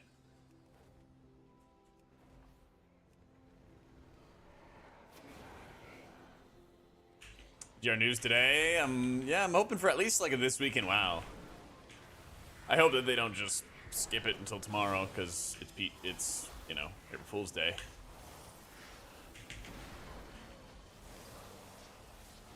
But who knows?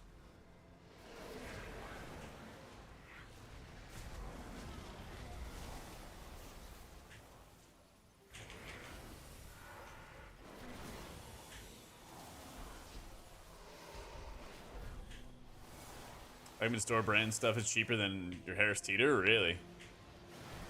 The restaurants inside of Wegman break the bank? Okay, that could be, yeah. I fucking loved Harris Teeter, though. The pizza that they had at Harris Teeter was like, man, it might have even been better than Costco pizza. That's saying something. It was insane. I would go there all the time when I got off work to get like a quick meal or something like that. I'd go to Harris Teeter for their meals, and I'd go to Wawa because they'd have these really good paninis. Oh, they're so nice. Yeah. Looking forward to season 4. A little indifferent. It would actually get me excited if the raids were different. I think the raids is like the biggest downer for me. It was not comparable to Costco pricing. Spent quite a bit of the paycheck at the old ice cream factory that I worked at, getting meals at Harris Teeter.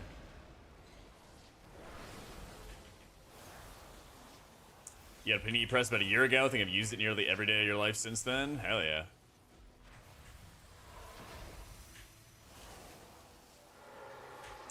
Harris Teeter, build your own subs are great because they're $5 and Subway stopped the $5 foot long. Yeah. I think their pizza was more expensive though, but it was worth it.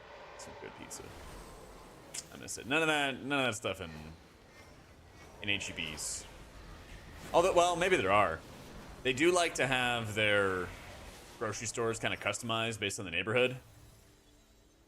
And so like the one that I'm near has like a sushi bar in it and all kinds of like fried rice meals and stuff prepped up. So I don't know if there's like a Italian community around, maybe that'll have pizza there. Yeah.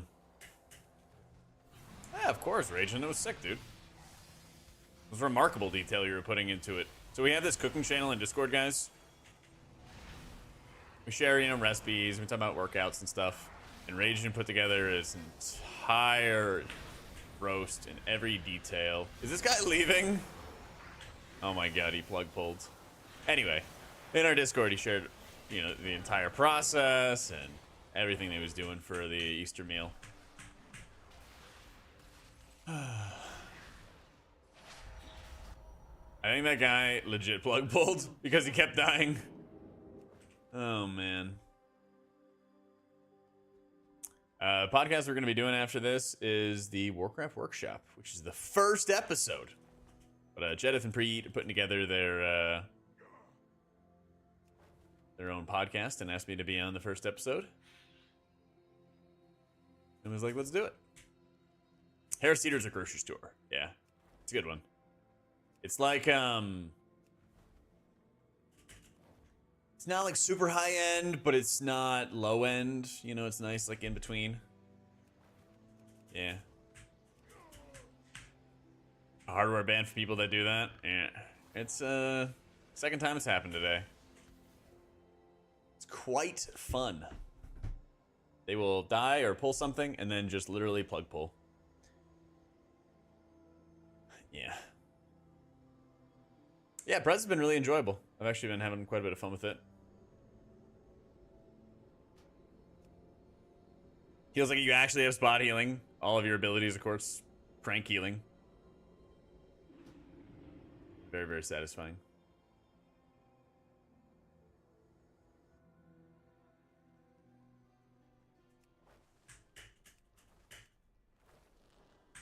Holy Priest is really good.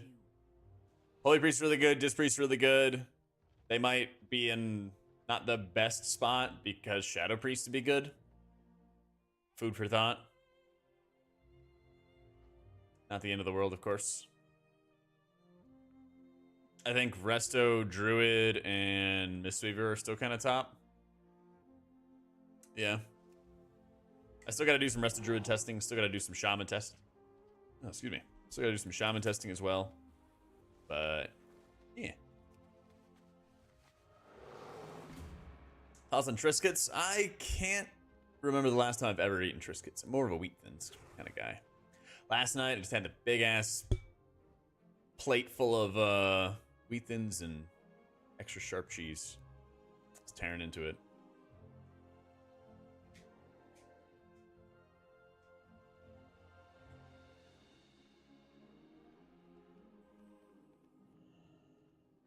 I mean, you ideally don't in, like, perfect meta comps to Vala. But it's totally fine for the average Joe. Yeah. Was it the spray cheese? No, I got the bougie cheese. Yeah, I got the, like, Tillamook extra sharp cheddar stuff. Yeah. Am I thinking of maining for season 4? Priest, if I couldn't pick Priest. Who's stopping me from playing Priest? What the?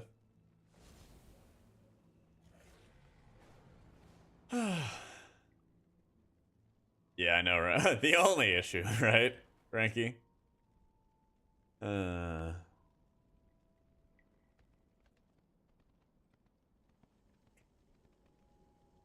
I gotta copy over my druid.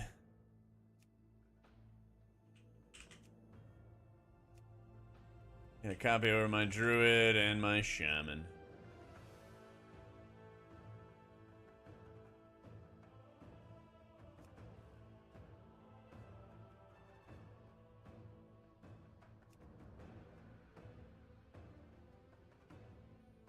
Jack be thick.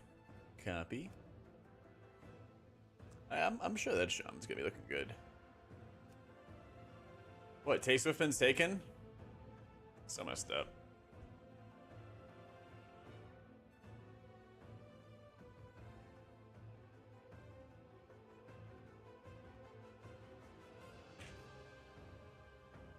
Played H-Pally already? Yes. Played H-Pally today, played Prez today. Priest and Monk yesterday.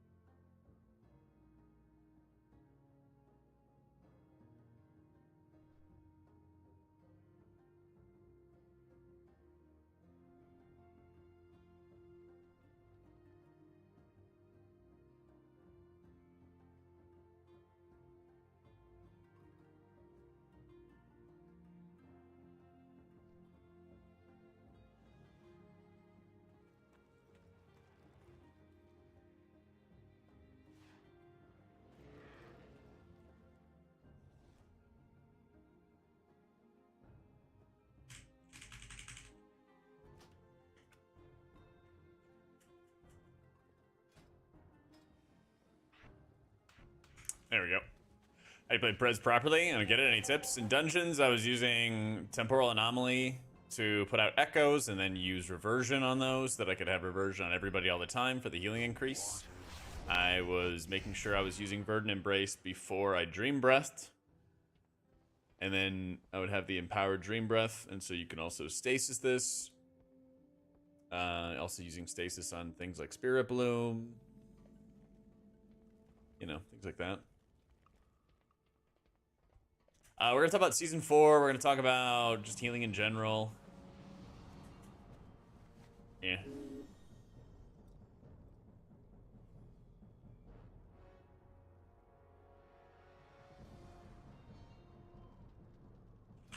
Alright, I gotta get some supplies. I get some supplies, and they're supposed to call us soon. Looking for something special? To get started with podcast stuff. We'll see, we'll see.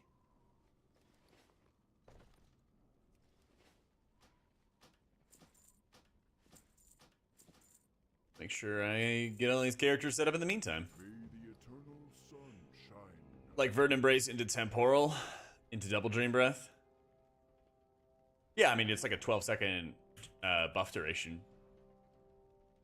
You can do it whenever. But just the principle of, you know, Verdant Embrace and then make sure you get your Dream Breath out is the point I was trying to make. Yeah. What would Druid like for trinkets, you think? We're gonna do Incarnate Icon for sure. We'll have the award, we'll have Pips, we'll have Bellarellos. Did I already buy a beacon? I doubt we're using Blossom, but you never know.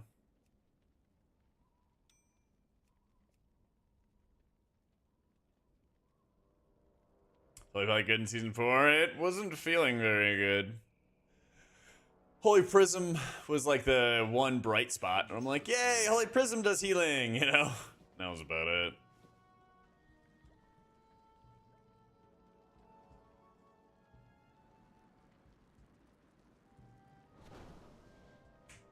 Start spreading propaganda that Brewmaster's Biss so I can get invited to groups in Season 4? Alright, I'll do what I can.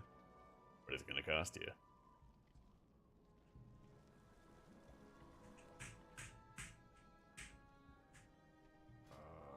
I've been expecting you.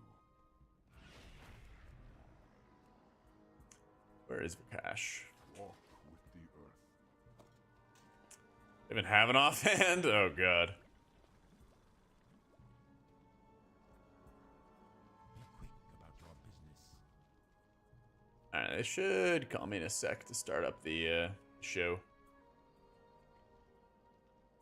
Alright, waking stats. Sophic. Take care of yourself. No one else will.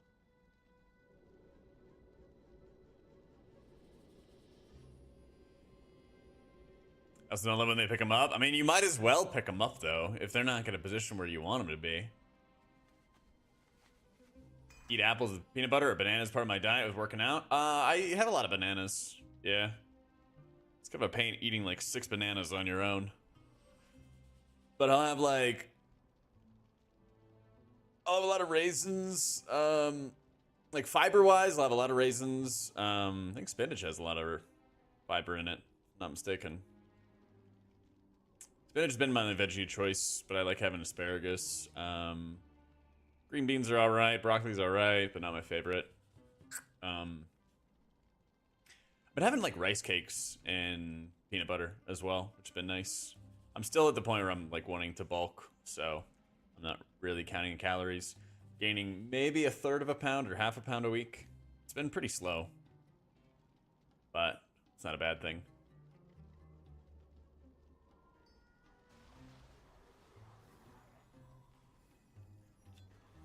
Let's go double stats there. All right, I got that. Making stats on the chest. Get trinkets from that vendor by doing only M+. There's gonna be like a dinar vendor next season where you could buy whatever. But I think you'd still have to farm up the M+ trinkets. I believe. Rice cakes, a bit of marinara sauce, some cheese of choice, and turkey pepperoni is a great little snack. Oh, that's actually pretty cool. Yeah. I'm not like religiously following, like, or not religiously tracking my macros. Kind of just A/B testing with how much I'm eating every day. Because a lot of times I'll, you know, meal prep the same meal and have it for 3-4 days straight or something like that. So usually it's not too challenging to like, oh, I should eat a little more, I should eat a little less, whatever. Yeah. Let's see. Heyo. Howdy. How's it going? We aren't, so you feel free to stream whatever, but we are on a getting started screen currently. Okay. Do you need my camera as well? Yeah, so we're gonna, once Jedith is here, we're gonna set up our cams just to make sure it lines up with the overlay. I can do a quick sound check for you though. If you can just give me like a couple 1, 2, 3s. 1, 2, 3. 1, 2, 3. How's it going, Jedith? We're doing a sound check right now, so I'm just making sure that my sound is good for pre, and it'll let me know when it's all set. Cool. Cool. And then, okay, let me turn on my cam here. What's up? Okay, and then I should have Discord set up so it should automatically get the cams to go in the right spot, but we may have to tool around with that a little bit. But I think if one of us is with cam, it should have most of them set up there. Hey, Jedith, can you also go on cam real quick for me? Yeah, give me 2 seconds. Sure. My 502 PTR. Did you dry without butter? Yeah, that's what I've been using, like peanut butter. Just making sure. 'Cause, yeah, just eating raw rice cakes is not. Right now. Eating raw rice cakes is not great. But I'll have like popcorn. Like a lot of my snacks are like light stuff, rice cakes, popcorn, etc. And then I'll add like peanut butter if I want to. But yeah. I usually just have like, I've actually been having cereal in the morning again, and that's definitely been helping me go up in weight. It's just all carbs and sugar. I mean, they're like, you know, circular things of rice. I've had the rice crisps that are like cheddar infused and all that stuff. That stuff's great. That I have for my authenticator. Yeah, I love that skinny pop stuff, Jinx. Set that up again. I can just pound that all day. Yeah. Oh yeah, I've had those. Maybe I'm being hacked. Those crisps that have like cheddar on it, and they're quite the time to get hacked. not very healthy, but they're very good. Okay, I just need to set up. They're very, very good. I'm not seeing you in my overlay preheat. Give me a second. Okay. Let me make sure I have all my class color, click cast. Alright.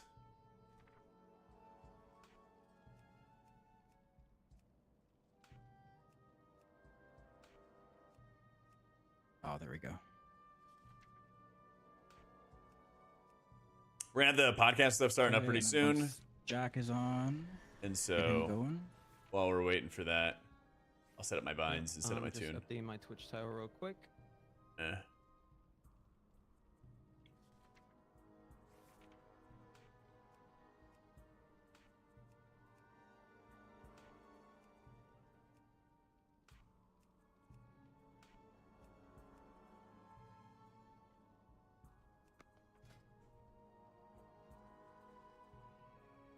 Yeah, just search click Oh, casting, Lily. Your name is the Druid color. Wait, me? Jedith, your name is the Druid color whenever I tag you on Twitch. I guess your accent color is set to that orange. Oh, Or maybe yeah, it's yeah. legendary. Maybe it's a legendary color. Oh, legendary. Yeah, that's what... maybe that's it. Okay. I think keybinds are set. Yeah, I set mine to Evoker just for this. Because it's still the same Actually, just- talent it's been setup, Evoker right? Since beta, I think. Think so. It's a neat little Twitch feature, though. I like that.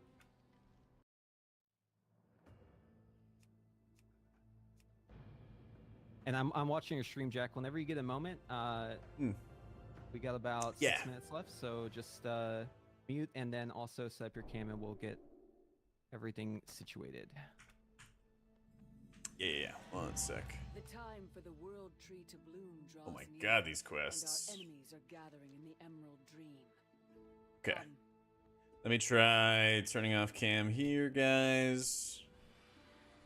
Turning on cam for them. Excellent. Okay. Hello.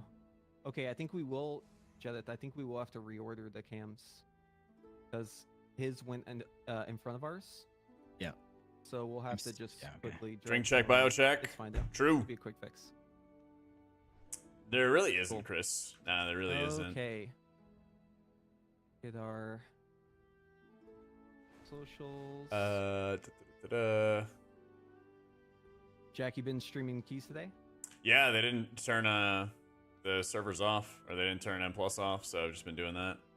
Nice. Yeah, sneak a couple in there. Pretty much. What sort of I guess comps? I know it's obviously just like pugging, right? But Lots of Shadow Priests, lots of DKs. DK's been doing a lot of work. DK, interesting. Destrolocks everywhere. champion, Yeah, may I have a yeah, they word seem with quite you? good. Uh-huh. Yeah, also I mean VDH for me, Yeah. like that's the preferred one because they Mhm. just like there's so many insane fear skips too. Most pugs don't even like take advantage of it, but man, once we're actually back in there and doing keys as like coordinated groups, the fear skips are insane. Yep.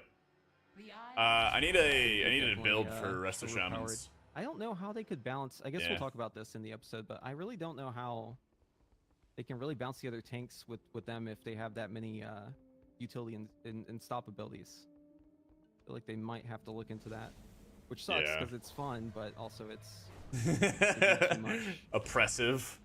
Yeah, it's a bit much. Yeah. Well, the thing is, I feel that tanks, especially are like the most likely to build off meta groups. If one tank just really likes playing like Brewmaster or whatever, they'll build their own group around them to make sure that that works. They'll find the lust, they'll find the battle reses, whatever it is. And so when like tank balance is really good, I feel like healer balance really follows, and I think DPS balance also follows. So it's kind of unfortunate that like we've had some good seasons of healer balance or DPS balance or whatever, but like Yeah. I don't think tank balance has been good at all this expansion. Yeah, definitely not. It definitely seemed like at some points some specs were feeling a little better. I will say like Prot felt pretty good. I think the survivability is, but it's so noticeable how much easier it is when you have like VDH to do all of the shutdowns Yeah. and like do all the crowd control.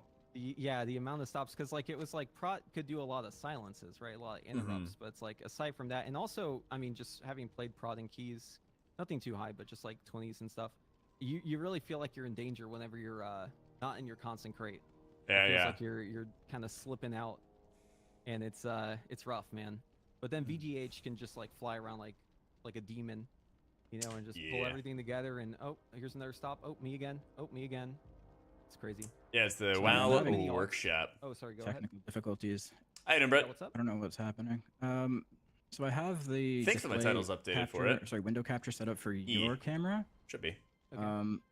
And it's not showing, but when I double click on it to open up the properties, then it shows. Yep.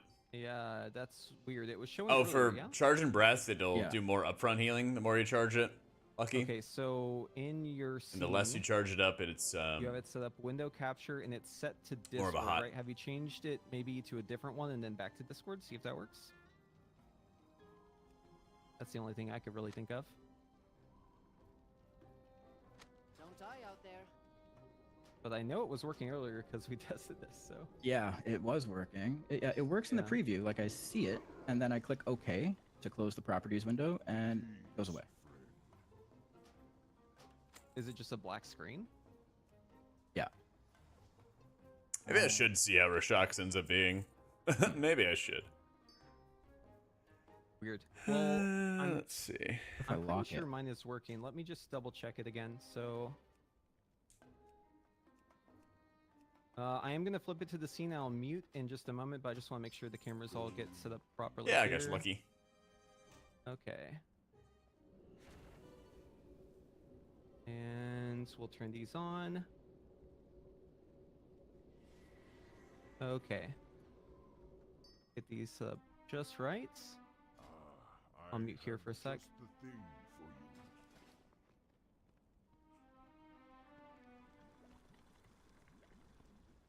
for you. Okay. A butter and banana sandwich and a bowl of popcorn. Let's go.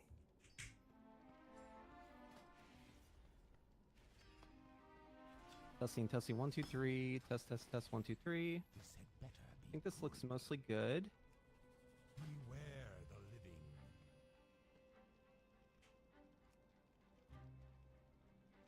Surviving means being Okay. resourceful. So yeah, mine is showing up. So I guess we can just pull it from mine for the actual How episode. many characters am I keeping up to pull up date? your screen. I try to keep 3 Yeah. characters up to We're good. date. Okay, cool. We'll kick this off Yeah. in just a sec. I just want to. 3 characters is kind of the max for like Yeah, that's really strange though. what I want. It was working just fine for you. Okay, we'll just kick this off. It's time, so let's Oh. get it started. Oh, we're doing it. Okay. All right. So yeah, let's kick this thing off. So was just doing a little adjustment there. Yeah, the sound is now enabled. You should be able to hear me just right. So let's start with some introductions. So first off, what is the show? Because this is our first episode. So Jedith, why don't you go ahead and tell us a little bit about Warcraft Workshop? Yeah, so all right. Hi, everyone. Welcome. This is the first episode of the Warcraft Workshop podcast. My name is Jedith, and I'm here with my co-host Preheat. And today we're going to be talking to the one and only AutomaticJak. So yeah, we'll just start with some introduction. Sorry. My name is Jedith, like I said. I mostly make Havoc Demon Hunter content. That's probably what I'm most known for.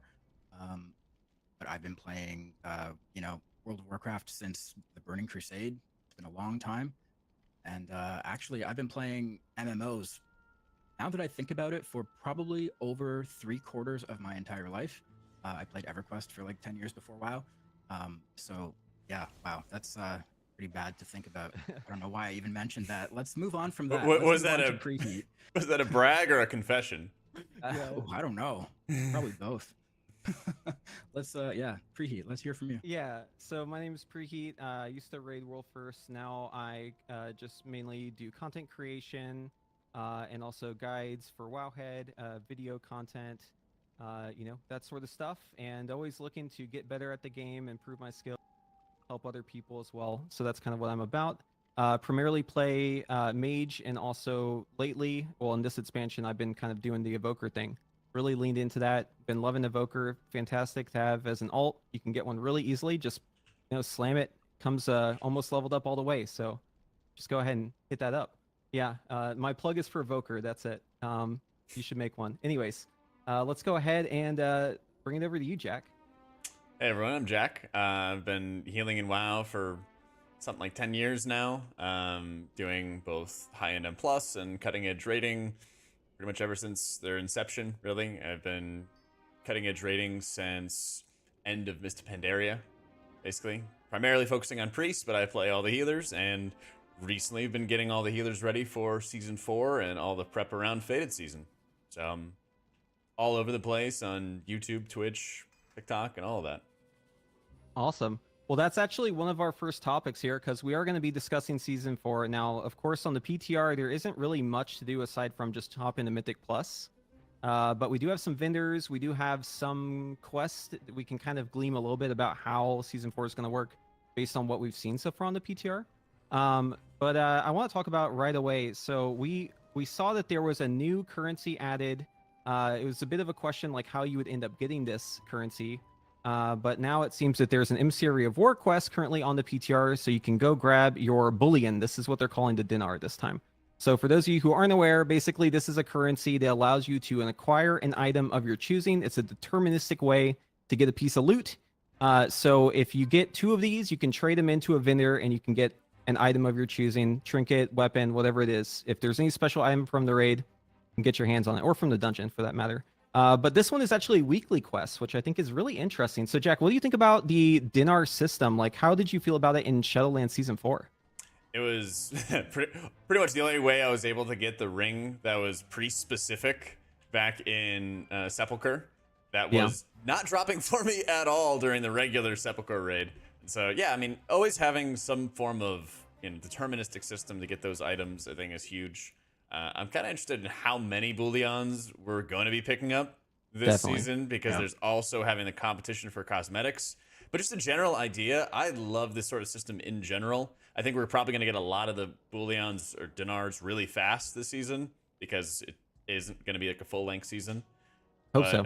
I hope that they also keep this in mind like later on for next expansion, because even if they gave you like 1 dinar after 2 months of a season or something like that, and they're like, oh, you've been playing since the very beginning of the season, here's your dinar so you can finally get that one item. I can't tell you how many people I've seen who are still missing one specific piece or one specific trinket that just won't drop for them. Yeah, I think the biggest thing that bothers me about the current system for WoW when it comes to loot is, not having that deterministic aspect where you can run like 40 Waycrests, not get a branch, right? That's just ridiculous. If you put in the work for it, I mean, it shouldn't be free. Like, you should have to put in a certain amount of work. But if you do that, you should be able to kind of game the system and get the item that you're trying to chase. And, in the past, like, we had stuff like this too. Like, back in the Burning Crusade, Wrath of the Lich King, like, we had an emblem vendor. So I think it really makes sense for, like, the game, not just in Season 4. But Blizzard seems to be a little stubborn about giving us the fat loot. So what can you do? What about you, Jedith? It was especially tough this season, even last season too, as a Havoc Demon Hunter, because we were, hunting the double time weapon from Dawn of the Infinites. And we needed 2 of them. And the worst part is we couldn't get funneled that loot from anyone else because it's a warglaive and only demon hunters can loot it. So yeah, deterministic loot is something that I've been really hoping for. My concern though is, like you said, how many we're actually going to get of these bullions, because the current items, they cost, you said 2, right? Yeah. Cost 2. Then there's the mount, which is 3 if you decide to go that route. If you don't have it, yeah. Yeah. And then there's the just the transmog items, which I believe were also 2, or were they 1? No, they're the transmogs are 1. That's one important distinction since last time. Okay, I don't know what you did with your dinars last time. On my evoker, I straight up bought the gavel because I was like, you know what, I want this mog and I'm not going to be able to get it otherwise, so I'm just going to send that. But yeah, they do have the 1 for the transmog now, which is actually kind of cool. Yeah, that you don't have to pay full price there. Yeah. And this quest is the Emissary of War quest. So is it going to be every weekly quest is giving these 2, or is it just because this quest comes up thery 6 weeks or something like that? So I'm curious to see how the other ways we're going to actually obtain these things. Yeah, also I think there is a rotation. So you have like your pet battles, you have like your time walking. This one obviously is replacing the loot that used to give you a random dungeon piece. So that is probably the biggest question. We don't have answers yet. We just have to wait and see what they end up going with. But hopefully we'll get more information soon on these. Would like to see other quests also giving the bullions, but if not, there's got to be another way to acquire them, right? Maybe this is just the cherry on top. But yeah, that's fantastic news. Definitely like the loot to be a little bit more deterministic. There's another thing we want to talk about here. So Noble Garden has begun, and for those of you who like collection, I'm sure you already know this because you've probably been online clicking eggs and killing the duck over and over again for this thing. But it appears that Blizzard has decided to add another 1% mount to the game on like a seasonal thing. So Great. yeah, what are our thoughts on that, Jack? Like, do you chase this mount? Is this something you're going for? My chat mentioned that something like that today, but I didn't even look into what it was. So what is the mount? It depends on what the mount is, because it's going to be a dragon riding mount next expansion. So it's a magic carpet that has little eggs on its tassels. Mm-hmm. That's it. That's just Cool. that's the mount. I mean, It's a 1% drop. That'd be kind of cool to have a flying carpet, but dragon riding. Oh, there is. Oh, I should include this too. So like, this is kind of important. There is a duck on this mount. If you look, yeah, if you look very closely at the pillow that's behind the character in the model, you'll notice a pink little duck who is sitting right next to the pillow. So honestly, the mount itself is okay, but the duck, now I'm sold. I'm like, I gotta get my hands on this thing. Mm. But it appears you can only get it the chance on this mount only if you're max level. Like wait, no, it's not max level. It says 60 to 70. 60. Okay, yeah. So you can cheese it with ults, but obviously, you have to have the ults be somewhat leveled up. Did you have something else to say on that, Jedith? Yeah, you can cheese it as much as you could cheese the love rocket, which is Exactly. not much, right? You can Yeah. try your best. You can go through your arsenal of characters, but there's no guarantees. Yeah, I mean, like something like this, I'm totally fine with having as a 1% drop rate. The place where I start to get a little bit annoyed is the limited time thing. Personally, I don't really care too much because I'm not like a big collector, but I know people who are, and it seems like a lot of extra stress for them. And obviously, they could just choose not to do that. But I think the community has been pretty outspoken about how they feel about these 1% drop rates on these seasonal things. With like Plunderstorm, right? Like it's a grind. Yeah. But you get it. Like you do get it, right? Like you're guaranteed to get it. I know you made a tweet about this, Jack. That's why I'm mentioning that part. Yeah, dude. Okay, so I looked at the replies on that tweet.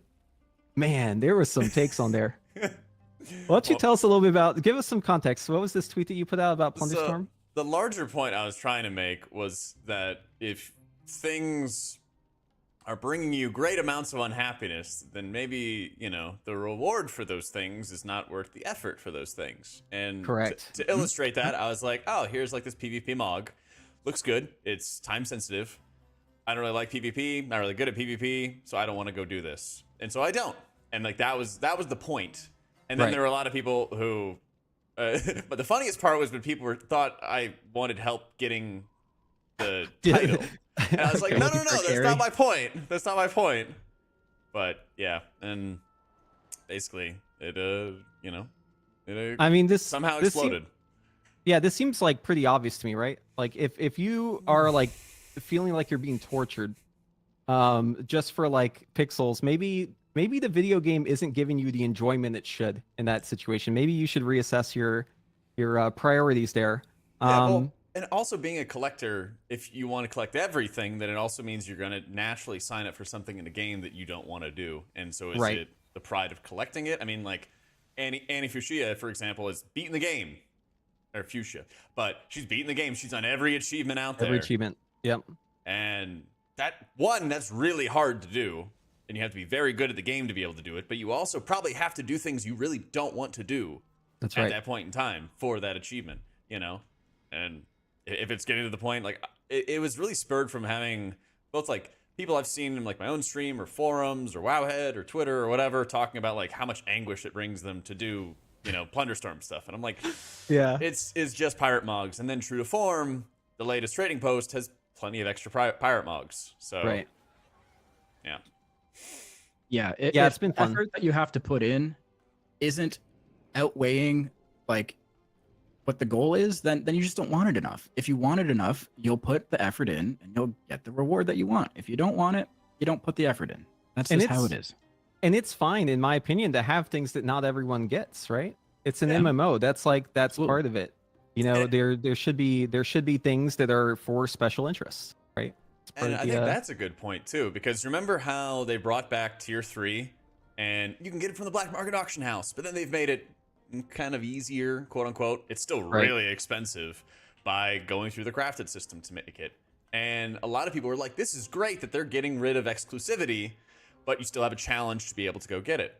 And Right. I was in favor of that. I think that's a great idea. But they could probably also do that with Plunderstorm later on down the line, because if I remember correctly, this month's trading post has the Dreadwake, which was a BFA 6-month exclusive sub thing to get this boat mount. And hey, now it's going to be out there for everyone. And so I don't see why they can't do that same thing, where people maybe have an expectation that a couple of years down the line, this will be available in some other form. I really hate doing this activity to get this reward, so I won't do it. Done. That's right. Yeah, you just got to make an assessment. You know, each person is going to have their own tolerance for things that they don't enjoy. But, you know, if you're a real grinder, if you're one of those people, then good luck. Because I'll tell you this, it doesn't seem like Blizzard likes you very much with the achievements they're making you do sometimes. I mean, come on. Some of this stuff is outrageous. Yeah, maybe. But yeah, so obviously another 1% mount. I'm sure Artemisia is going to be excited about this one. I've already seen some takes on Twitter about people complaining that, you know, the mount collector's already out in droves complaining about this one. Maybe that's why they're doing it. Sorry. Maybe that's why they're doing it. They want people to play. Yeah, they want people to play, but they made it easier for people to get the Love Rocket, I thought. And so now they're like, now there's a 0.1% other grind to do. Yeah. Yeah. Here you go. The carrot on the stick. It's always got to be a carrot. So speaking about other new stuff, so obviously we were already talking about Season 4 and kind of the new systems that they're going to be adding in there, but I'm curious to ask y'all, what sort of prep you're doing for Season 4? So Jak, what sort of stuff are you looking into for Season 4? Obviously you're streaming the content, so you're doing some practice or some, I guess, limit testing in there, but what does your prep look like? So thus far I've been playing, I've gotten all my characters, all my healers prepped on PTR, got the trinkets, got the items I need, all of that, and I'm doing somewhere between 4 and 5 dungeons each to test how the healers are feeling. Eventually I'll get through all the dungeons and all the healers, but I've just been trying to rapid fire, get some early impressions on them. But the plan for me is to play through all the healers and dungeons, and I'm very likely to bring 3 healers and actually maintain them throughout Season 4. Maybe bring others if they're also still fun. But just see which ones are feeling powerful, feel good to play, feel fun to play, and make my decisions for what I want to play in addition to Priest. Yeah, I'll tell you from my perspective. I know we did some keys the other day on Season 4 PTR, but I'm just trying to get a feel for where things are in terms of my damage as Evoker, and then I'm also prepping characters on live because I know I'm going to want to have some alts, right? And Season 4, you know, with this Boolean system, the great part about that is, with it deterministic, is that I can get the item I'm chasing, right? There's no, I don't have to go through the pain like you were talking about, Jedith, about doing the dungeon like, you know, X amount of times to get 2 of the weapon, right? Like I can just buy them. So that's obviously a big part of it. But I feel like if you're playing a class right now, like Evoker or any strength user, like you're going to want to get your hands on the legendary, because there is an upgrade item for the legendary that is confirmed on Season 4. We don't know how we're getting it yet, but we do know that one of the ways to acquire the item is going to be through that Dinar NPC. Basically, you can buy this thing called the Scales of Awakening. I'm looking for the article on it, but yeah, definitely try to get your hands on the legendary as soon as you can. I recently actually just swapped to NA, so now I'm having to refarm those 2 things. But yeah, what about you, Jedith? What are you doing for your Season 4 prep? Well, prep is probably not the right word, because I am the biggest one trick you'll ever find. I don't have any alts. I don't play alts. I try to. I say I'm going to. I'll level them up, and then I just never play them. But for Havoc, I mean, I've been on the PTR testing things. It's kind of still pretty early because there haven't been any Havoc class changes or tuning or anything. Right. We've been doing some just pug keys over on the PTR. I guess the biggest thing for me is, you know, testing the dungeons and sort of experiencing all the changes that they've made to those dungeons in particular. Yeah. I was in Halls of Infusion the other night, and it felt a lot better to play. They made some really good changes in there. So, yeah, it's more so just like, I don't know, just getting the Havoc ready. I think for Season 4, I'm probably not going to go as hard as I did in the previous seasons. Yeah. Just doesn't have the same sort of luster and excitement for me. I might take the time to maybe swap between a couple games. I know there's going to be a Final Fantasy 14 expansion coming out that I might dip my toes into. So, yeah. Yeah, I gotta say, definitely excited about Season 4, but I would always like new content, right? I feel like new content would always just be preferred there. And then so we may not see it until pre-patch. There's a chance we see it in the pre-patch, but hero talents. So Jack, I want to get your opinion because I know Oracle came out and man, was that a stinker. It looks like they're going back to the drawing board on it. What was your first impression? What did you what first came to mind whenever you first saw those Oracle hero talents? Just oh no, basically. Oh no. You know, a little sinking feeling in your stomach because in a word, it changed up power infusion and split it into multiple parts and then required you to juggle how you would utilize the buff in addition to everything else you're already doing. And you can kind of have like gameplay space when you could add on some extra difficulty if you were playing Holy Priest, because it can have some more downtime. There's some moments where Disc can have some downtime, especially in raiding, where it would have worked out, but it was also just extra clutter and extra, you know, cognitive load to add to the table for playing the spec as is. And so, yeah, I'm thrilled. I was very negative on hero talents as a whole around the time that Oracle was out, and we also had like Lightsmith Paladin, which I also really don't like. But the latest updates they've had for like Conduit of the Celestials for Monk, Flame Shaper Evoker, those actually left, or Herald of the Sun Paladin, those all left me with pretty positive feelings. So I'm looking forward to them cooking up some new ideas for Priest. Do you feel like maybe the classes that got them early kind of got a little screwed and now they're maybe like on track, or is it just maybe that they came in with like a really bad concept for the starter on this, with the power infusion being like the primary focus? I wouldn't be surprised if they started with some of the difficult ones first, of how do you have like what is it to have an ancestor, or what is it for shamans, Farsi or shaman, like what is it going to mean to connect with your ancestors or something along those lines. I guess that's kind of the perspective that it was coming into, was maybe do the hard ones first, but since then they've been on a roll. Like the Farseer stuff's kind of lame, but it's not like it's more of a neutral effect rather than a positive or a negative, and I think that's fine. If at worst it's a neutral effect, doesn't really feel like it changes your gameplay, I think that's a good thing in general. Yeah. So like the initial promise, it seems, was like, we're going to have these things. They're going to make your damage go up by like, let's say 25%, something in that ballpark. You'll get more throughput. But the main thing is just that like, we don't want to make your playstyle too much different. We just want to give it a lot more flavor. And I feel like some of the hero talents definitely have like super nailed that, right? Like you're saying, like the Flame Shaper one, that one's shared with Dev, and it's looking really cool. A lot of burst AoE, just what Devastation needs, more burst AoE. It's such an easy time with threat, you know, so it's a good thing that they're getting more of that. And no ways to deal with threat. But you know, for Jedith, your character, right, you're a demon hunter. You already are a demon that can fly around and shoot lasers out of your eyes. Like, where do they go to from there? Like, how can they make your class have a cool hero talent that like changes things up when you're already so, I guess, fantasy rich? Well, I think what they could do is make a build that allows you to lean into that more.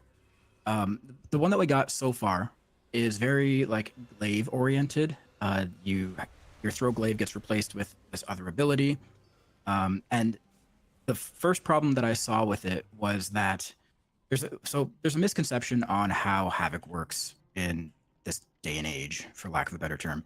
Back in BFA, Havoc used to be super simple. It was the class and spec that everyone just kind of defaulted to when they wanted to semi-AFK and play the game. Then over time, it grew to be more complex. The rotation is pretty involved. There's a lot of short buff windows. And now with this hero talent tree, it's kind of just adding on to that. It's adding another very short buff window that you have to try to play into. Right. And truthfully, it just kind of muddies up an already muddy rotation. So with this one, we're going to have to see. But I think the next one that we're going to get is called Fellscarred.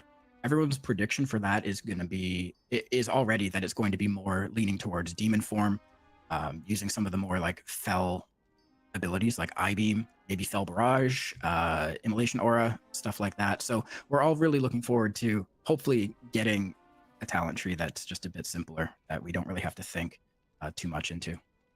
Yeah, one thing else also I found kind of interesting about Oracle whenever it first came out is the idea of having almost, I mean, obviously you're still a healer, like it's still a healing role, but incorporating more support aspects into that role. And I'd like to get your opinion on this, Jack. Like, whenever it comes to your role as a healer, like in a dungeon, right? So you're in there, maybe you have an augmentation, maybe you don't, but like there's this weird gray area where like you're having to damage. That's a given, right? As a healer. You're also, your job is to keep people alive. And now we're adding on like this other layer of like, now you're also supportive as well. Like, do you feel like the support role in general should be like a complement to healing, or do you feel like they should maybe be intertwined, or maybe you just don't want like nothing, you don't want anything to do with it? I think you naturally need to be able to find different ways to engage DPS in the supportive aspects of M+, because if all of the weight gets put on whoever does the least amount of damage, then that's just naturally going to end up being a problem. Like if, Right. you know, tanks, for example, if they just sheared all of like the crowd control from tanks, and they also made them do 0 damage, and there's been times where tanks did do like 0 damage, you could easily see a world where, yeah, there's going to be a lot of emphasis on that spec, that person doing the support aspects, support role.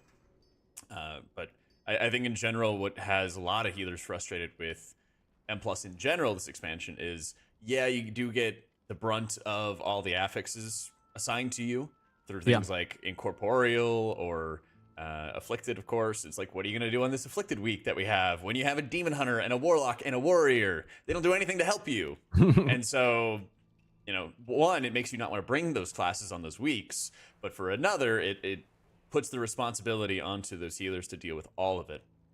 And so not having any sort of way to actively engage DPS in it, or push them to actually engage with it, actively brings all this additional responsibility on somebody else who is also contending with the crazy burst damage, one-shot stuff that I've harped on for, you know, the past like 14 months or something like that.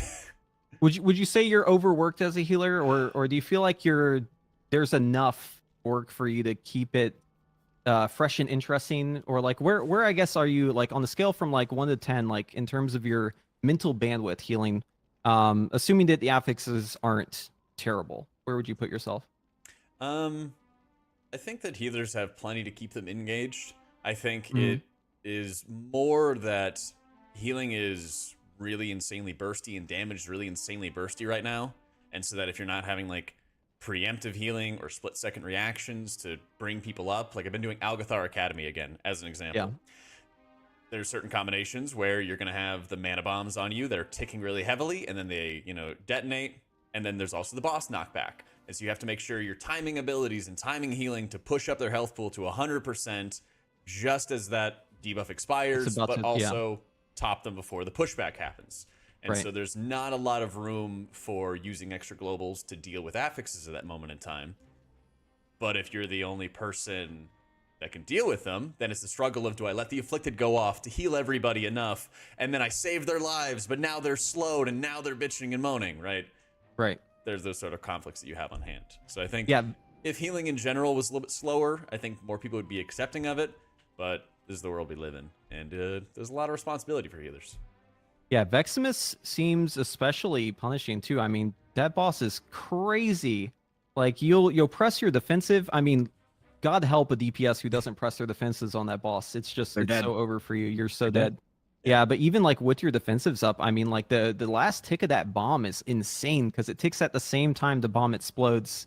And then there's that one lineup where you also get the knockback at the same time, right? The infamous one from season 1. If you played back then, you know exactly what I'm talking about.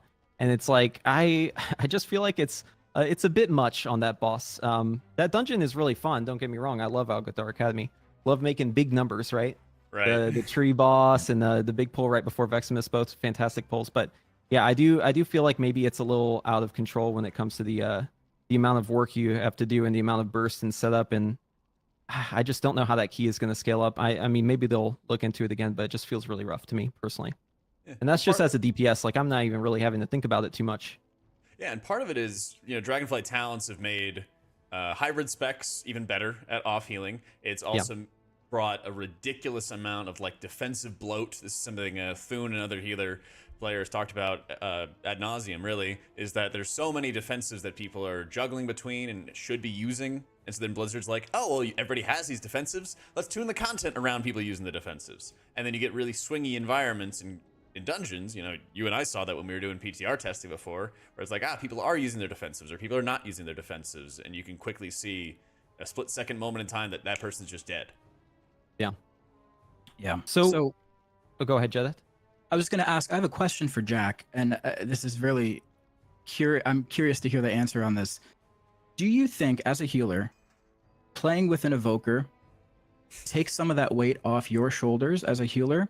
Or do you go into that situation almost anticipating playing with another affix? Because if that evoker, the augmentation evoker, isn't, you know, pressing their group-wide cooldowns when they need to be, ultimately it just makes your job harder. Yeah. What's your stance on that?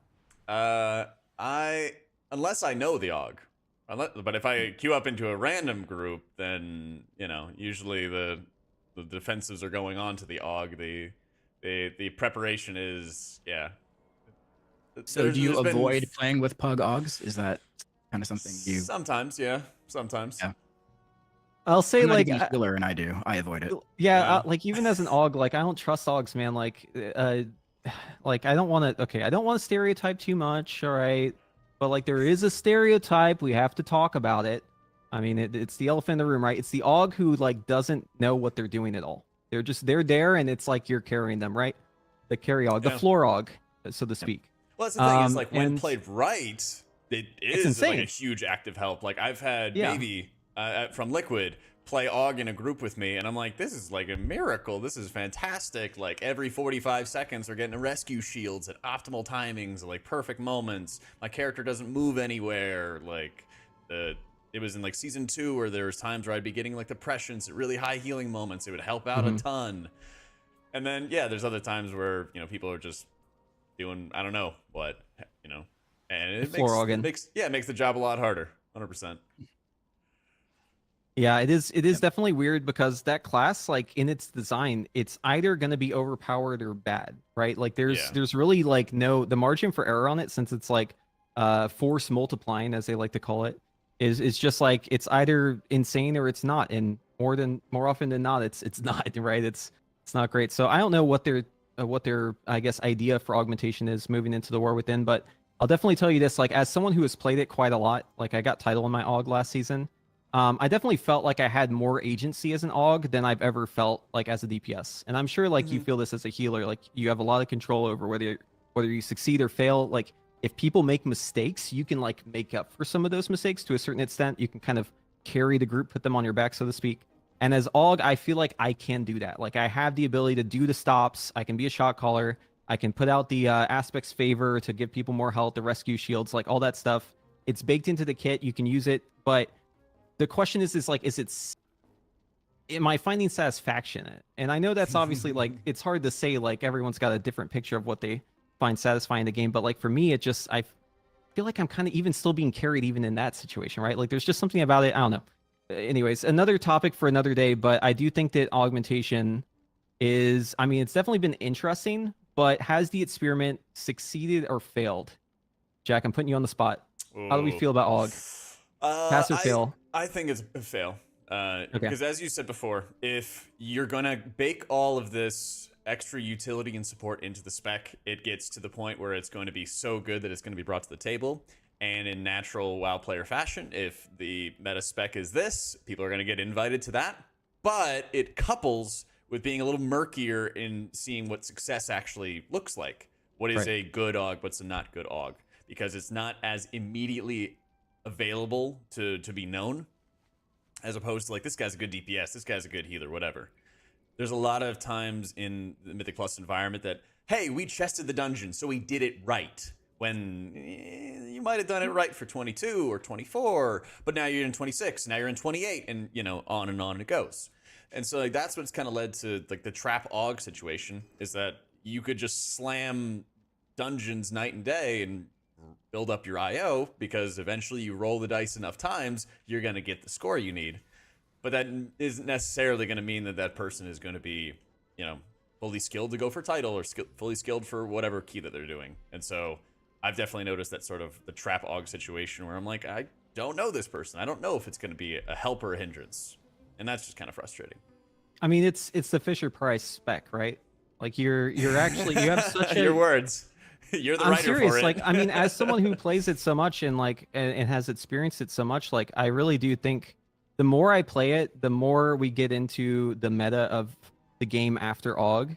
I've tried like so hard to be positive about it and have like an open mind, but I gotta agree with you. I think it's time to wrap up this experiment. I mean, I don't think it's healthy for the game as a whole, and I hate saying that too because I like playing it in a lot of scenarios. And I know a lot of people enjoy it. Like a lot of my audience enjoys it, right? But I just don't know if the current design is really doing the game a service, or if it's maybe I feel like it's more of a hindrance at this point, really. Yeah, Jedeth, what are your thoughts on AUG? Well, my question was going to be, do you think, do they wrap it up by, reworking how AUG works and just make it another DPS? Or how do they take that step back? Because it's almost, you're too far gone at this point.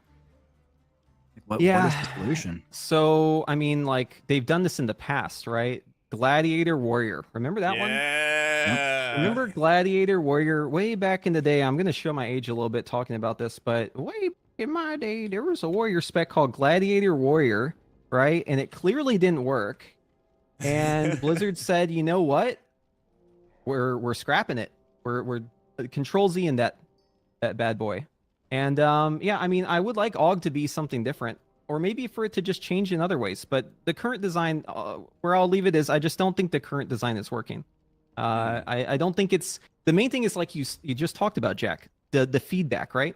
Yeah. So this is something I like to talk about all the time, where like as an AUG, you have a really hard time knowing if you're doing good. Like you're really you have no oversight. No one is there to tell you, oh, you did a great job or you didn't, and you can't look at the logs because the logs are bugged, right? The promise that the logs would work just never came through. And then you're like, okay, well now what do I look at? It's my uptime. And even that's a flawed metric because you need to look at like specific instances. No one has time to like look through all this crap after every single dungeon to assess themselves. The game doesn't give you anything back to tell you whether or not you're doing good. And every other class doesn't have this problem. But it's like compounding problem because even if you do good, you never get the feedback for feeling like you did good. You never get the satisfaction of doing good. You never know if you're doing bad. It just feels like you're kind of playing blind, right? And I think a lot of that has to do with how the logs are working, but a lot of it has to do with the entire concept for it as a support role. Just too much of the damage comes from support. And also how the community sort of perceives it, though. Because M plus by its nature, like I talked about, is, hey, we chested the dungeon, so I did well. And that's sort of like the end point. Whereas with raiding, it's, oh, I didn't do well in this fight. I did do well. Because it's extremely like pushed into the community of, okay, you did a raid fight, check the logs on it. But it's not really the same for M plus, where, okay, I've chested the dungeon, so I got score, so I did it right, and that's it. And so people not really, like, people who are M plus mains being trained for the dungeon was a success or a fail, and that's the end result, rather than people who are raid focused looking at logs. So I think if logs were more common to be used and to be judged on in M plus, then you might see a bit more. But I mean, that could also start a lot of other problems in the process. Right. Yeah. I think tanks also kind of suffer the same way, probably a little bit different, but it's kind of like a thankless job as a tank, and you can't really look into like damage as a true indicator as to how well you've done, because that's not necessarily a reflection of your job as a tank. You could look at healing, but again, that's just one portion of it. I think, there's just like a general sort of issue in WoW where you don't have the right tools or the metrics to fully judge your performance as a player unless you're a DPS. And even then, just because you're top of the meters doesn't mean you did your job correctly. So I think there's definitely just a generalized sort of issue with WoW in that regard. But I think it's also by design.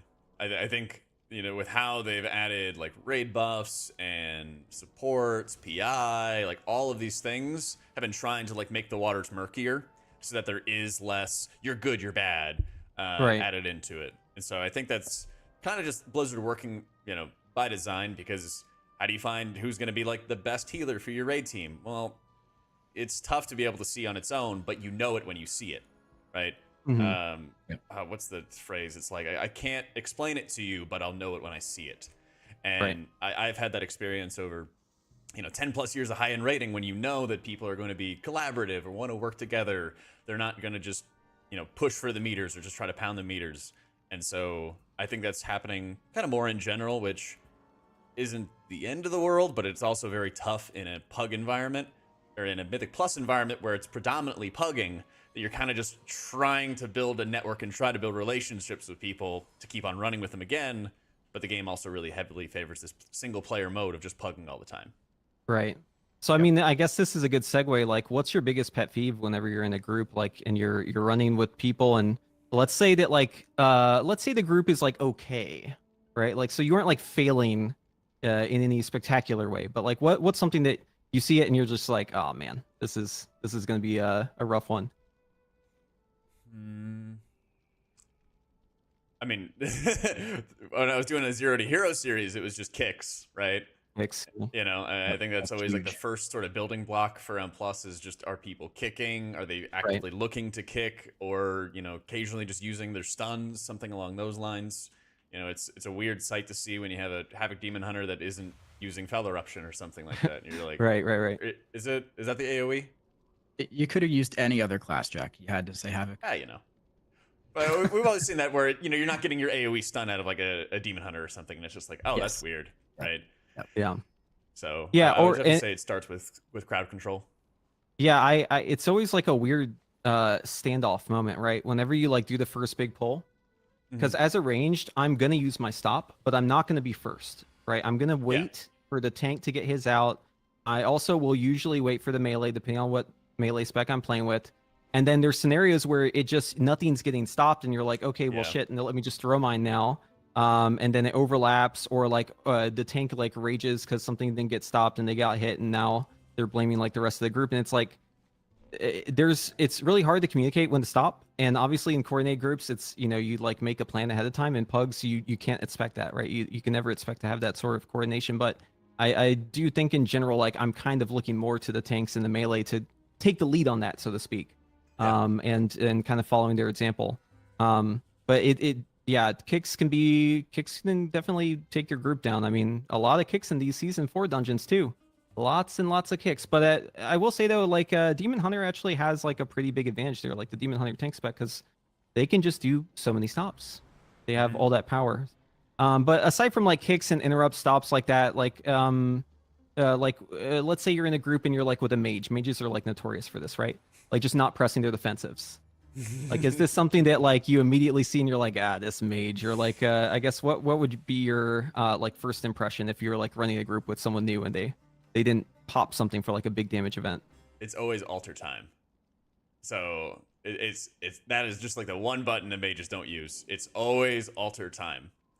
Such a fun too.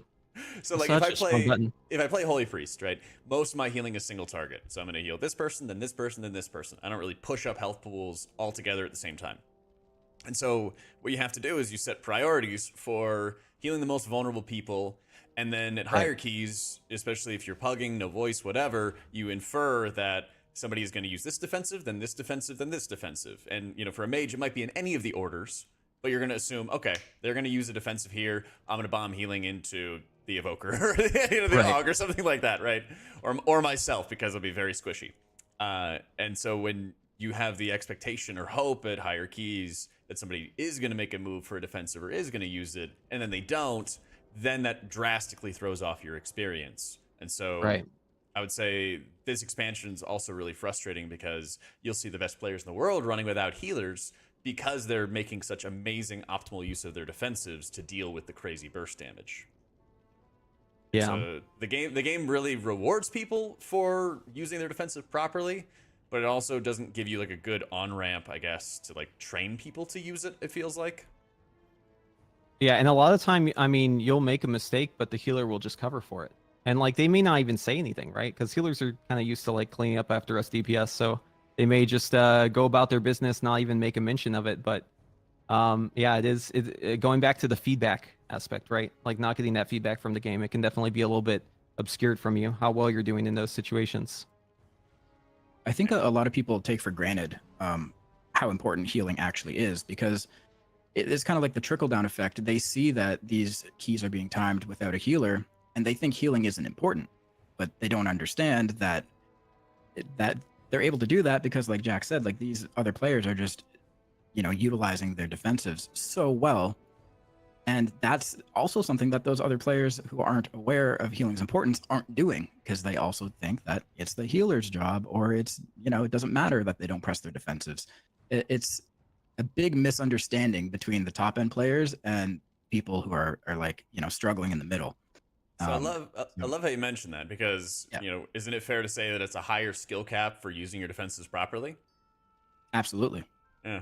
So in my opinion, I think my radical opinion is everybody has too many defensives, and we need to just collapse them down in a big way, because they're going to tune the content around it with the expectation that they're going to bait out people's defenses. This is something I think the Potty C was talking about, or maybe Growl was talking about it, of like the game pushing you to bait out your defensives, whether it's rating, whether it's M+ content. And then you're not quite able to rely on your healer in those moments, because it has to be a combination of healing and defensive value. Having a 20% DR for things that are chunking you for a third of your health every single tick is a lot of damage reduction. It's a lot of mitigation. And healers can be put into a position where they can be forced to heal more and also be able to sustain people through constant damage if they're not tuning the damage with 20, 30, 40% damage reductions in mind for every single event. And AUG in mind too. And AUG in mind. Yeah. Like Mage has 4 rounds of defensives, 5 defensives on hand they can actively spec into. It's like mirror image. You have ice cold, which is ice block, and you have greater invisibility. That one's super short, takes skill to hit, but it's pretty strong, like 60%. And then you have your alter time, obviously, and your barrier. Don't forget your barrier. Yeah, so you have 5 defensives that you can be cycling through, and so it's a really swingy feeling running M+, having a mage using those defensives, not using those defensives. So bring all of it down. Priest has 3 or 4. You have Flash Heal gives you DR, Fade gives you DR, Desperate Prayer gives you a really big health increase. So you're cycling between all of these things. And it's sort of a bloat that if Blizzard's accounting for it, it's not like you get tankier. It's just you have more buttons to press to try to survive. Yeah. Yeah, for sure. I mean, personally, I really enjoy running healerless keys, because it's you go so much faster, and it obviously it takes extra skill to do it. But do I think it's healthy for the game? Obviously not, right? But it's still fun. I know back in Legion, we were hitting up Core to Stars, no healer, with a monk tank, and that was sick. I mean, you could just farm so much AP so much faster because you're just going blazing speed. But whenever it comes to their competitions and stuff, enforcing a certain format, I feel like they maybe should go that route, because it's a little weird whenever you see the actual competitive aspects of WoW and they don't include the healers in that stuff. This recent MDI was half of the dungeons were no healer dungeons. Yeah. Or I think it was 3 out of 5. 3 out of 5 were no healer dungeons. Yeah, that shouldn't be allowed. So so obviously pressing your defensives, throwing out your kicks whenever it's your time to kick, doing stops, these are all things that are important to be a good DPS player. But in your opinion, is there anything else that you see where it's you really think oh, this person's really good, or ways that DPS stand out to you as people you would want to run keys with again, as a good player, Jack? I think the biggest thing is what is actually going to be helpful communication. I think, especially when you get to the point where you're getting everybody into voice pretty regularly. There's sometimes that people will kind of have just word vomit of telling you every little thing that they're doing. If you hit a mass AoE stun, it's pretty apparent that you're going to do it. So if you hit it and then communicate it, it's well, we already saw that. We already know. But being willing to just add more to the equation when there is kind of a good use for it, not just over communicating things that aren't important. Being able to recognize what are the most important kicks, and being able to communicate what you're kicking, being able to step up and take responsibility for, okay, this mob is out in Narnia, let me leave melee. If I'm a melee DPS, go out and kick it, bring it back in. Those very simple things that are where players are taking extra responsibility on hand in the moments where it's kind of murky of oh, anybody could go kick this mob. Anybody could go take care of this thing. I will go take care of it. And it just makes the run infinitely easier, because everybody's had those mobs in Rise, the Maguses that are putting out the Shadow Bolt volleys, or the Sand Bolt volleys, and they just start lagging behind because they're not being kicked and the tank keeps on dragging them. Yeah, or like the first pull of Everbloom, I swear it's like so annoying whenever Yeah. you go for the kick on the guy and he starts Yep. choking vining out there and no one is paying attention to it. Mm-hmm. And Those then it's first just two like you're mobs you just run past. you're the only one who's like paying attention to it, and of course the cast goes on you. So you're just sitting there Right. like, okay, well I guess I'm dead, or the whole group is dead maybe. Yeah, I guess yeah, you know, just like relationships, right? Good communication. It's an important skill to have. And it, yeah, I mean, like I'll say personally, like in my groups, I like to communicate a lot just because, you know, it's fun to have a conversation, but yeah, keeping it down to the important stuff can sometimes be a bit challenging. But Yeah, I well- think like groups who play a lot together get a good vibe for that, you know? They get a Exactly. good barometer for that. And that's the thing is like sometimes when you pug, you have to be the person communicating everything. Yeah. That can be so exhausting. it's exactly. I was gonna say it's like really exhausting having the like desire to keep on communicating the really important things to the group and playing your spec and keeping upbeat if some mistakes are made and everything. Like I don't think I've really pushed up for IO in about a month and a half maybe, because that was kind of what just sort of burned me out. Was I would try to make sure I'm communicating this and communicating that, and then there'd just be like a simple mistake for a mechanic they didn't know about that they should have known about, and I'm like, well, this just ended up being a waste of time. So Yeah. Yep. Really rough Kudos- too whenever you have like people who are hell bent on like not being a good communicator, or even like going further than that and being like kind of a dick in dungeons, and just like leaving your key over some silly thing, or just like going out of their way to make other people not have a good time.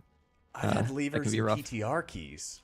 Dude, it's so crazy. Like, why are you here on PTR if you're not willing to like stick it out, man? We're learning together. Like, come on. Ridiculous. This thing Yeah. is like, so twice today, and so one of them I'll talk about is Azure Vault. We were having, we had some mistakes, and the tank went out of his way to be like, hey, like it's no big deal. Like we're all here to learn. Don't worry about it. So nobody was, flaming each other. And then one of the DPS left. They like died to something, and they kept on dying, and then they literally just went offline. Like they didn't even leave group or anything like that. They literally just like Pulled the logged plug. out of the game and left. And it's the second time today I've had it. It's like the 5th or 6th time throughout this weekend that I've had people literally just pull off PTR after Man. they made a mistake. Like nobody said anything, they just did it. Yeah, yeah. No, I've seen that. I've seen that plenty too. It always cracks me up because I always try to imagine like the scenario of what just happened. And I always just imagine like maybe they were at work playing and the boss just walked in, but no, I'm pretty sure they just like ripped the cord out angrily. Yeah, you want to come up with some excuse to, Give them a Just benefit of the doubt. assume, Yeah. assume they're not just, horrible people who have no empathy for the other people in the group. I think it's just everybody's there to learn. Like it's fine. Yeah. I don't care. I don't care if we don't have our PTR key, So But I'm that actually could also be why they feel like it's okay to just dip and leave. Oh, they're yeah. Yeah. making it for them, because it's PTR. These keys don't matter. But it's not a good thing to do. If anyone's watching and you're playing PTR or just doing any keys in general, don't just don't leave. rage quit.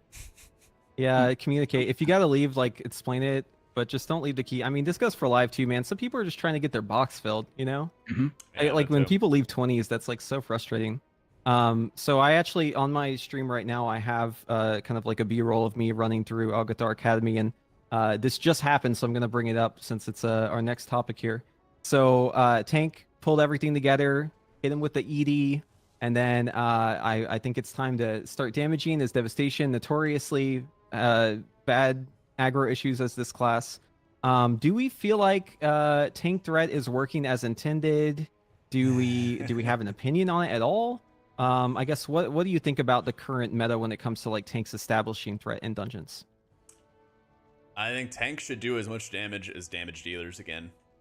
I think that's like a win-win-win in like many different areas. You're gonna get more people to play tanks. They're not gonna lose threat, and they're gonna have fun because they make big number. Because that's most of the reason why people play World of Warcraft is they want to see big number. And tanks really liked tanking when they made big numbers. So if you give them big numbers, you have more tanks. They don't lose threat. Because that happens every expansion. When DPS continues scaling, they just start ripping threat like crazy. Just check, solves all the problems. And like it's to me, like obviously dev is like one of those classes I'd say like up there with like Ret Pally or like Fury Warrior enhancement. Like there's a Demon Hunter to a certain extent. Like there's classes that like have a harder time, And there's also classes that don't have to worry about it at all, right? Because their damage comes from their pets, right? So like the warlocks of the world, right? They just they're demons doing all the damage, or like the BM hunters. So it really feels like in some cases it's like threat is a problem, but maybe it's not enough of a problem for enough classes where it like is on the radar yet. But there are like a lot of issues. Like a lot of people don't even know this, but like Vengeance Demon Hunter is just bugged. Like if they put a sigil down and they aren't in combat with that mob, it doesn't do tank threat. It just does normal threat. So like little things like that, and like it may not be a whole lot of things, but it's like, you know, death by 1,000 cuts. You got like little aggro issues here. You've got the constant need of Blizzard to reinvent how threat works. They had fervent strikes because tanks are kiting, so they're like, oh, we got to add fervent strikes so that they can't kite anymore. And then also we're going to lower aggro, so they have to constantly be hitting to have their threat on there. And then, oh, we're also going to adjust tanks completely. We're going to rework all the tanks, but we aren't going to go back to the drawing board and look at how we got here. We're just going to roll with it until it's a problem again. And like for a lot of classes, like that isn't really a problem, you know, because they're like, oh, I get threat mirror image, greater invisibility, bop, bubble, etc., right? Fade.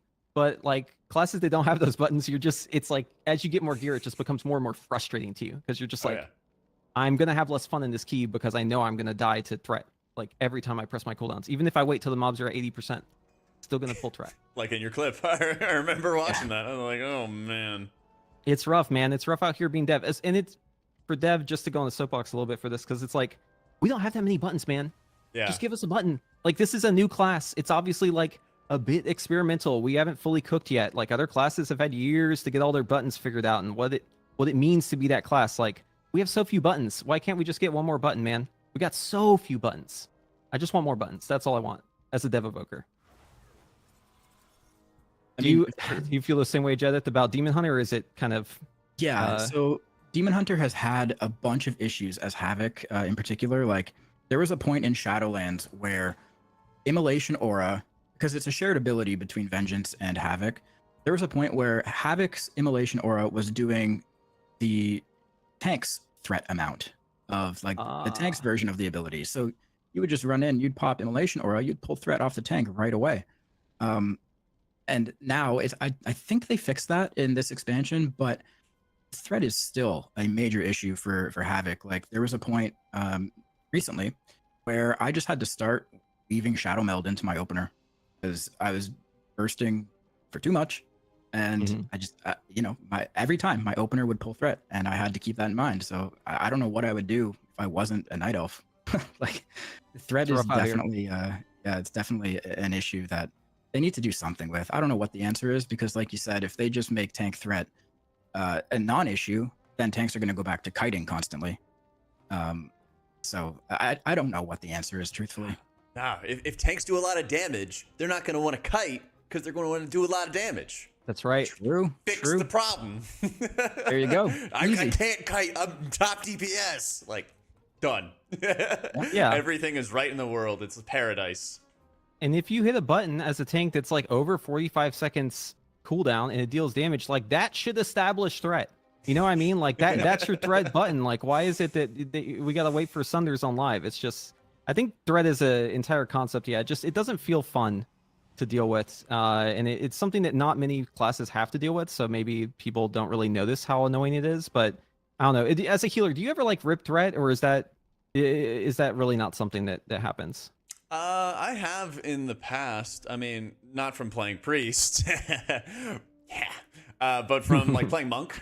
There was definitely times where I'm like running in and trying to just get a big spinning crane kick in. There's really been times in like BFA when corruption was really, really prevalent. I had the great idea to stack a lot of Twilight Devastation, run in, hit one button, it procs a 5-stack Twilight Dev, and then everything pulls to me. Yeah. So yeah, there's definitely those things. I mean, you mentioned it as well with Demon Hunter Sigil, where they'll use that sigil and I'm like, oh, they have threat, and like roll in on my monk, and then I'll just insta rip because there's the damage threat and there's also healer threat that adds into it. So there's a lot of times, even when I play priest, where if I didn't have fade or something like that and the tank might die, everybody comes to me, not the DPS first. Yeah. At least whenever a healer threat is the reason why you die, like everyone kind of agrees that it's a problem with the tank threat. Whereas for damage dealers, it can be annoying because you have a lot of time people will be like, oh, well, you didn't You didn't, You didn't wait wait. enough. Yeah. Didn't wait. Yeah, you didn't wait enough, and it's like, I mean, you're right, but also like that's so annoying, right? Because like, how long you gotta wait? How Yeah. long? They gotta That's wait not for the fun mobs to be gameplay. 75%. Like, come on, man. Especially if they're the whole bit for your class is like, oh, you kill stuff fast, you do big burst, you're giant killer. Okay, well, what's up then? It's not working. Something about the design here isn't clicking. They clearly just need to give tricks to the trade to Og or to Dev. Dude, if they do that, it's actually insanely overpowered. The tanks are gonna be getting like double threat. I mean, it's not that crazy though if you think about it. I mean, rogues have 100% tricks uptime in the in the War Within.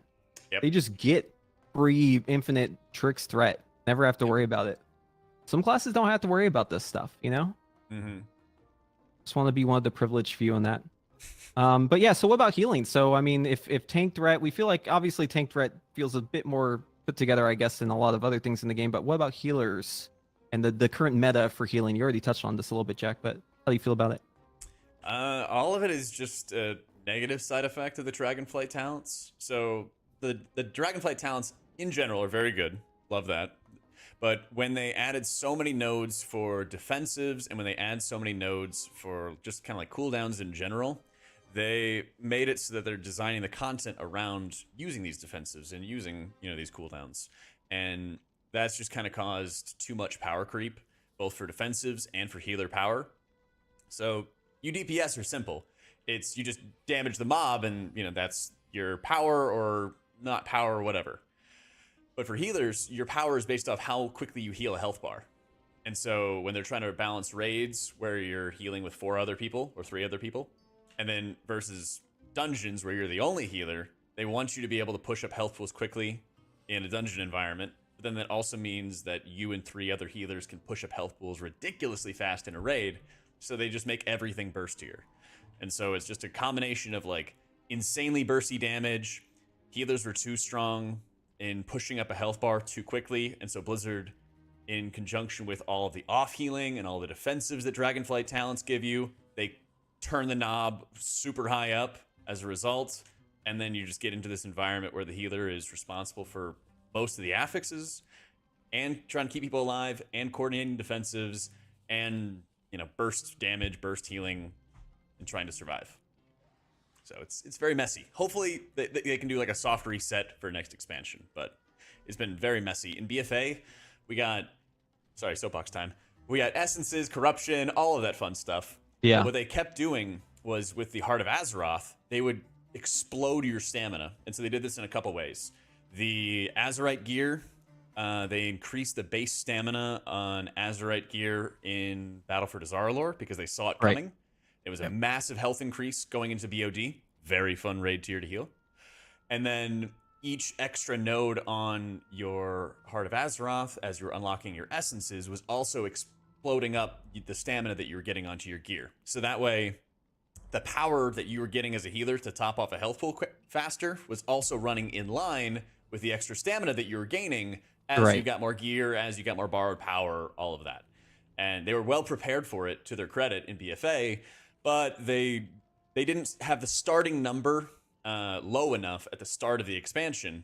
And so you started up at like this level when you should have started off at like this level and then gradually risen. Yeah, I remember at the start of Dragonflight, they did some weird stuff with the health pools adjustments to try and hit the target. But it definitely does seem like a cat and mouse game, right? Like there's always going to be like an intended target, and then there's going to be where it actually is, and trying to get to that point. I think as long as tuning is happening regularly, it's good. But where would you rate the current, like if you just look at live keys right now, this moment, you log on live, you do them 1 out of 10.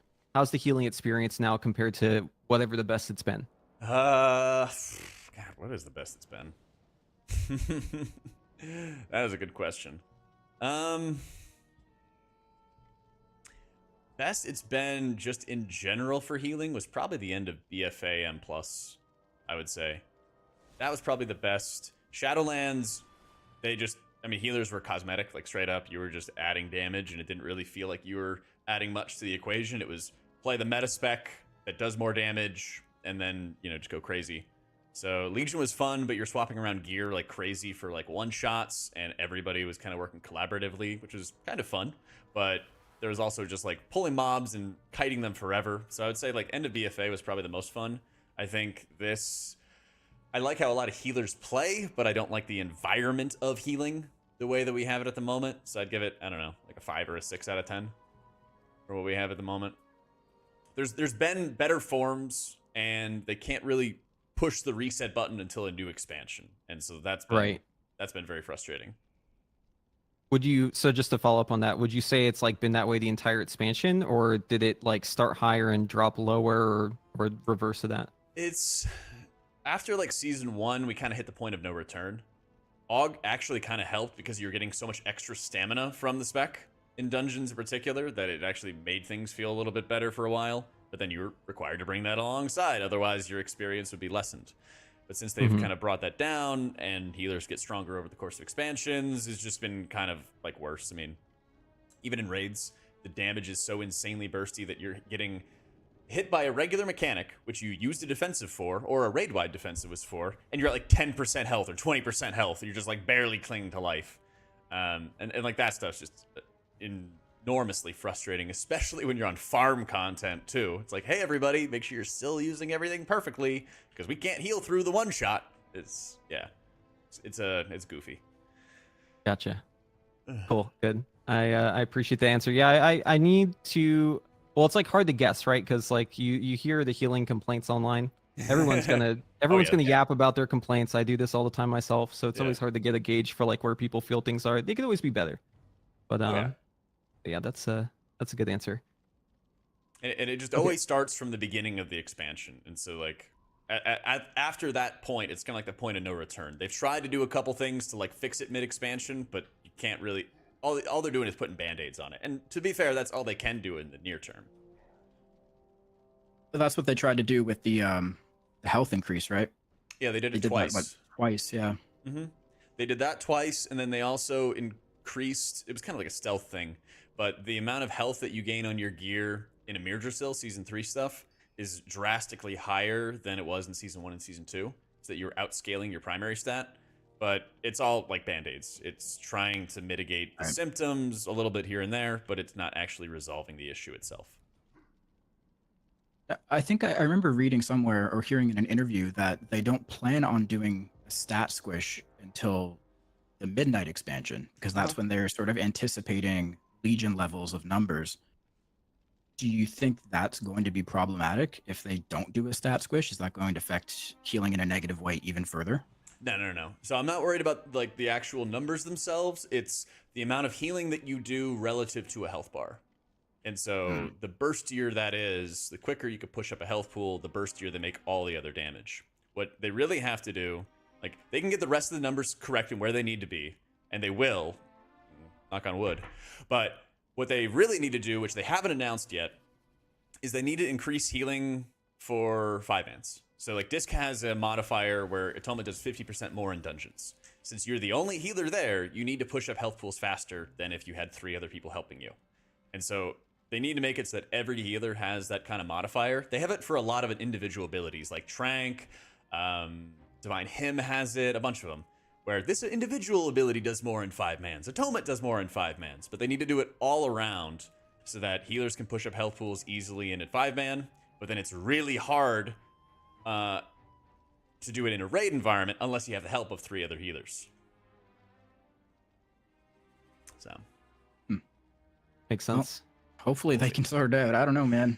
Dude, the numbers are crazy right now. Like, have y'all seen the Sims? I've been running Sims for Season 4, and like our damage is going crazy. We're doing like 400k or more now. We're talking in like the best gear, and you know, right now on live, it's like you're doing what, like 230k maybe, or maybe like less than that. But like that's such an insane jump, and to not have a squish until like 3 expansions from now is that's gonna be something to see. I'll tell you that. Hopefully they nail it. I mean, I feel like they've been pretty good about the I'm level, but it's just like it's kind of like a cosmetic thing too, you know? Like it doesn't really matter in the grand scheme of things. You do bigger numbers, people see the number bigger, but it doesn't change the gameplay. Yeah, it's all relative, exactly. Yeah. But I will say it does feel like the numbers are getting kind of crazy though already, even just looking at Season 4. Yeah, well, I mean, if you have your floating combat text on, it's just more numbers stacking on top of numbers. It's hard to keep track of.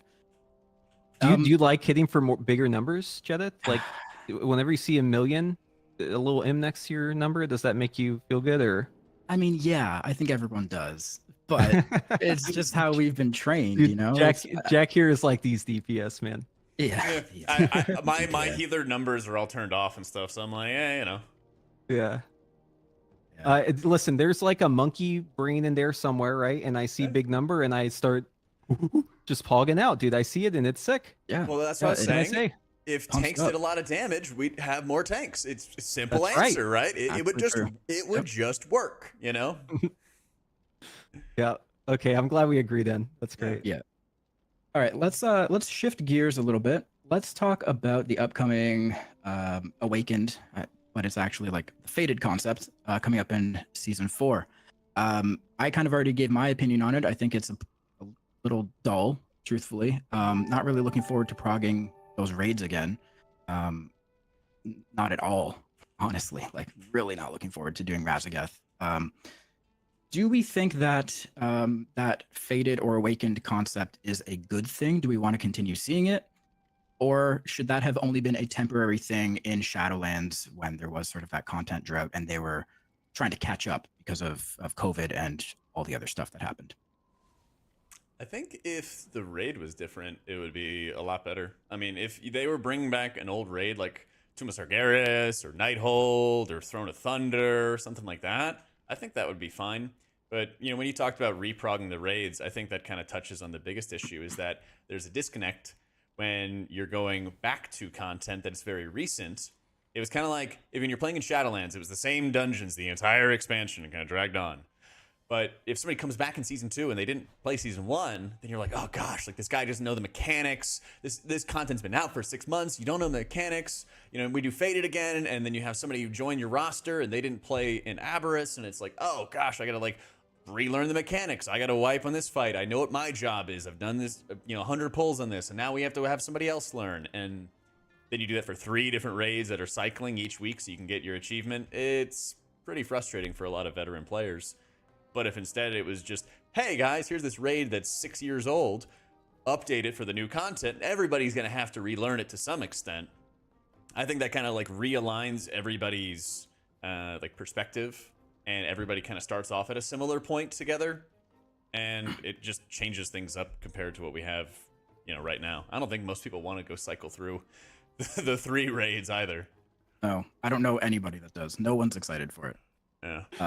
People are excited to get the items, but nobody Yeah. actually wants to kill those bosses again. I'm raising my hand. Oh. Yeah, I actually do like it. So I Oh. mean, like the other raids were so much better for Dev Evoker, man. Like Soul were down bad. Like I really enjoyed it during Vault. So it's like it's purely just because I enjoyed playing Dev in those seasons because I was overpowered, and now I'm not, and I'm going back to being overpowered, and that's fun. But I totally get it though. Like my guild, like I'm raiding on NA and the U, and pretty much everyone's opinion is like, yeah, we don't want to do Rezageth again. Yeah. But I I was mean- going to point out you raid on multiple raid teams, so Yeah. I think you kind of have a different relationship with raiding true. than some other people. I'm You guilty. clearly Yes, just you love it a little bit too much.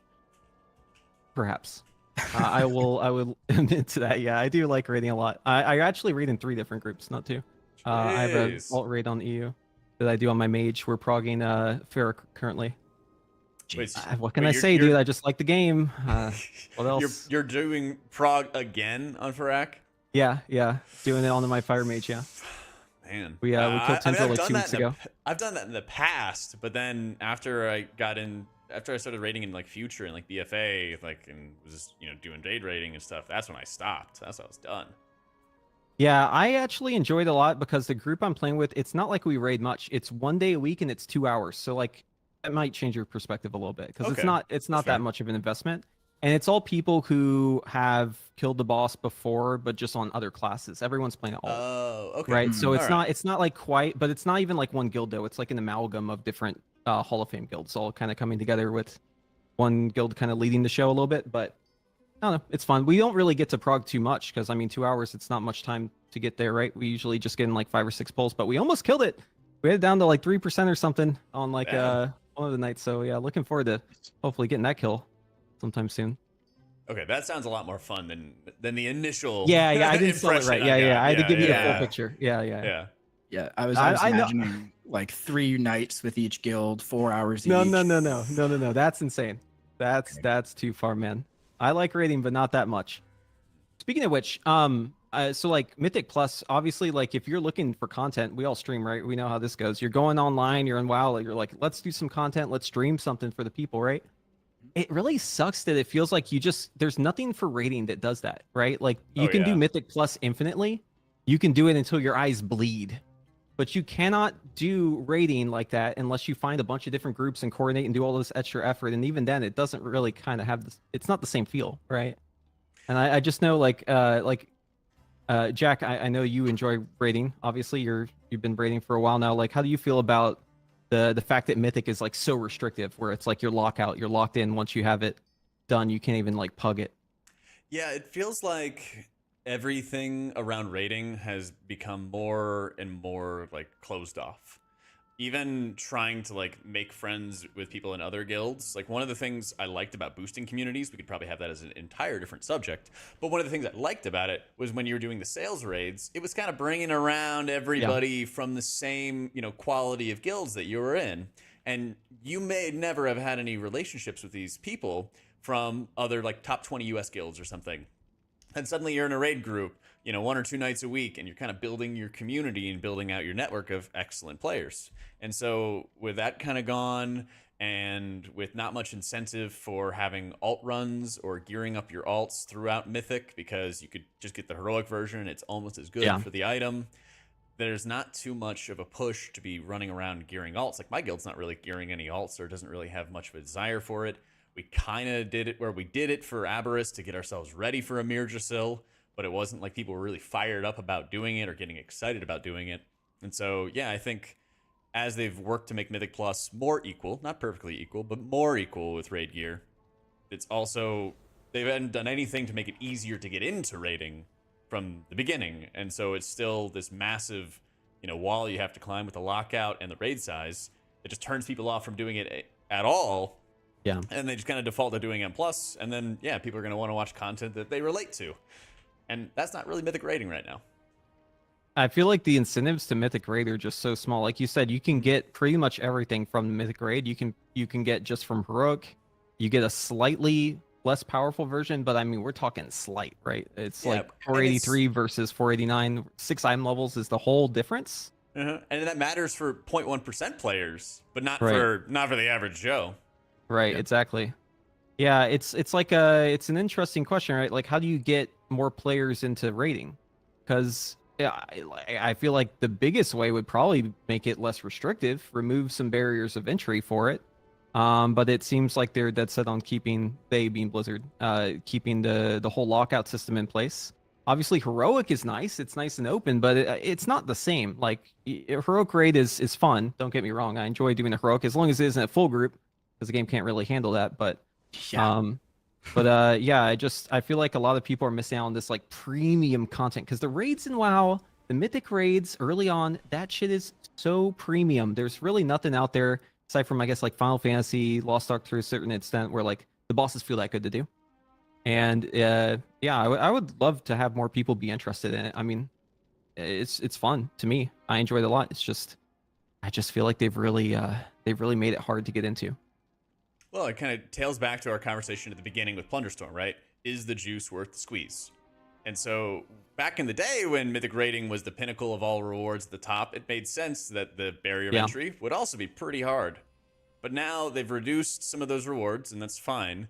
But then also reduce this difficulty to get into it to begin with, Because, I mean, what they did with M+ coming up for Season 4, where they're shrinking the dungeons, and so that a 10 is now equivalent to a 20.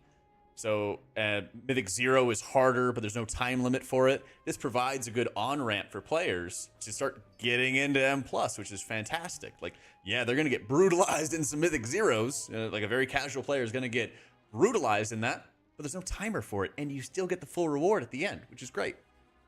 And then once they learn, they can get into regular M+ that they may not have done otherwise.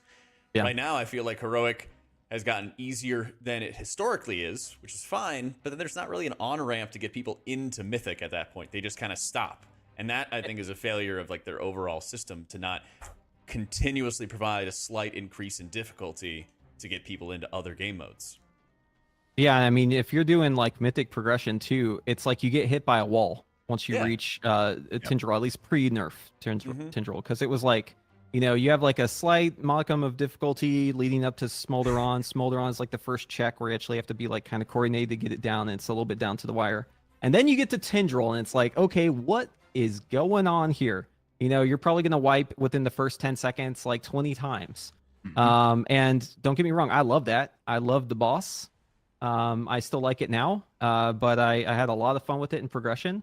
But I mean, like that, the difficulty curve just goes completely out the window this tier, right? And every tier is different. Every tier has its own tuning with the bosses. But I would love to see a version of Mythic Plus where it is easier to get into, make the first couple bosses maybe even easier, and then give us a bit more of a gradient leading up to the top. And I would like to see Heroic be harder. I feel like the gap there is just way too wide. Like, I know it has to do with gearing too, but and then LFR, I just don't even know what that's for. So aside from just trying to get my legendary. What if they deleted LFR, made LFR what normal is now, or make normal what LFR is now, get rid of normal, and then you jump into Heroic and then into Mythic? Does anyone actually like LFR? That's unnecessary. Does anyone actually like, is there like a fan out there like LFR mega fan who's like, this is my favorite thing, I'm so glad LFR exists? I think it serves a purpose for like casual players because it also is a story conduit. I think getting rid of like normal and then having just, you know, LFR and then get rid of the old like a normal. story mode. Yeah. And then current Heroic becomes the new normal. Mythic becomes, you know, the new Heroic, something like that. To kind of truncate it in the same way, I think would help. But yeah, I mean, they're going to keep LFR around. Yeah, I'm not saying to get rid of it. I'm just saying, like, whenever I run it, I feel like everyone's just mad the whole time. Like, I don't think I've ever been in an LFR where it seemed like people were enjoying themselves. And I certainly don't enjoy it, aside from the fact that you can get up in AFK and do something else while it's happening and come back and it's fine, right? But, I mean, it serves an important purpose, obviously. It's the story mode for folks who don't have the means to do the raid, and they get to still experience all this good content, because otherwise it would just be going to waste, right? Those people wouldn't even see it. But on the same note, I kind of feel like it diminishes the will to go and do it on normal or Heroic, because it's like, oh, I already killed those bosses, right? Like, I've got real life friends who used to play WoW, and they'll be like, oh yeah, I already did the raid. I'm like, oh cool, what'd you do? And they're like, oh, I just did an LFR. And it's like, well, I feel like maybe you experienced the story, but I feel like you didn't. I don't know. I don't want to gatekeep it, but I also feel like you're missing out. There's an opportunity here for like having more fun, and a lot of people just are passing on it. I feel like that's the LFR effect. It's giving them a reason to not look into raiding, because they can just go and do it in a day and it's done. They don't really have to like go through the effort of finding a raid team. And I don't want to say effort in a bad way, because it's actually really rewarding to do. But they're not being encouraged to do it because they can just take the short path, right? And they get to see the items, they get to see the story, they get to see the bosses. But it's not the same. There's something about being on a raid team, struggling, and then overcoming it as a group. It's hard to explain to people until they actually do it. Well, it's delayed gratification, but it's very tough to be able to like build up that mindset of delayed gratification and the benefits of it to people who haven't really had that experience before. The thing is, I would see that as where current Heroic could sort of fill that in, and if the barrier of entry was not so high for Mythic, I think the first 3 bosses of Mythic, give or take, are actually really well tuned for those players to get into it, if they can make the raid group, if they can get a team together, if they can do XYZ, right? Because you could very easily have what Final Fantasy does is after the first like 2-3 weeks or so, people are actually pugging Savage difficulty. And it's like, hey, everybody, we're using this strat. This is how the boss works. And a lot of the early boss fights, I mean, you're looking at like Volcaros. It's like, okay, guys, just go play the fight on Mythic difficulty. And after a while, people learn what's going on. But it's really like the combination of like the lockout and the raid size that sort of serves to heavily reduce any sort of like potential participation. Like maybe the lockout on its own would be enough because then that would try to get people in on like, week 1, week 2. But I think the raid size plays a huge role. Raid size for sure, lockout for sure. Both of these are definitely issues. I'll tell you from my perspective, like whenever I have an alt and I want to get that alt gear, I almost don't want to try to find a group for it because I want to just slip into my guild's raid and get a couple bosses. That way I know I can get those bosses done. But Yeah. if I'm pugging, like what's going to happen is let's say it goes perfectly, right? And we kill the boss. You're going to have someone leave. And now you're stuck with a lockout where you can't replace that person unless you have a good replacement for it. But who wants to go in with no certainty about killing the first boss and getting saved to this lockout now where you get nothing for the week, right? It's like, and it's because of the lockout just being so overly restrictive. I agree that it should be that way initially because the world first race, I mean, we have to consider how the game works in terms of how you could cheese it, right? It would just be ridiculous with the lockout being open from the start. But I think like once you have Hall of Fame filled up, like what's the harm in opening the lockout and letting people, pug? Maybe I could even pug my Ferric, right? Like I would have to find some really insane people, but like at least I'd have a goal that I could go for. And I feel like because the barrier of entry is so high, it really has this negative downstream effect on like the community itself because we're all siloed into like our groups. Whereas like you're talking about in Final Fantasy, like I feel like it's much more of a community thing. Like you go to the Final Fantasy subreddit, you see like diagrams and stuff where people are talking about like, here's how you do this boss and the positioning for this fight, right? Like you don't really see that too much for WoW because all of this is happening in Discord. The community aspect is, I guess, taking a small hit because there's not really the on-ramp for people to get into this sort of content. Yeah, maybe after the world first race, honestly, if they opened up the Mythic raid lockout, because Hall of Fame, as people in my chat pointed out, did take a long time to fill, and you want to make sure you're kind of striking when the iron is hot as well. Yeah, people still kind of care about it. So I would love it if there were a lot of things sort of like tied to the world first being over, as ways to like either nerf the content or ways to make it more accessible to people. And because it's going to have a lot of excitement about the world first race anyway. And rather than it being, hey, the world first race is complete, and then now I leave, it's, oh, we can do these extra things in game. There's this excitement about, being able to bring my alts into the first boss or 2 on Mythic or something like that. Yeah. Yeah, I don't know what the solution is, but I feel like there's an opportunity there that we're kind of missing out on. And I know from like my community that a lot of people are interested in this kind of thing. A lot of people want to try out raiding, and maybe they're just not taking that leap because they know how much work it is to get into it. So having it be more accessible would be a good thing. Yep. But again, I don't know if removing LFR is the solution. I don't think it is. I think it's maybe reassessing the difficulty. I think a story mode is important, but yeah, heroic and mythic difficulty and lockouts definitely something I would like to see in the War Within. If you could do anything, Jack, if you could just like be a dev for a day and like flip switches, what's your first order of business? Probably fixing healing first. Okay. Like I talked about before, it would definitely be having an extra modifier for increased healing in 5-man environment, probably 10-man mythic as well.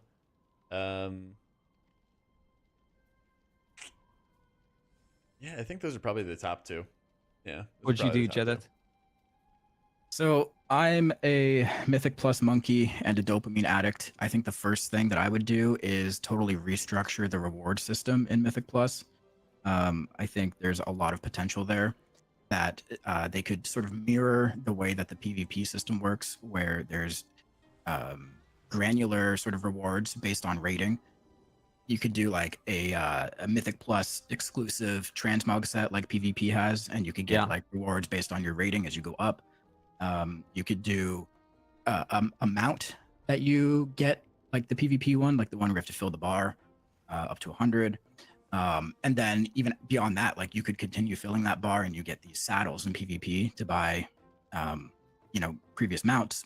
If you do that in Mythic Plus, you could buy like the previous season's Mythic Plus transmog set. There's so many things you can do. And I think right now they're just sort of missing out on a lot of things. And truthfully, if they did that, I feel like they'd have a lot more people participating in Mythic Plus because there's more incentive to do it other than just, getting your portals that, in my opinion, don't really have any prestige attached to them. They're just definitely not. they're a spell in your spell book. Nobody can see them like they can see a title or a transmog set or a cool weapon or something like that. They don't have the same sort of effect personally. And then the other thing that we have right now is just the number, this arbitrary number that is supposed to sort of reflect your mastery over the system of Mythic Plus. But even that is, it only goes so far. I think there's a lot more they could do with Mythic Plus, and that would be the first thing that I would change. I'll tell you from well, I would also be a bit selfish about it, kind of like you, Jack, with the fix my thing first. It's a realistic thing. It's a pressing problem. Listen, you got to. Exactly. Yeah, Dev's right. I mean, that's like first thing, right? But bring back challenge modes. I mean, dude.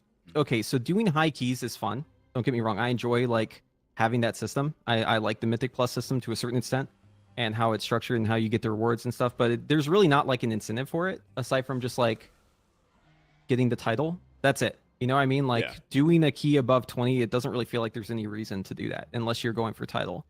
And I feel like it's not something that interests me sometimes.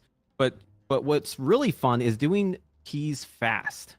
I've always enjoyed that. Being super hyper efficient about farming stuff as quickly as possible. I have a lot more fun optimizing at 20 to be like, you know, we're talking like sub 10 falls. Like we're just trying to go for like the fastest fall possible. I've always enjoyed that a lot more than pushing the content to the point where everything's a one shot and we're having to like bring the right classes or else we're, you know, the comp is doomed because we have to figure out all the little ins and outs and have a defensive here and everyone's got to be able to survive this and we have to go to a website and calculate if we're going to die to this damage or not. Like I still like Mythic Plus. I wouldn't want that to go away, but I would love to have the challenge modes back with like a time, whoever's like the fastest is the winner, right? Like that to me was super fun.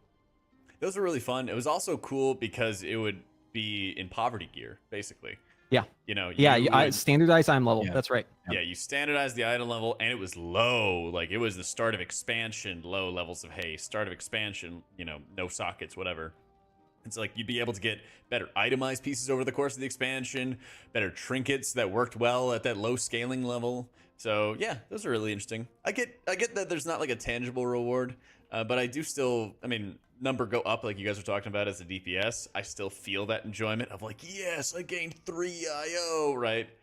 That is still pretty gratifying, but I do agree that the lack of like a mid-core progression definitely is odd. So yeah, let's just get all the PvP rewards. We'll be able to earn the exact same PvP mount for doing M+. That'll make the community. Everybody will be loving that. Let's do it. Let's not have to do any extra work. Just give us those rewards too. PvP, a system that has things. Just that has historically done so well. Everybody loves the state of PvP. It's the current system is really bringing in people and they're playing. Okay, sorry, I shouldn't make jokes about that, but it is, dude. I feel like PvP this expansion has been like such a nightmare, man. Like I'm reading like what they're dealing with in the tuning, like class tuning when it comes to PvP, and like we got one of them in here, dude. The demon hunters, gotta watch out for those guys. They're crazy. I guess the Ret's like the enemy of the week currently on the PvP train, but like I feel bad. I look at the stats for PvP and I see like what the class balance looks like, and it's crazy. I feel like they're dealing with way more than we are when it comes to like class imbalance. But who knows? Cool. So moving on. I mean, so season 4 around the corner, right? It's time to make some predictions. So, Jedith, why don't you kick us off? What is your prediction for the best tank in season 4? I mean, I think it's pretty obvious to everyone that Vengeance is in the slot to take that, like they're set up to be. I would hope that there is some tuning or some balancing that happens that will adjust that, or at least make the other tanks have a standing chance. But as of right now, it's looking like Vengeance is going to just take everything. I don't know what the solution is there to fix that problem. Like, do you nerf Vengeance? Because if you do that, then I think Vengeance is just dead in the water. Right. Or do you bring all other tanks up to Vengeance level? I feel like that's a lot of work because they have to figure out the control, CC, utility, or all those other classes. I'm not sure what the solution is, but yeah, I think tanks are definitely just kind of taken up by Vengeance right now. I don't know. What do you guys think? It's VDH. Like, it's not even a question. It's not even a question. They're too strong, man. They got too much going on. The only way that, in my mind, the only way it's not VDH is if they make all the sigils like one charge and it's like shared or something like that. Because like it's just they do too much. Like it's just too, and they're unkillable too. Yeah. Obviously they have a little shaky threat, but like, I mean that's not really a problem for most of the meta classes, anyways, right? Priest got Fade, Mage got Mirror Image. Yeah, I and also like an insane buff too, right? Like they just make the enemy take more magic damage. Guess what sort of damage you're gonna have in your comp? Probably it's probably gonna be the spells, spellcasters. It's all magic. Even for melee, it's all magic. Everyone's doing magic damage. It's a great buff. So yeah, I think that's a no-brainer. What would you say for healer then, Jack? Where are you standing with what's going to be the meta healer in season 4? Probably more of the same. I mean, Monk and our Druid, I think, are in really, really strong positions. I think there's still a really big pool of priests in the 0.1% title range. But since Shadow Priest came up from the depths that they were in at the beginning of season 3, and they're actually quite good now, that erodes Holy and Disc representation in the 0.1%. So that way you can bring your Mark of the Wild in the healer slot, since neither of the DPS druids are insane. They're pretty good, but they're not insane. And so then you easily sort of build that out for your group. Monk's output is just ridiculously high. They have good crowd control, all that fun stuff. The physical damage buff isn't that great, but they still just muscle heal you through just about anything, and they never die either. But I would say probably for like an Exodia comp, like MDI type stuff, maybe even TGP, it would probably be Resto Druid followed by Monk. Healer Priests are both, like Holy and Disc are both really good right now. It's just how you build a comp for like Exodia, right? Yeah. When Shadow Priest is in a good position, you can have other buffs elsewhere. And so that's where the healer will fill in with that buff. We know there's going to be a priest. The question is what spec is the priest? And the better Shadow is, the less, I guess, the healer versions. I mean, it's the same problem with AUG, right? Like, exactly. There's AUG like you're a little bro, right? Like you're the little bro. You got to wait for the big bro. It was the same thing in season 1 with Preservation Evoker before augmentation even really existed yet. It's kind of weird, right? Because you have like such a restrictive comp. Obviously, it's a bigger problem in Raid than it is in Mythic Plus, but like to a certain extent, it's still there. Like you have to really think about the Raid buffs first and foremost, and then you got to just like fit everything in where it can fit. So yeah, I mean, I guess the next one is like, do we think we're running an AUG in the season? And I mean, like, I think it's pretty obvious that unless something changes big, or like unless there's like an outlier in terms of like how overpowered one of these specs is, like you're probably going to want the added padding of AUG, because you're just giving everyone like a little foam safety helmet, right? As long as the AUG is playing well. So at what point does it start to matter that you're missing that damage? That extra damage from... Well, that's if it's a tier where the damage is super important, I mean, you may not run it at all. But I mean, like, I'm not talking about, by the way, like 20s and stuff. I'm not saying to like always bring AUG for that, but I'm just saying, like, I think the highest keys at the end of the season, you'll probably have a bit of a mixture. Like Jack was saying, probably more of the same, right? Like a lot of the classes that are good right now are going to still be good. So a lot probably won't change there. But I do think that if you have a good AUG, it does make your margin for error smaller, essentially. So it can be a beneficial thing to bring to the comp. And then for like other DPS, I mean, it's like mage buff, priest buff, druid buff, DH buff, and then you get one other guy. Who that guy is, who knows? Who does the most damage, right? We'll have to wait and see. Maybe it's a warlock. Yeah, I've seen a lot of warlocks and a lot of DKs. Warlock's really good. Yeah. Dev has the damage, but it doesn't have anything else really. So that's the problem with it. It's definitely overtuned in terms of its damage, but it also has like glaring issues. So Warlock has like the same damage, and it doesn't have the threat issue like at all. There's no issue there, and you bring health stones and other cool stuff. So yeah, it's always harder to, I think, to like figure out exactly what the DPS meta is going to be like. But I have seen arcane mages do really well. I've noticed fire damage isn't quite there.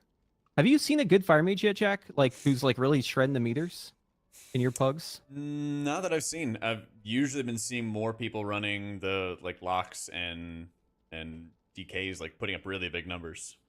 Yeah, I've yet to see a mage who like does like lock or like dev for DK damage. I've seen arcane do it, but I have not seen fire get that close. No. So we'll have to wait and see. But yeah, I think the meta obviously evolves over the season too as new technology is figured out, right? True. So as all those new toolkit items are added to the tool belt, Og does gain a little value there too.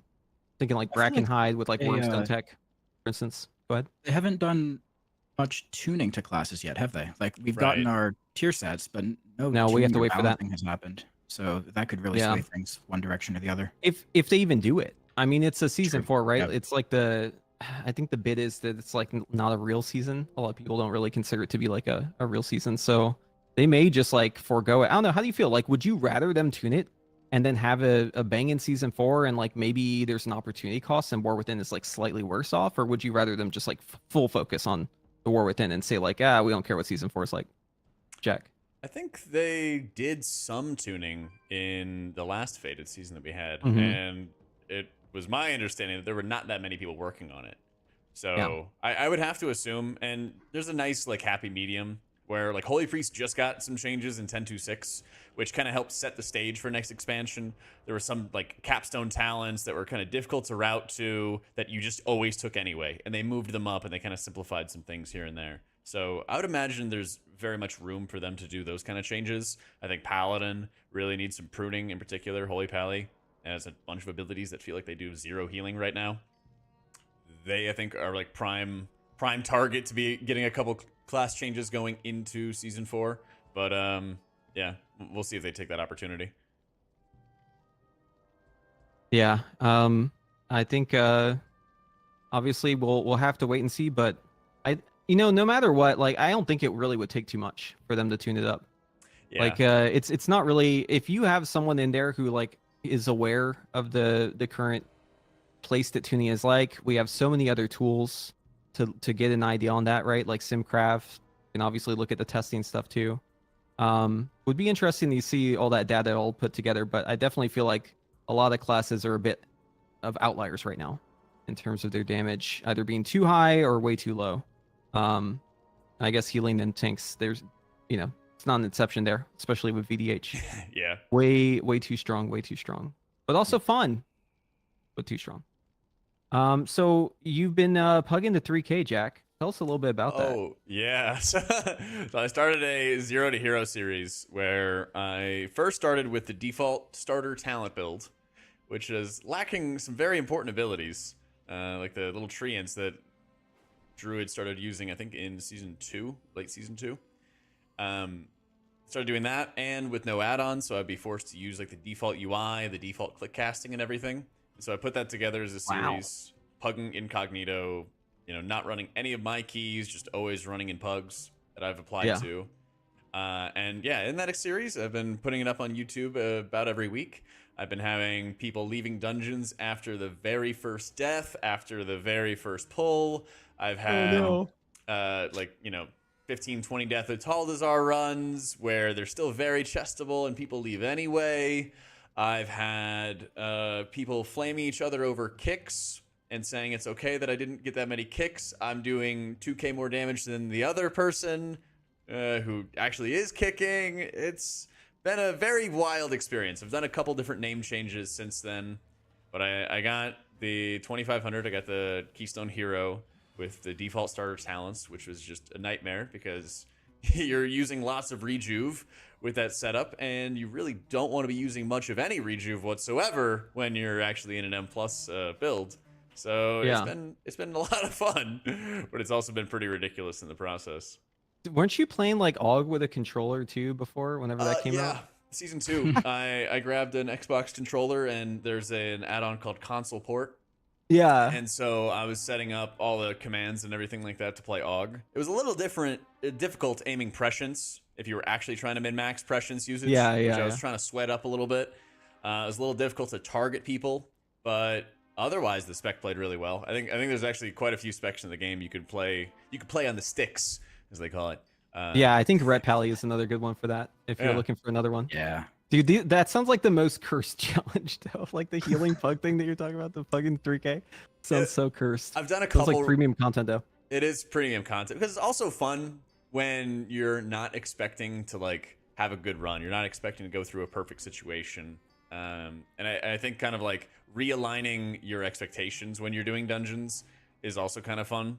Yeah. When I'm going from trying to be super sweaty and pushing for the title like I do every single season, and I'm like, I must gain IO or otherwise I'm wasting time. And then it's just kind of nice to embrace just a bit of ridiculousness in The pug life. in pug life. Yeah. That's cool. Yeah, I think a lot of the time, whenever I get frustrated, it's always a mismatch of expectations versus what I'm Yeah. getting into. You know, Yeah. and if you have the right mindset, it's a lot easier to take it in stride. Well, I think that's, like you were talking about with guilds too. That's actually what makes, guilds more fun is when everyone's kind of on the same page with expectations. You're talking about, Yeah. hey, I really like raiding, this one day for 2 hours with people who are well prepared, who already know what they're doing, and they just want to raid again and play alts. That's a way more enjoyable experience. And whether it's making a smaller raid size, you can have an easier time finding 10 people that all have the same expectations as you versus 20.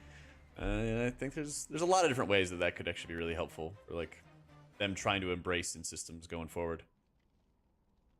So jumping back to the topic of Mythic Raid, I guess there were some nerfs that just came in to Mythic Tindril and Mythic Farak. Preheat, if you want to pull them up on the screen. Pulling it up. Looks like it was healing check significantly reduced. Let's take a look. Ooh. Okay, so This is yep. not an April Fool's joke. Not an April Fool's joke. This is for real. I hate April Fools, dude. I always get tricked. Not this time, though. I was not tricked by WoW stuff, at least. Okay, so we have it here. Tendril Sage Swift. Fiery growth targets reduced to 3 on Mythic difficulty was 4, so that's 25% plus. Fiery growth damage reduced by 20%. Okay, wow, that's a lot. Falling Stars damage reduced by 15%. That's like the only fatal thing on this fight anymore, unless you just royally screw up a mechanic. Pulsing Heat's damage reduced by 10%. Okay, so the ads are even less important now. You can just spawn them however much you want. That's going to be fun for pad strats. And then Ferric, we have Shadow Cage now lasts 12 seconds. Okay, so there's a way out of it now. You aren't stuck in it forever. That's okay. And then Flamebound now increases damage taken from Flame Orbs by 5% was 30. Whoa. That's wild. That's a huge nerf. Mm-hmm. That's for both the Shadow and the Flame Orbs. Both down to 5% from 30%. The intermission has gotten significantly easier with this change. You probably don't need to immune soak at all anymore. I mean, it's like a convenience thing and people are used to the strat, but I don't think you need to do that like one bit. Blaze damage decreased by 20% on Mythic difficulty? Dude. Wow. Okay, that's the other big thing that kills you, right? Is the Oh, yeah. lines. Lining up with someone else. Yep. And then they also decrease the health on the Darnassian Ancients by 20%. How do you feel about healing NPCs, Jack? You like that? I think that how they did this NPC healing was fine, but like the onus should be on them to really improve a lot of the like base UI setup in terms of how you can actually heal the NPCs. Having them actually appear on like boss frames is very important. Community finds a way. I don't mind them trying to do it every once in a while. I think having like the 5 ads to heal and then the 10 ads to heal was actually really fun. But then when you need big honking trees to heal and there's really only one healer that does any sort of decent single target healing, it's just like silly. I don't even know how else to describe it. It's like no other healer besides Mistweaver will do good single target healing to it.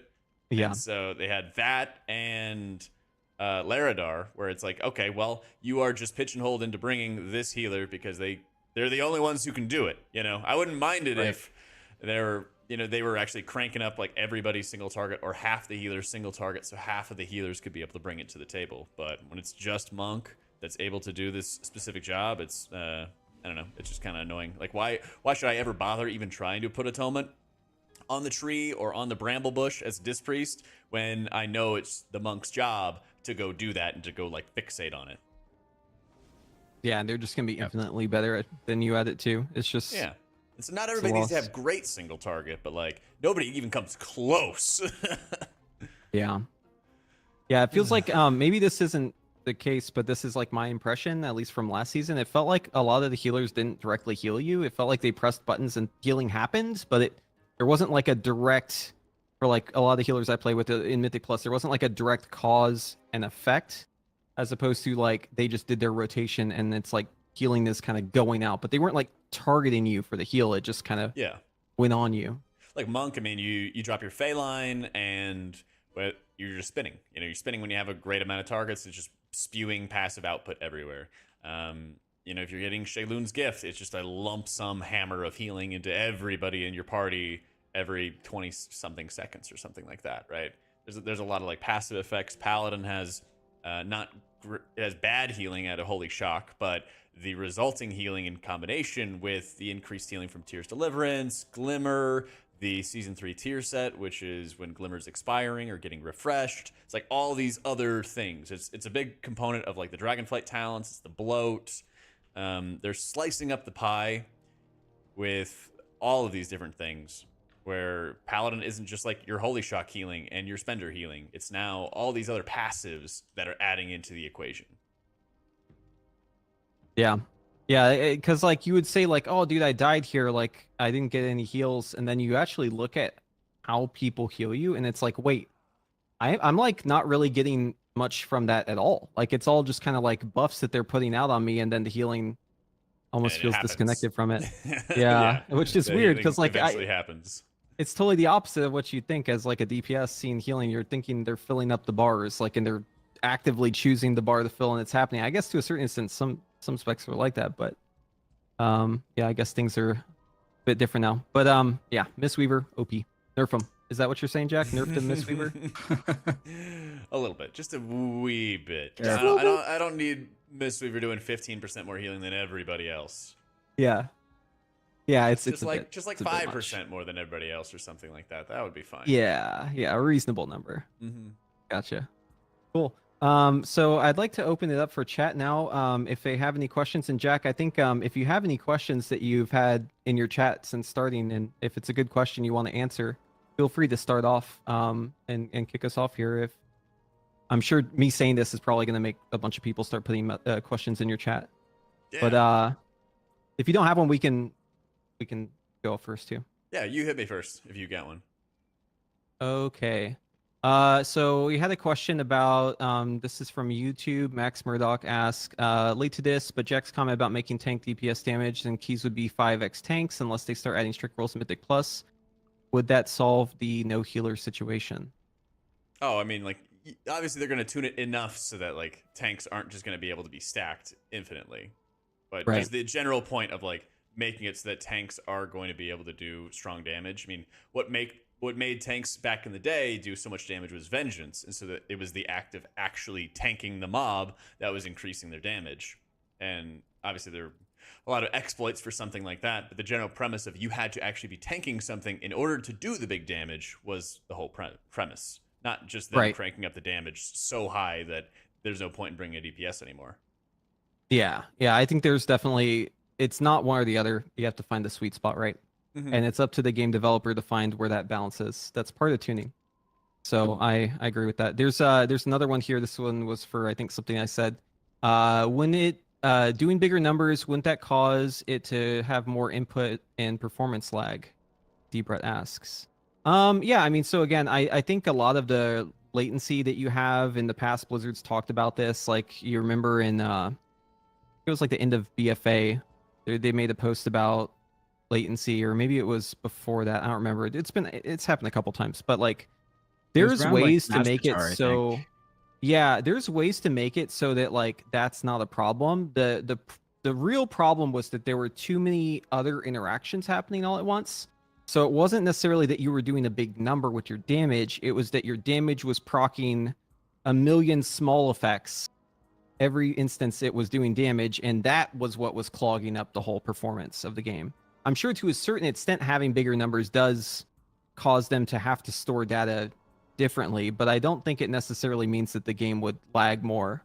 I think a lot of that comes down to procs, right? Passive effects, all the systems bloat that we end up with in like a normal expansion. So Yeah, I don't necessarily think that would be a cause and effect there. You think of like how many talents you have that are doing calculations for all of your abilities. Then you have everyone else's abilities that are affecting you in specific ways. There's so many different variables all happening at once that really bogs things down. Just as a side note too, like for me personally, I can't stream raid. I don't know what it is, but I cannot stream raid. I have a beast of a computer, and it just doesn't want to work. There's way too much lag, and I notice it's worse when there's more people in my raid team, Yeah. When we're doing heroic farm early in the season to get our tier or whatever, we'll bring as many people into the raid as we can to get more loot. Right. And when we have upwards of 30 people, the game is so laggy, like it's insane. So I think that's it, and that's why, because there's just so many things happening behind the scenes, and it's a byproduct of WoW just being based on concepts that are It's an old game, dude. old. Yeah. It's pretty The old. game's been around forever. Yeah. It's and the game is like not very optimized either, right? No. I mean, you can have a really good computer and have lag, like everyone will in certain scenarios, especially when ads are spawning, especially when there's 30 people in the raid and they're all hitting their buttons in lust, right? Like the game's gonna lag a bit. That's I mean, it's an old game, so I think that there's like certain things that like we as WoW players just kind of like put up with because we're just used to it being that way. But I would really like to have heroic not be so laggy. I feel like that, to me, that's the thing that really gets me annoyed. Is like it kind of sours my new patch experience walking into a raid knowing it's optimal to have as many people as possible, and then you get in there and you feel the input latency and you're like, oh my god, Yeah. like I'm playing from EU. This is so bad. Yeah. Well, you should be used to it. You're used to it. Yeah. So I would love to see like that, but I don't know if it's, I don't know how much of a priority it is for them. Dude, they know, Blizzard knows we're gonna keep playing their game. That's We're right. gonna just keep playing it. So True. Cool. Did you have any questions, Jedith, that you wanted to pull in? There were a few, but honestly, I think we covered a lot of them. Yeah, we were pretty extensive with it. Cool. Any last ones from you, Jack? Some people had some questions about how we fix Holy Pally and why is it by buffing the spenders. That was kind of self-evident. They also got to like trim passives from a lot of like Holy Pally's output, as so that the abilities that when you actually cast them are the ones doing the healing, because you can dice up the pie a million different ways, but if you're taking having less pie slices, then all those slices are larger. So apparently there is catch-up gear that's going to be 480 for next season. I had a question from Blue Fever about that. Did you guys see that? Oh. No, that is it on Wowhead right now? I'm trying to see. I know like Mythic 0 dungeons are also giving you crazy eye level. It's because they made it more difficult. Yeah. Mythic 0 is giving you 493, and there's 10 dungeons. I mean, 9 effectively, but Dawn, right? Meaning there's like 10 dungeons worth of bosses that you can do to give you Mythic 0 loot. Yeah. Which is like normal raid quality gear, which is pretty wild. That is pretty wild. Well, I guess I'll have to do some of those. Dude, Mythic Zeros, I mean, like, it's kind of fun going in there. I mean, they're going to be 10s, right? So it's going to be a lot harder than what we're used to. I'm liking that because it's going to be harder, but there's no time limit, so who cares? Just go in and do it, you know? I'm very excited by how well they've made like a difficulty curve improvement for M+. I think it's really good. Yeah, we got to give credit where credit's due, and Blizzard definitely did like a slam dunk windmill on that whole idea of Mythic Plus. Like the way that it looked before, whenever you look at it in the graph, it's hilarious because it's like before it's like the key started at 20, right? Like where the difficulty goes above.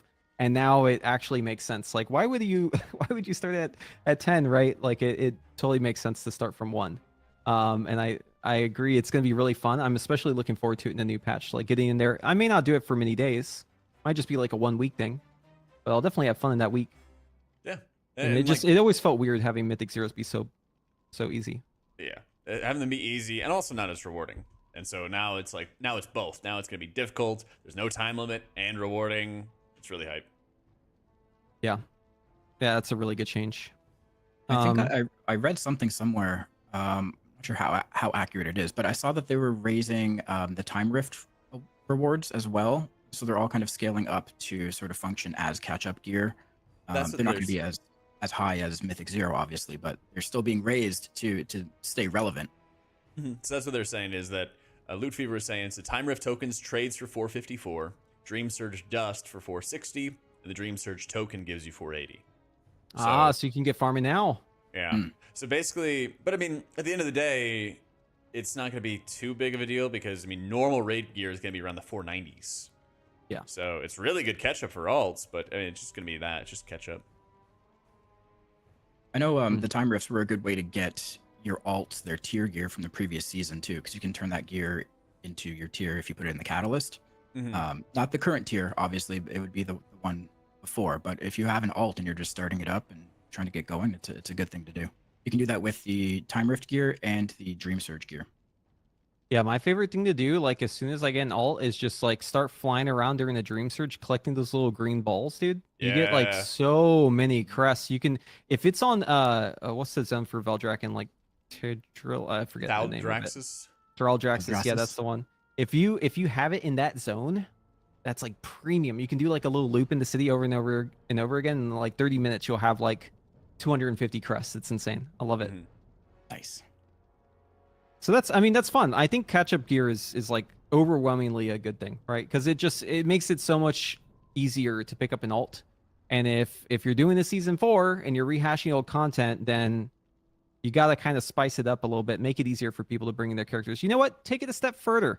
Make Crest account bound from the start. There you go. Just send it, dude. Just send it. I swear people will play the game the same amount or more if you can do this, right? Just do it, Blizzard, please.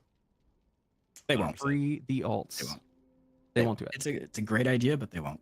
They will not. No. We know they Dude, okay, this reminds me. When they raised the cap on the aspect crests from like, what was it, 1,200 and something? And they said, oh, we've now Oh, yeah. we've increased the yeah. cap. There's no more cap anymore. I'm like, who needs more than 1,200 crests? Like, how are you getting to this point? That's insane. Nobody asked for that. Nobody asked for that. And it's a good change. Like it should happen, but like I was totally hoping it would be something else. Again, expectations, reality, mismatch there. I see Crest. Oh, let's go. They're making him account bound. No way. Not doing that. Cool. So yeah, it's been great, Jack, having you here. Likewise. Hope you enjoyed our chats and our questions. Like the answers you gave us, and definitely looking forward to the War Within. Likewise. So one last thing for you before you do your plugs in here. What are you looking forward to the most in the War Within currently? What are you most hyped about? Resetting healing.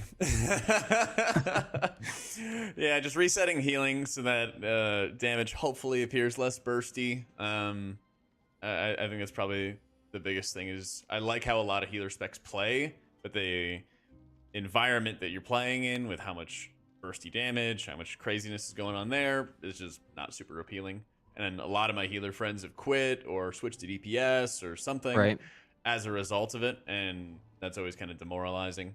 So I'm really looking forward to healing, resetting, and obviously looking forward to Delves. Having something different outside of raiding and at Mythic Plus to be doing in the game is always going to be appealing. And experimenting. Like, Blizzard getting back to experimenting for a new expansion is always going to be good. What are your expectations with Delves? Because the way that I'm imagining them in my head is kind of like digs and Zeralek Caverns, and that doesn't seem too exciting to me. What are your thoughts on it? I have no idea what to expect. They said they're making some new game mode, taking lessons from other things they've built, and I'm like, yeah, right. You know, if they put it out early enough and they're willing to like change things around, take in feedback early enough, it's going to be a good game mode. Like, I even think the very last version of Torghast was actually good. The boss rush, where you just pick up abilities instantly and then you just start killing bosses, like that was really fun. Yeah, that was sick. Kind of took a while to get there, but I wish they would have like taken that format and then just put it into the new expansion and went from there. Yep. So we'll see. Cool.